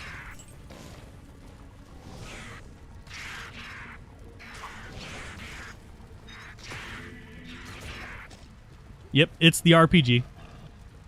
And yeah, it's about $1,000 if you know where to shop for it. If you are trying to piecemeal it together, or if you are shopping randomly, like on eBay and stuff like that, it's gonna cost you way more. There are original discs, if you get them guaranteed working order, that cost several $100s. And that's just for one of the discs. It's a multi-disc game.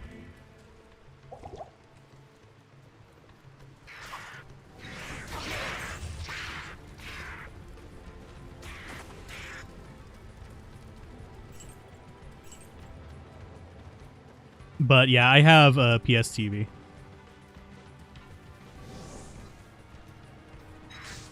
And I actually have a PSP and a Vita as well. No, I have a PSP 3000. There we go. The disc one, whatever the hell that was. Panzer Dragoon Saga was released in the US, but it was released at the end of the Saturn life cycle for the US. And unfortunately, the dickweed, I'm gonna call him a dickweed because he was a dickweed, that was in charge of Sega US, refused to like bring most of the RPGs over. So it's a royal pain in the butt to get them. And that one was released in such limited quantities because of his idiocy that it's so incredibly hard to find. 4 discs. It is one of those white whales of collecting for me. For those of you that are wondering, I have collected video games for years. Long before COVID times. And unfortunately, COVID times have made them more expensive and also made income more limited. But I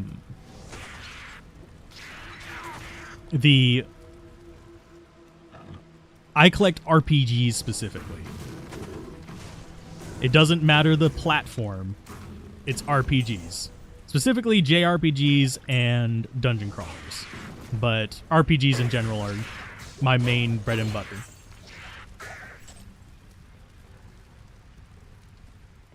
Shining Force 3, the first one of the 3 parts, was released in the US. Part 2 and Part 3 were not. So it's really hard to get a copy of it. There was a copy released in the US.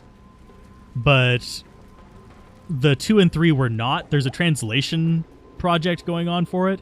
That's what Save My Shining is about. And one of the reasons why my first series on YouTube is the only series I have completely deleted.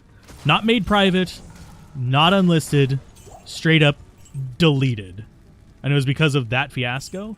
Because at that point, I was at about 150, 200 subscribers. And I was doing Shining Force 2. And then they started copyright striking everybody because of Shining Force, because they wanted to promote their new game and they wanted it to be on the top of the list, and also they were pissy about the Save My Shining group. So I was part of the Sega boycott for a very long time. So yippee-ki-yay. A 4th disc only in Japan. Wasn't that just like a bonus disc of sorts? Wasn't actually part of the game?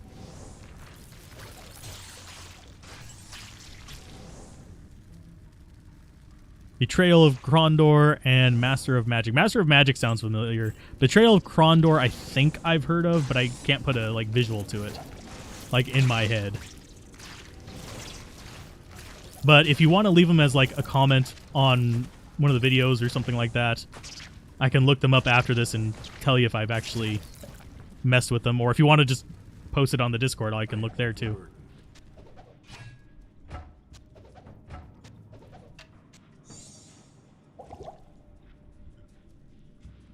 In fact, I'll just notepad up. That can go over there. Master of Magic. Betrayal of Krondor. Okay. There's a bonus scenario, not big. Yeah. I do have a source of Japanese discs, but not usually, I don't. Unless they're rare or better.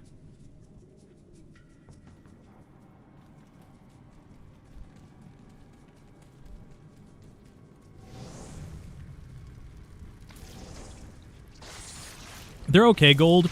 As you get into the higher difficulties, you're better off with staff, staves, and wands. Because most of your rings are going to be selling for about 4 to 5k. Sometimes up to 7k. Amulets can get a bit higher if they're plus skills. But beyond that, not going to get a lot of money per slot. You want to know what game should have a sequel? Nox. Nox needs a sequel. We need to hound EA for that. Give us Nox Remastered and a sequel to Nox. But they'll never do it. It's too niche.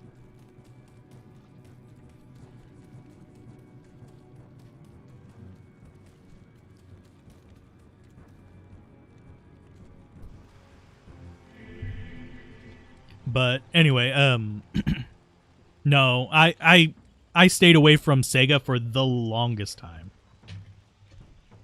Let's go ahead and close the notepad.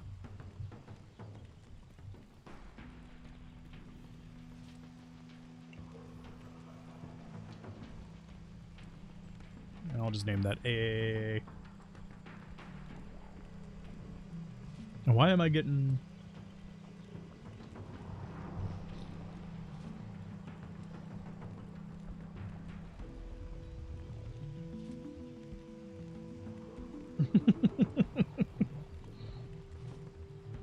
Sorry, I just read your message. I was like, why do I have a private message? Dang it, Bobby.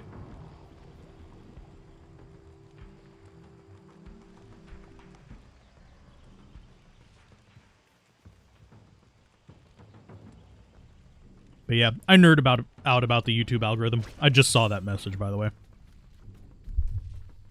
Why do I keep my cube in inventory instead of storage? Let's go ahead and... That's why.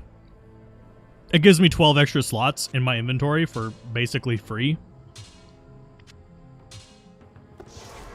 And I forgot I need to actually get my stuff here.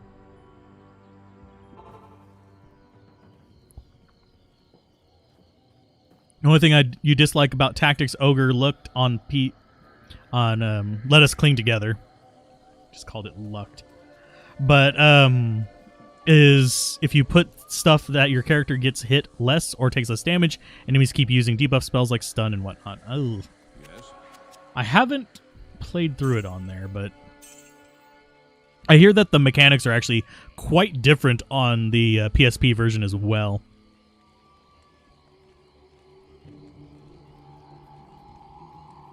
You like cats? Cats are cool. Cats are chill. Meow. But I currently do not have a cat.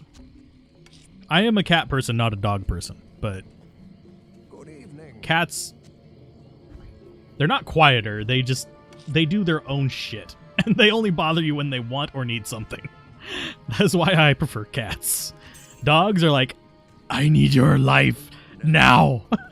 Always. Stop. Did we actually get Jade figurine to... Oh, we had Jade figurine drop, but I don't know where. I didn't see it drop. Damn it. Yeah, it's 4x3. You got a Stone of Jordan and Shaco dropped in Andy.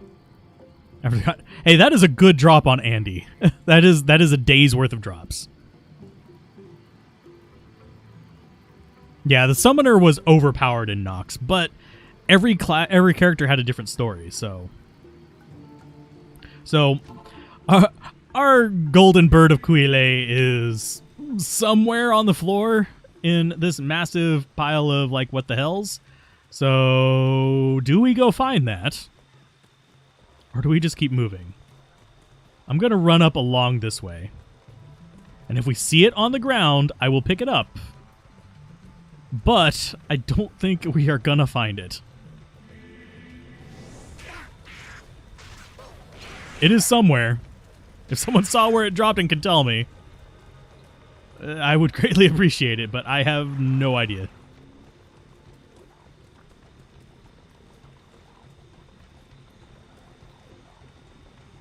Dogies. So we came this way. We got the breastplate there. And yeah, it would still be around if it was in this area. Think you used your RNG points for the year? Tankreds is not the worst thing ever. I mean, it's okay. Unless you're talking about the unique one, in which case I'm sorry.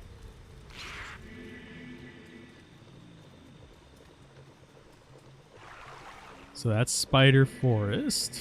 We want to stay in here. And yes, I am literally just intentionally running back to where I ran before. Retracing my steps just to see if we can find it. Die. The mechanics are close, but now, like in FFT, if you have many more slots, then original spells are now learned, like in Final Fantasy T tactics, but through spell scrolls that vanish. It doesn't always drop off the first boss pack you encounter, but it usually drops off among the first ones. Has an increasing thing. Am I a fan of Secret Legend of Mana? I like those. The little Neko cats, yeah. Am I a fan of that series? I like the games. I wouldn't really call myself a fan. I like playing them, but I cannot nerd out about them.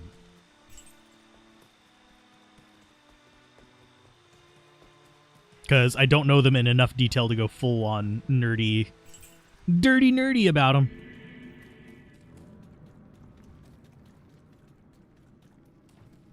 So I'm going to do a lap around here real quick with Alt held.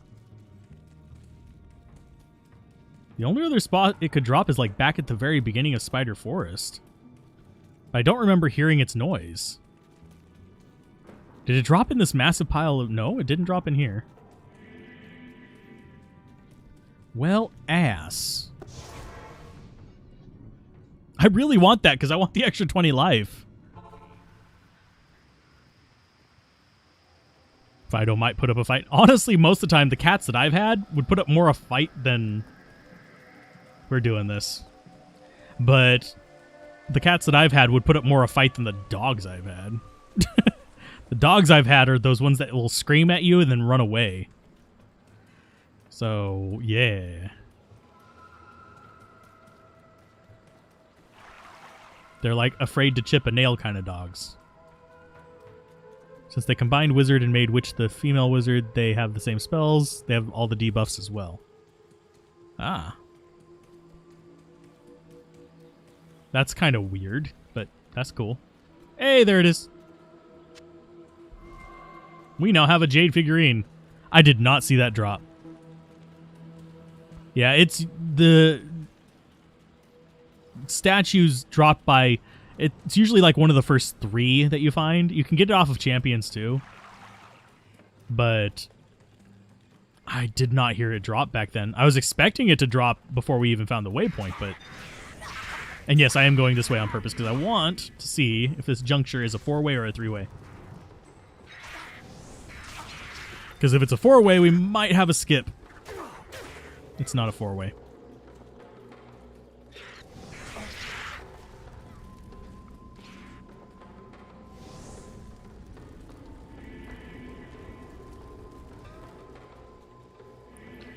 Yeah, if you haven't had a dog that acts like a cat, or a cat that acts like a dog.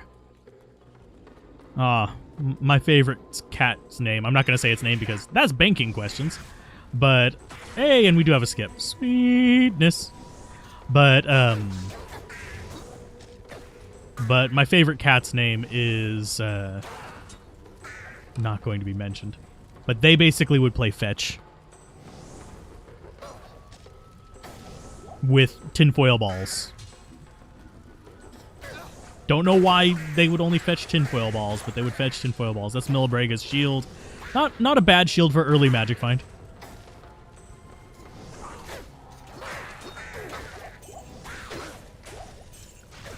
And I need to be keeping an eye out for gems and stuff like that, because I really do need to get a decent number of them so I can do rolls online, maybe get some good stuff. And we actually probably, yeah, we had a path through down there too.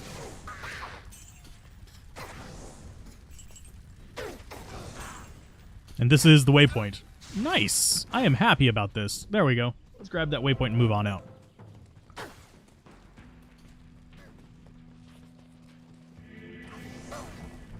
But yes, these guys actually can revive those.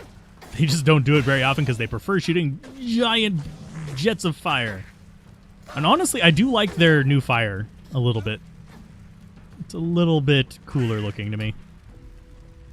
So let's see. More volcano? Yes. Level 15. We're almost at max volcano too.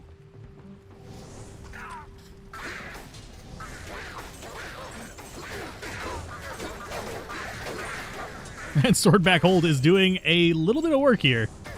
If you can see all the little thorns things, that's from Swordback Old.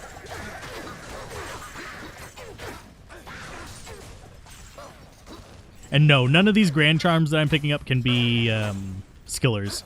You don't get those until kind of closer to Travical. I usually just don't count on them being plus skills until then. But they can still be life or other useful mods like resists. Neither of those were any of the above, but it's fine. Hey, and that's Death Spade. I think we already have one. It's the blind one.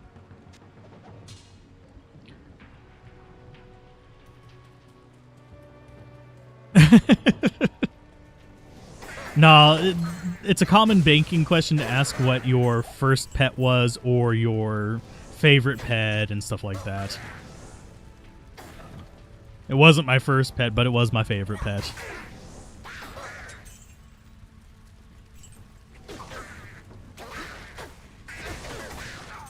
Generally, that's what those little farming things on like Facebook are for.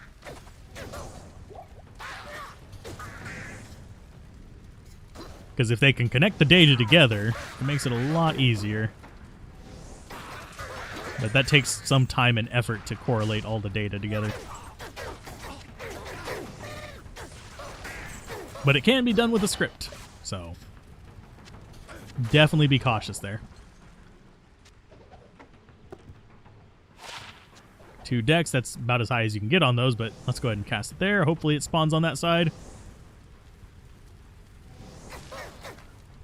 And it did. Sweet. There's the Gidbin. So we'll get a magic ring that does him no good. Let's go do this nonsense. Actually, no. Let's go get Lower Crest Waypoint, and then we'll come do this nonsense.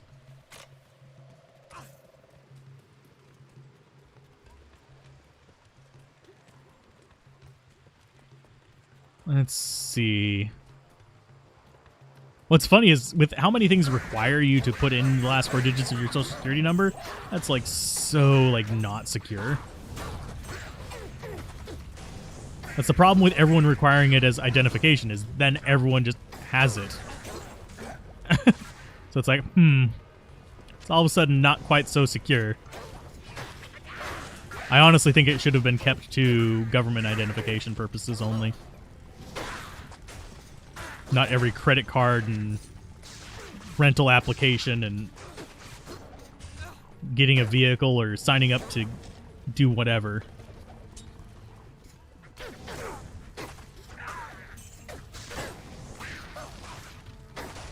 How do you scream a number? I mean, 8675309. I mean, that's singing. That's close enough to screaming. It's stating very loudly and affirmatively. What items do rainbow facets usually go into? It depends on the rainbow facet. Like the poison rainbow facets, you'll find like in Death's Web or in various necro shields. Sometimes Javazons can use them. Jewelers items. Stuff like that. Or unique helmets. As far as the other ones, I generally don't use them in a lot of builds. I like having them around, but generally speaking, unless you are just completely min-maxing, they don't really need to be used. Especially now that they don't break immunities anymore. Or don't contribute to breaking immunities. The fire rainbow facets. I mean, you can use it on a sorceress. Like if I was running a fire cold sorceress and Tal set, I wouldn't mind throwing them in there. Just throw them into the set items, socket them up, and throw them in. It'll maximize your damage. But yeah, that'd be like for a fire cold sorceress or a fire wall sorceress. Some PvP players use them a bit more than PvM players because, well, they're just not going to have that big of an influence on PvM.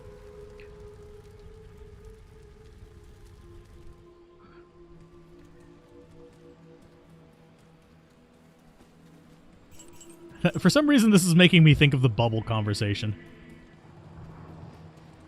Say bubble. If you're ever like really, really mad, just say bubble as angrily as you possibly can.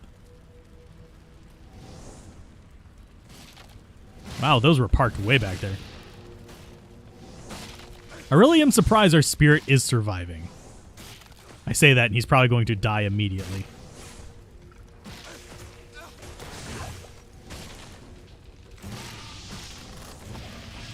It survived somehow.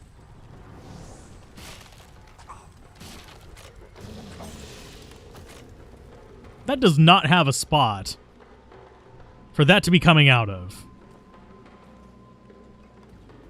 Well, I guess it does, actually. Right there. Not at the angle it was shooting me at, but it's there.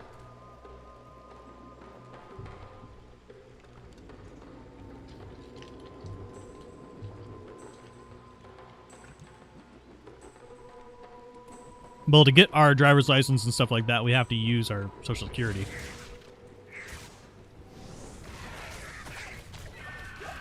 Which is stupid. But I can understand. There's a lot of weird things in the US. So. Actually, I can use that. Give me that back. So what we're looking for here is the waypoint so I can pop back and go do Flayer Dungeon. The Flayer Hellhole. Do I enjoy Fury Druid? Yeah. Is it one of my mains? No, but that's because I have a Zealot. But no, Fury Druids are pretty fun. They are one of the few builds that actually uses two-handed weapons commonly. There's some people that don't, but I'm actually fine with a two-handed Fury Druid. It does have some work that it does. Fairly solid damage. You can use them for farming, whatchamacallits. Ubers. Uberinos.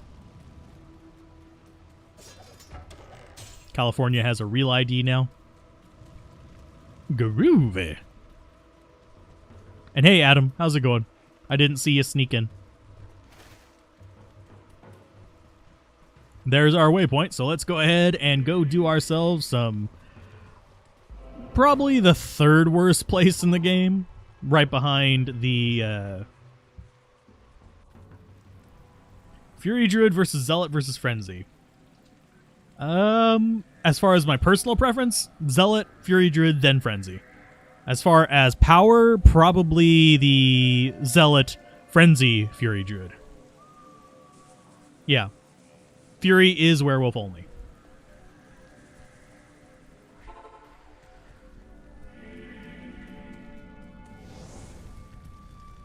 So let's see. Where's the pain in the butt?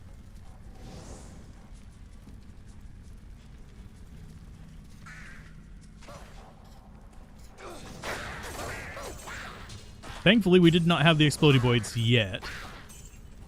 Explodey Boys are going to scare me. So we've got bats. I'm fine with bat country. I'm fine with ghosts, too. I just don't want little Explodey Boys. Oh, God, that was good XP. Let's go and grab that. More Volcano. We're at 16 Volcano now.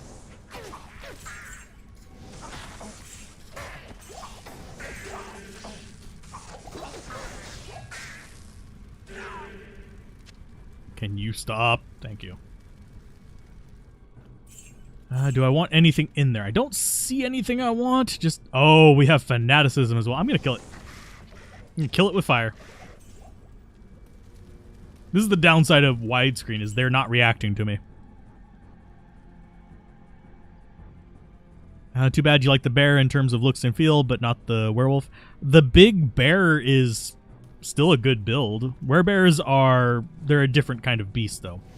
They're stun-based. Their charge-up skill literally adds stun to their attack. So they can do some work.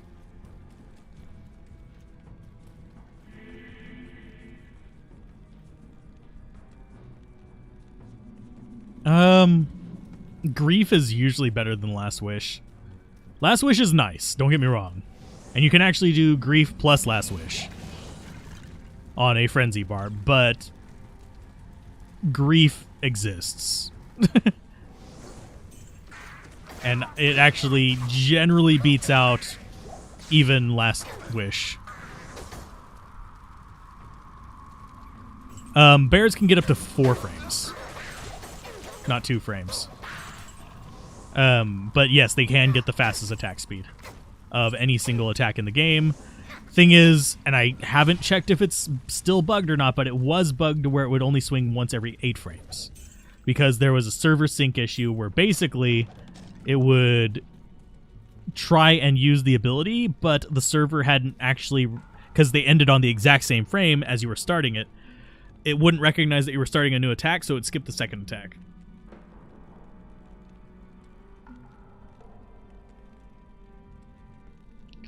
Oh, viewers like you? Yeah. I like PBS. I would totally work for PBS if they offered me a reasonable deal. I would love to be like a documentary, wow, pronouncing like that probably won't ever make it, but I would love to like be the voice behind some documentaries. Today we found out that Daryl murdered his wife in cold blood because she wore the wrong color lipstick. That's more HBO, but still. I like my double death frenzy. That just entertains me. Especially since that's such a gory anime. Oh, yeah. This area doesn't usually have a ton of enemies. I heard some chittering about. And we are going to have fire immunes in here. Whenever we come across the boss one. It's going to be in the top right, I believe. But I have to go through this. And I just think I heard skeletons, which makes me think that there's going to be bony boys in here somewhere. That or I'm just being paranoid.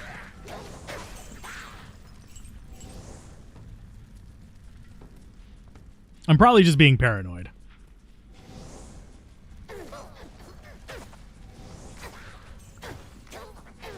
And yeah, that's the room that we need to be in. But I'm going to clear out here first because I'm going to have to deal with a fire immune, so... So what we'll do is we'll cast in here.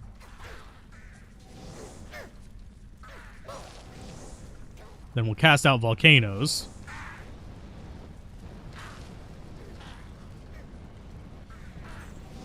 Because that can kill him.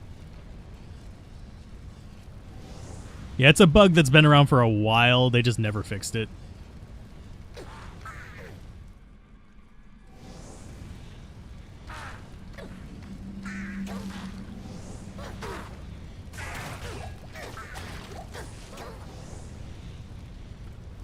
Hey, a bone wand. Nice.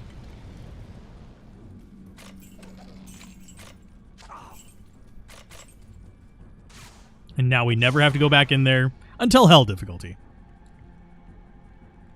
Tiny exploding skeletons really are out to get you. Man, back in the day, I used to have Diablo 2 dreams. So let's identify you. Yay, Gravespine. That's actually a fairly decent, just basic wand. If Spirit didn't exist, that would actually still be relatively frequently used. And I actually like the new design of it. Jeez. That actually looks kind of cool. I'm going to keep it just for the look. Never going to equip it. Because we have Spirit, which is just better. It's just always better. Bears actually have fairly decent melee potential if you have the right gear for them. They can be pretty dang scary. Scurry. Oh no! My snack bag has gotten too light. My fan was blowing it away.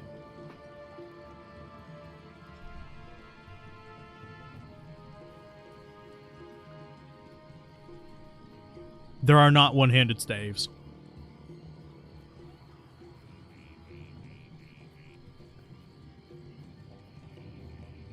Leaf has to be in a two-handed staff. Shop Akara in normal difficulty.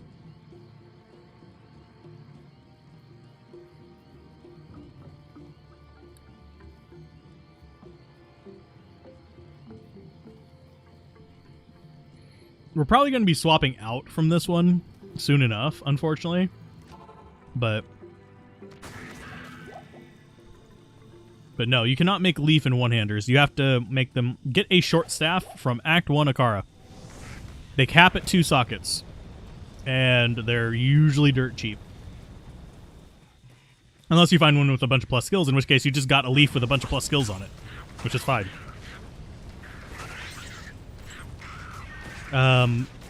Shaco, most popular ones are going to be, of course, the P-Topaz, like you mentioned. Ist is a little bit better magic find. There is Cam, which is cannot be frozen, or Sham, whatever you want to call it. Sometimes people will put a bear in there. Usually I go Ist, but those are the 3 most popular ones. But yeah, staves can only be 2-handed. You cannot make leaf in an orb or a wand or anything like that.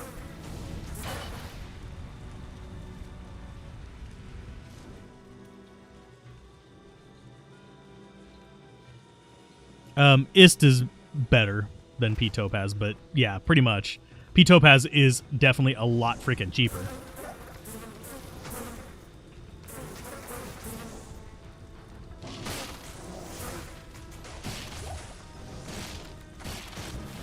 And yeah, I am killing stuff for levels because we are still... I'm not happy with our current level.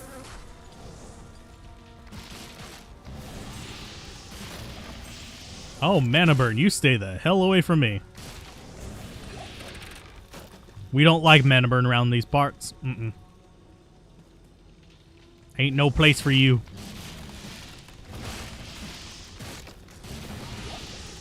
Hey! Steel Skull? I believe?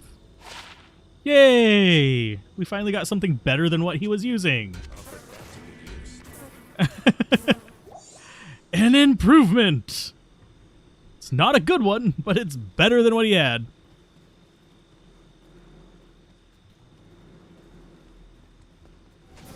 I mean, it's either call them bear runes or burr runes.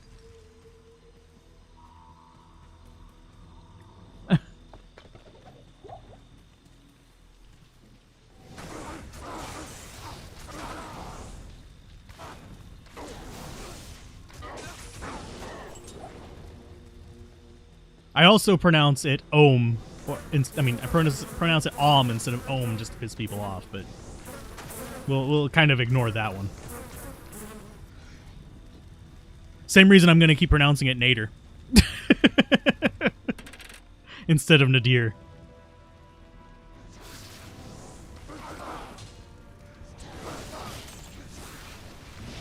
And Diablo is Diablo and all that other kind of stuff. Brrr rune. It's cold, but it's not cold. It's Cam Cham or Shalamala Ding Dong that's cold.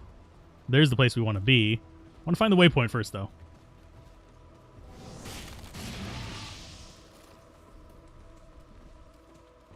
Mainly because I don't feel like walking all the way back up here. Jeez.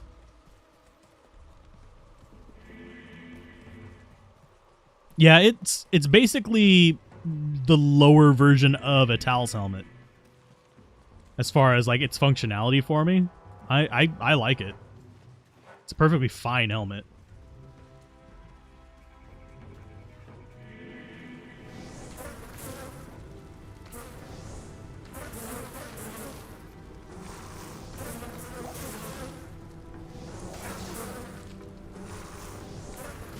But yeah, if you're wondering what I'm going to say it, Nadir is, it's actually the dark side, basically.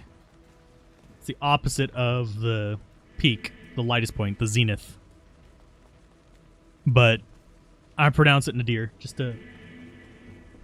I pronounce it Nader just to piss people off.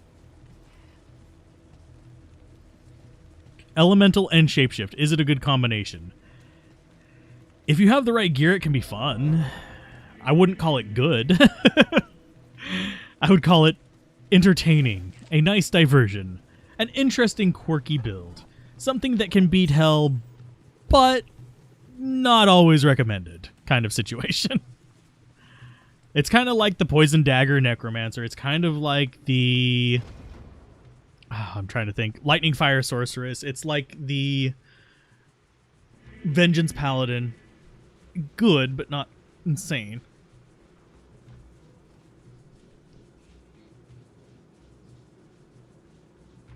There's a werewolf one that does it as well.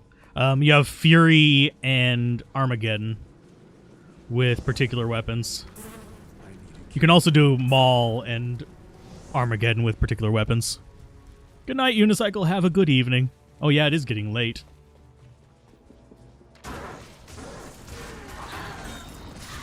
I didn't realize what time it was. My caffeine has not worn off yet. It's locked.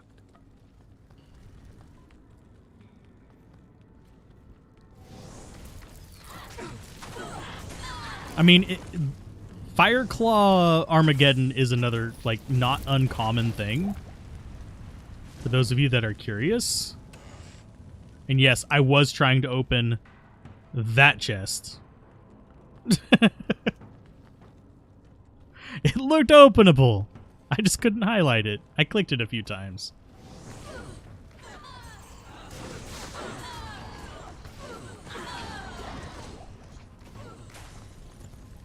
Well, that's everything dead.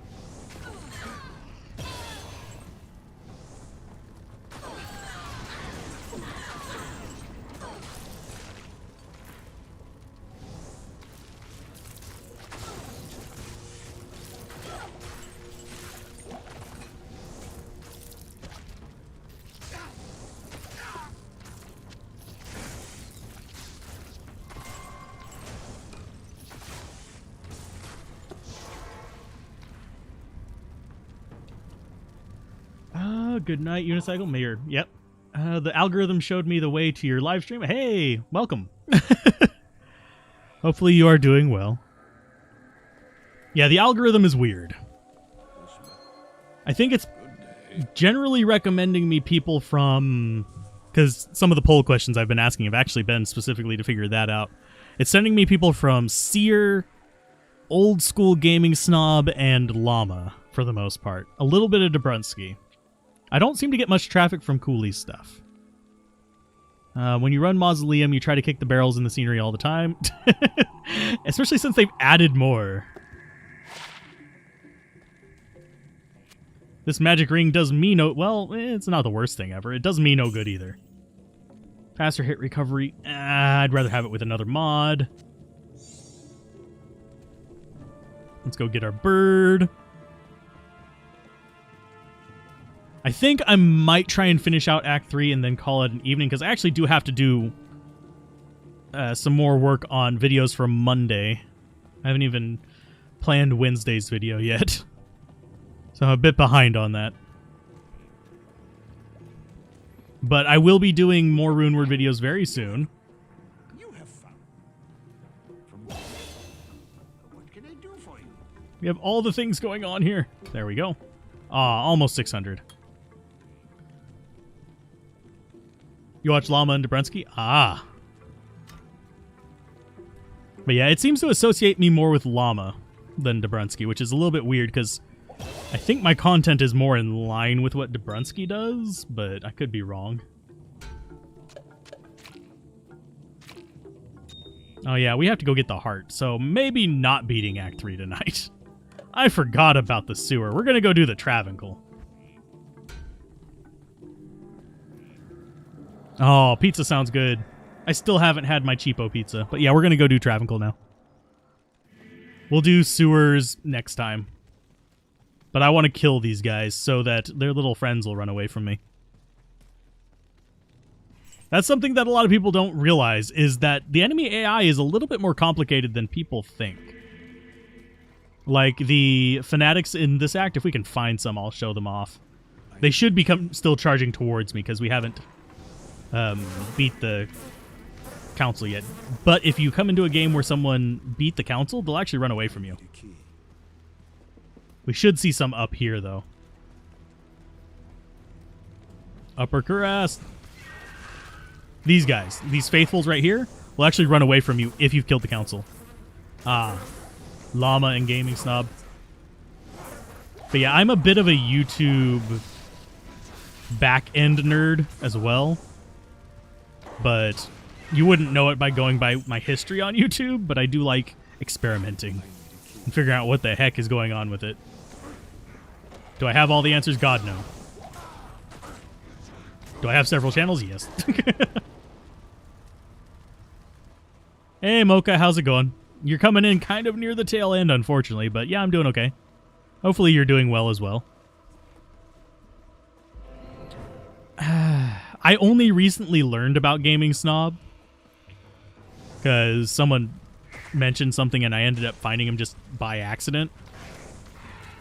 But I'm not bothered by him, but I can see why people wouldn't like his... I'm not even sure whether to call it an accent.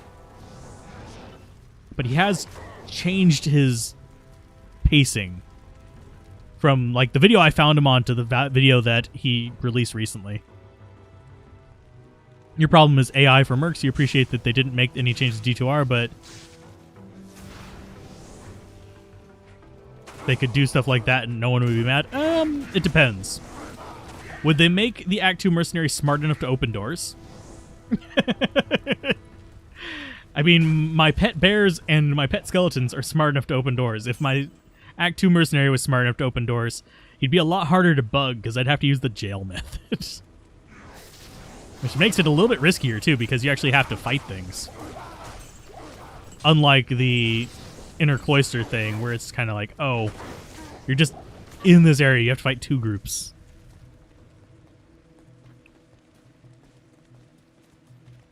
But he has changed how he speaks very, very much. Because the video I found him on was a bit of an odd one. It was an older one. And then I found him on the new ones. How was your day? Long. How was your day? But thankfully, we've actually had some okay luck. We've actually upgraded our base mercenary gear. So that is always a plus. We're about to do the council and then probably call it there, if I had to guess. Just giving you guys plenty of warning so nobody's surprised. Hey, Moonfall. No, wait, that's not Moonfall. Moonfall's the spiky one. This one is the Shershrill, which is, mediocre. It freezes targets and cannot be frozen, though. So if we do like a mace barb, it can be fun. That's a bug.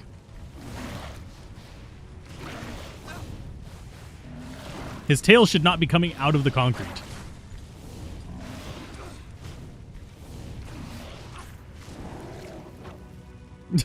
His tail was coming out of this. It should be right there. Oh, you got it for a glass order? Hey, day off again. Hey, hopefully your day off goes well, Mocha.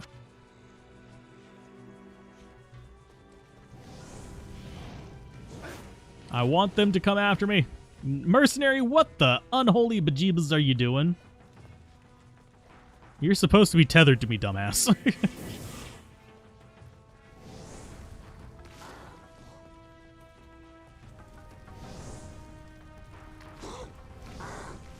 And see, this is one reason why casters are a little bit broken.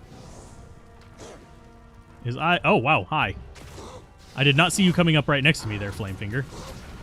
As you can cast on things that are kind of like off-screen, sort of.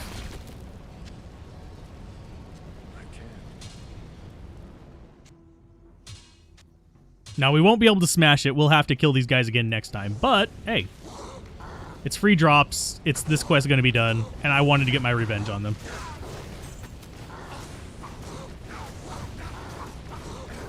And also, they're not bad experience or item drops. Killing Nightmare Council, by the way, is an okay way to get...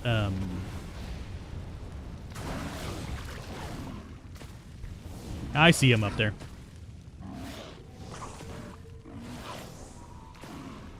But yeah, killing the council members is an okay way to get skill charms as well.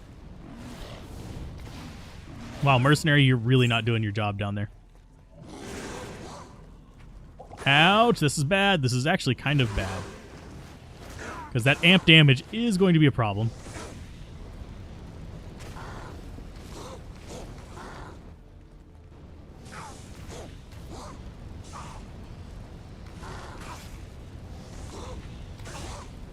Wonder why he's running around so weird. That is actually really strange AI behavior.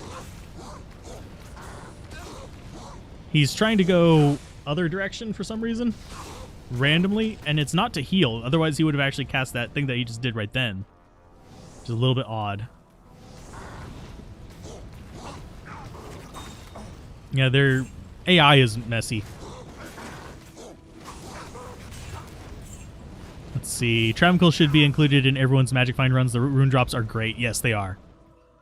Generally, if you're going to be doing long runs, which honestly, online is not a bad idea, especially right now with the delays to making new games.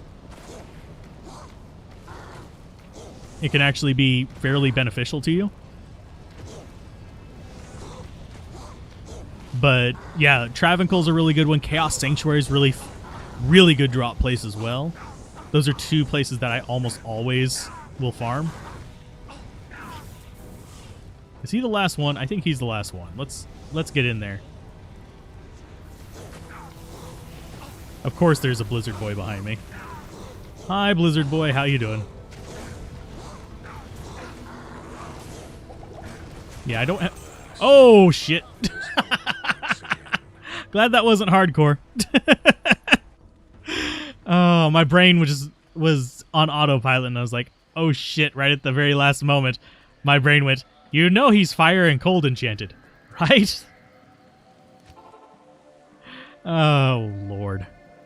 It's fine. I lost 3,000 gold and some experience. It's not the end of the world.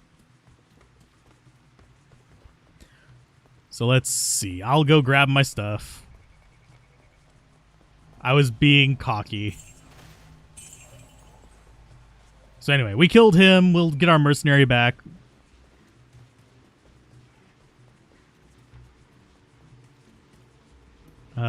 Let's go ahead and... I generally don't take items from viewers. I'd rather have you guys enjoy them or trade them for better items. Because I have plenty of stuff offline. I'd rather see you guys actually enjoy it yourselves. I got popped. Because I was being cocky. Yeah, fire and cold enchanted happened. Basically, I got cocky and let them come running up to my face.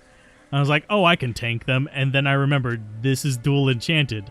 This is gonna hurt. My resists, not so pretty.